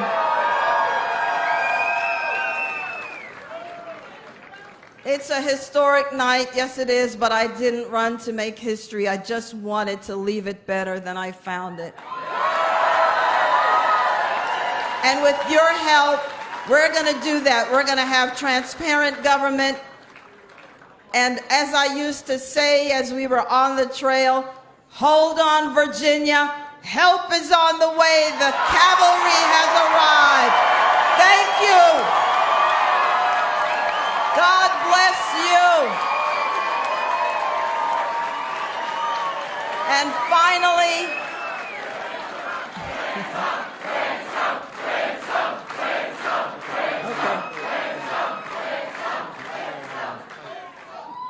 Want to thank my staff because I couldn't have done it without them. We were a ragtag bunch of people.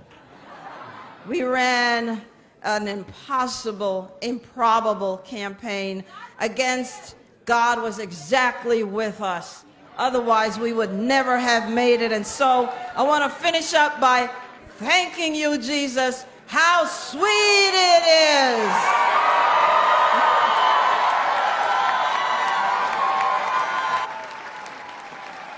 Ladies and gentlemen, please welcome your next First Lady, Suzanne Youngkin.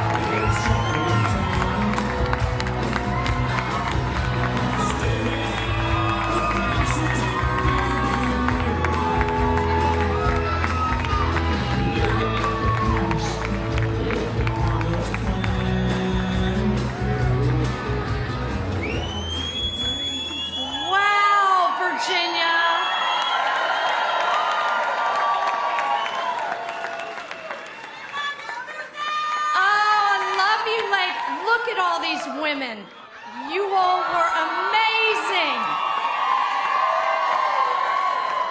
Incredible, incredible. It has been the highest honor to spend these last months traveling around this Commonwealth and meeting Virginians. You welcomed me in your homes. You welcomed me in your parks. You welcomed me in your houses of worship. You were the most kind, hospitable, industrious, dedicated, wise, thinking, caring, and beautiful people to me, and I am forever grateful.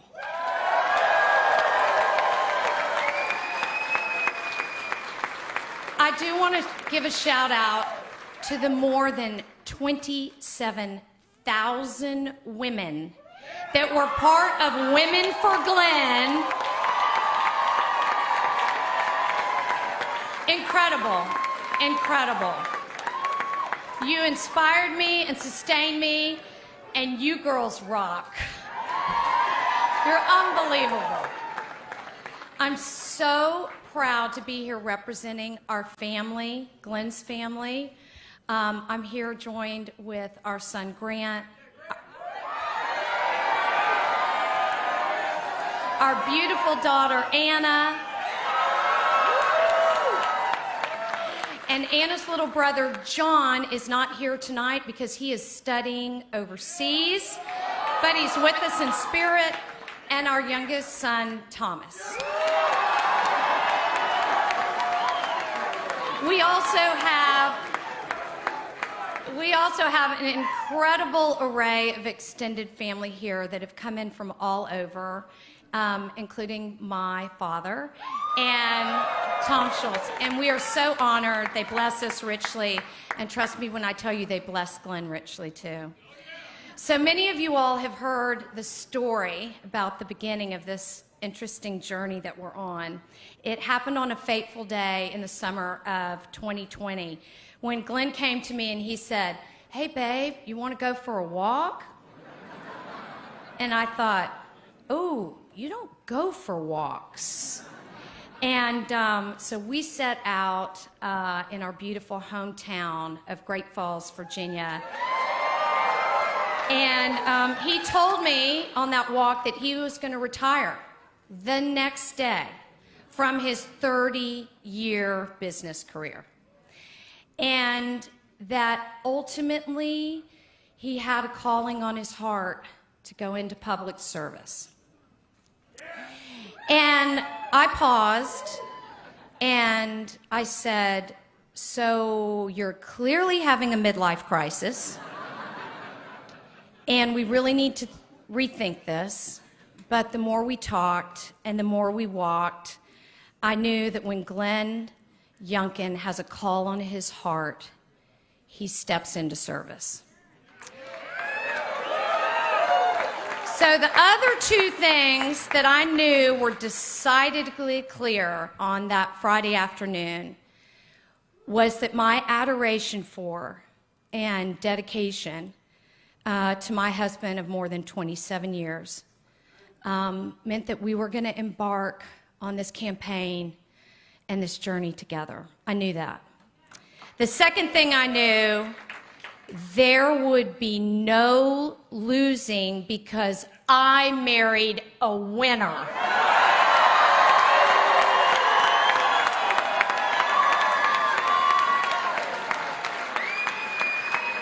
So, without further ado,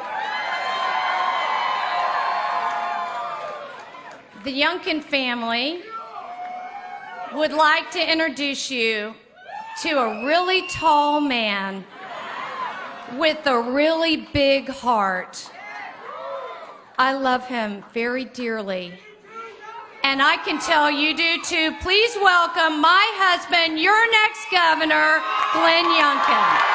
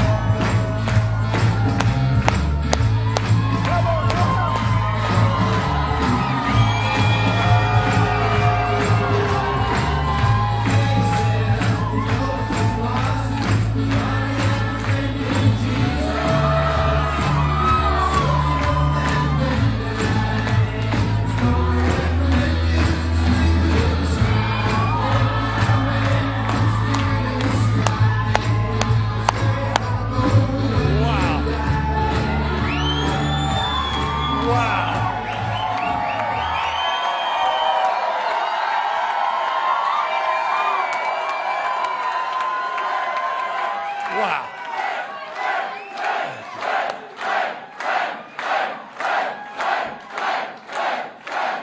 Thank you. Wow. Amazing. Woo!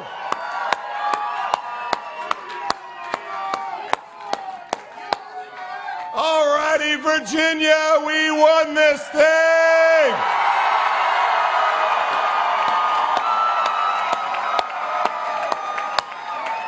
How much fun? How much fun? First of all, thank you all for waiting a few minutes longer than we thought to. Breakfast will be served shortly. Amazing. God. Well, first, let me thank Suzanne. Just, oh.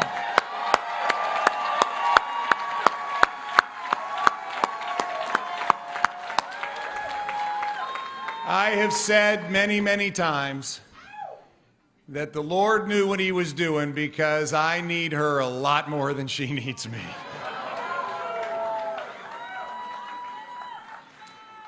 When I told you on that fateful Friday afternoon that a conviction had come over my heart to go serve Virginians, you did respond. You responded with grace. You responded with support. You responded with unconditional love. Thank you. Thank you. I also have to thank my amazing kids. because I'm not sure that they were all on board at the beginning.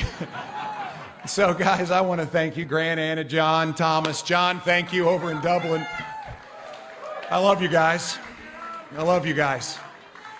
And I want to thank my beloved Commonwealth of Virginia. Really are.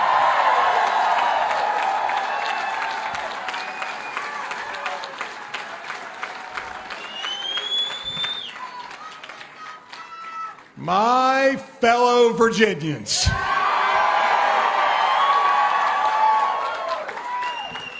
We stand here this morning at this defining moment, a defining moment that, yes, started with two people on a walk, and a defining moment that is now millions of Virginians walking together.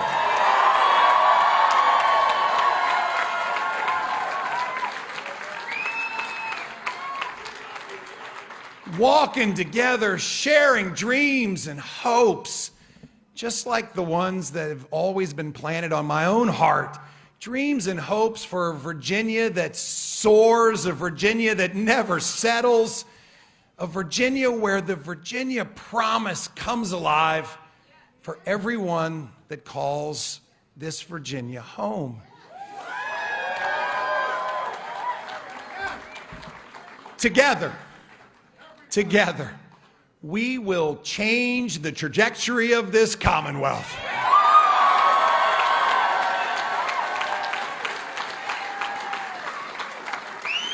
And friends, we are going to start that transformation on day one.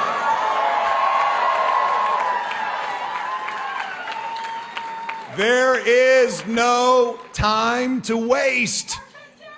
Our kids can't wait. We work in real people time, not government time.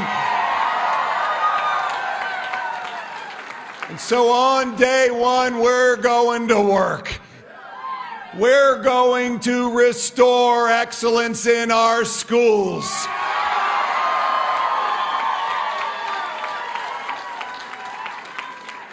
We will invest the largest education budget in the history of the Commonwealth. We're going to invest in teachers, new facilities, special education. We're going to introduce choice within our public school system.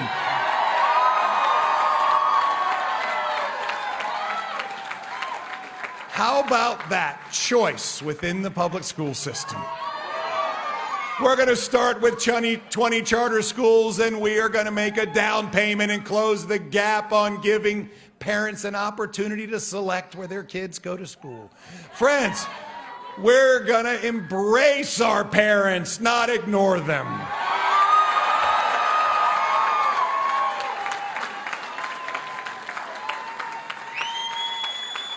We're going to press forward with a curriculum that includes listening to parents' input, a curriculum that allows our children to run as fast as they can, teaching them how to think, enabling their dreams to soar. Friends, we are going to reestablish excellence in our schools.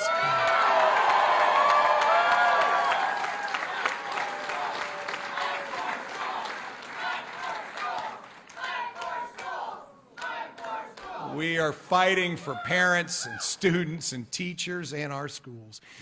Friends, we will reduce our cost of living. On day one, we will declare the largest tax refund in the history of Virginia.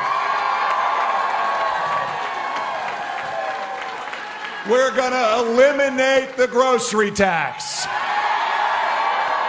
suspend the most recent hike in the gas tax, double everybody's standard deduction. And we are going to cut taxes on the retirement income of our veterans.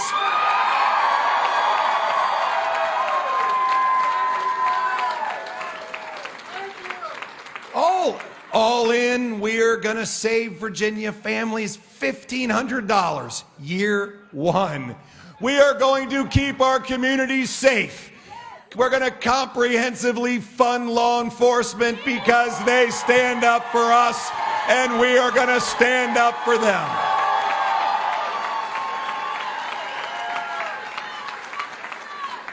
Higher salaries, better equipment, more training, programs like Unity in the community to work to build trust between law enforcement and those they protect and serve. We're going to protect qualified immunity, invest in our behavioral health system, and finally, we will replace the entire parole board on day one.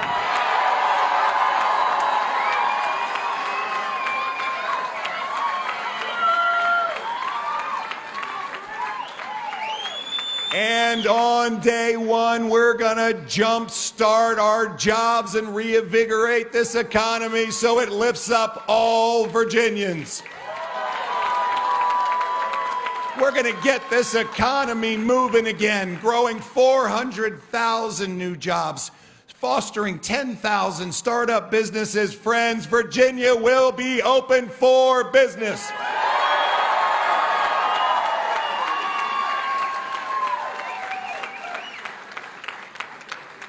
It's time for Virginia to be the place where everyone wants to live, not leave. A place where the relentless pursuit for a better life, for prosperity, is not burdened or blocked by self-interested politicians who are more focused on their futures than those they were elected to serve.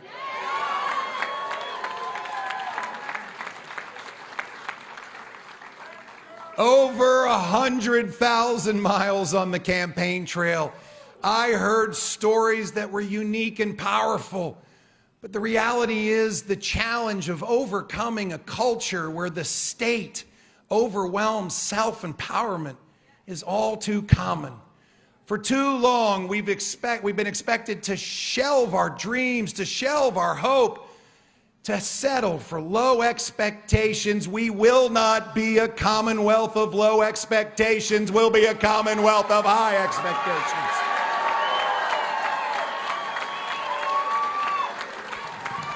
And friends, all of that has changed tonight.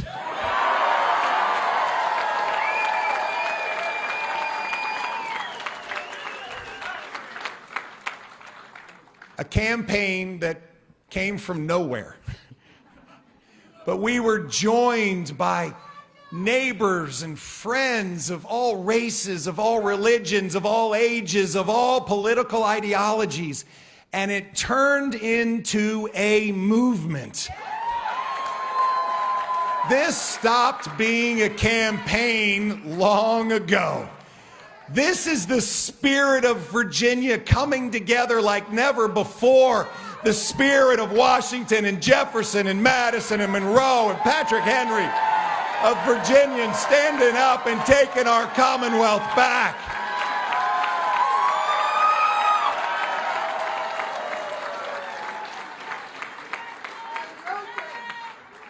My fellow Virginians, this is our moment. It's our moment for parents, for grandparents, for aunts, for uncles, for neighbors, to change the future of Virginia's children's lives, to change their Virginia journey. It's our time to turn that vision into a reality. It's a vision where Virginians' power, the power that has historically resided in the marbled halls in Richmond, is spread out to the kitchen tables that are held together with the bond of spirit, of liberty, and freedom.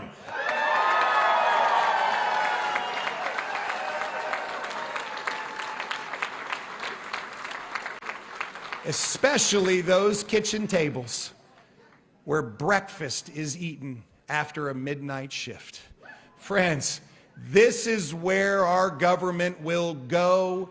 We will go to the people, for the people. It will be of the people. From the farms of the Shenandoah Valley to the docks and shipyards of Hampton Roads, to the coal fields in Southwest Virginia, to the banks of the James River, to the memorials in Arlington National Cemetery.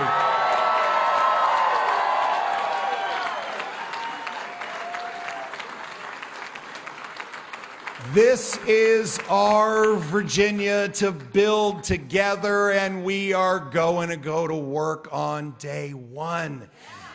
There are always those. There's those that say that that hill is too steep to climb. But we are empowered. We're empowered by a conviction, a righteous conviction in our children's future. We're strengthened by our collective belief in the Virginia promise. So let's climb that hill together. Let's reinvigorate our future. Let's reinvigorate this amazing Commonwealth of Virginia.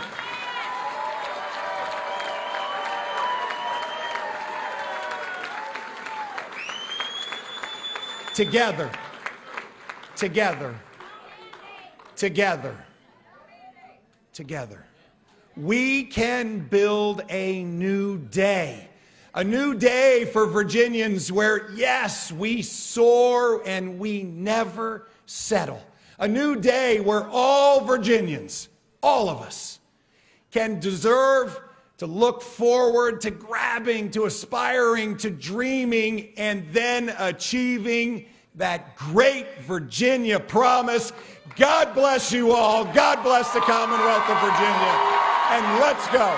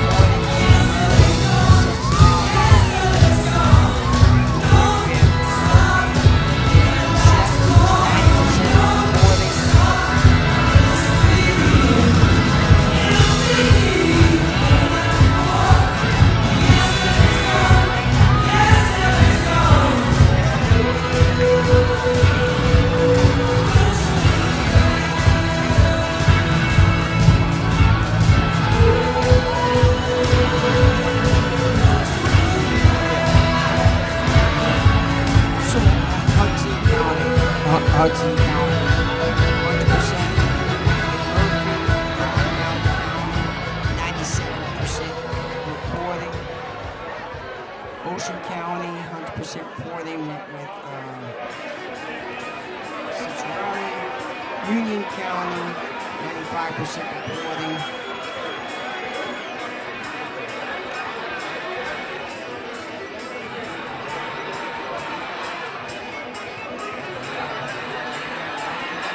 Storm for Murphy, Hampton County, 88% reporting. Going for Murphy, Passaic County, 60% reporting. Right now, Citrus has it at 29.7%. Basically neck to neck. Lewis County, 90% reporting. Now it's in 67.6%. Burlington County is 97% reporting on Citrus. 4.4%. Mercer County,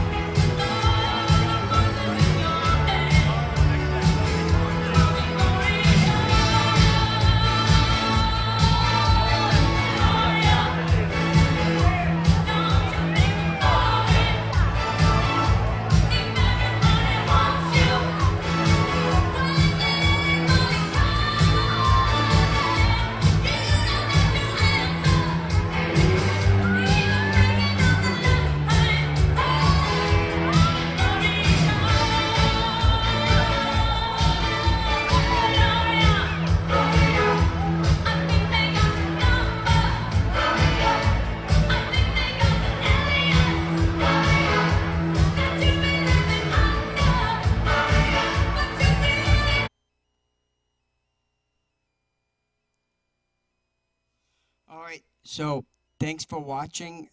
Thanks for watching this broadcast. This was Beshel News Service Backstage, bringing you the latest election coverage of the Virginia elections. I'll see you on the next one. Don't forget to like, comment, and subscribe to this YouTube channel and also Rumble channel. And feel free to comment. Tell me what were your thoughts going on during this election night, and have a good night, all right? Make it a good day. Make it a good day, all right?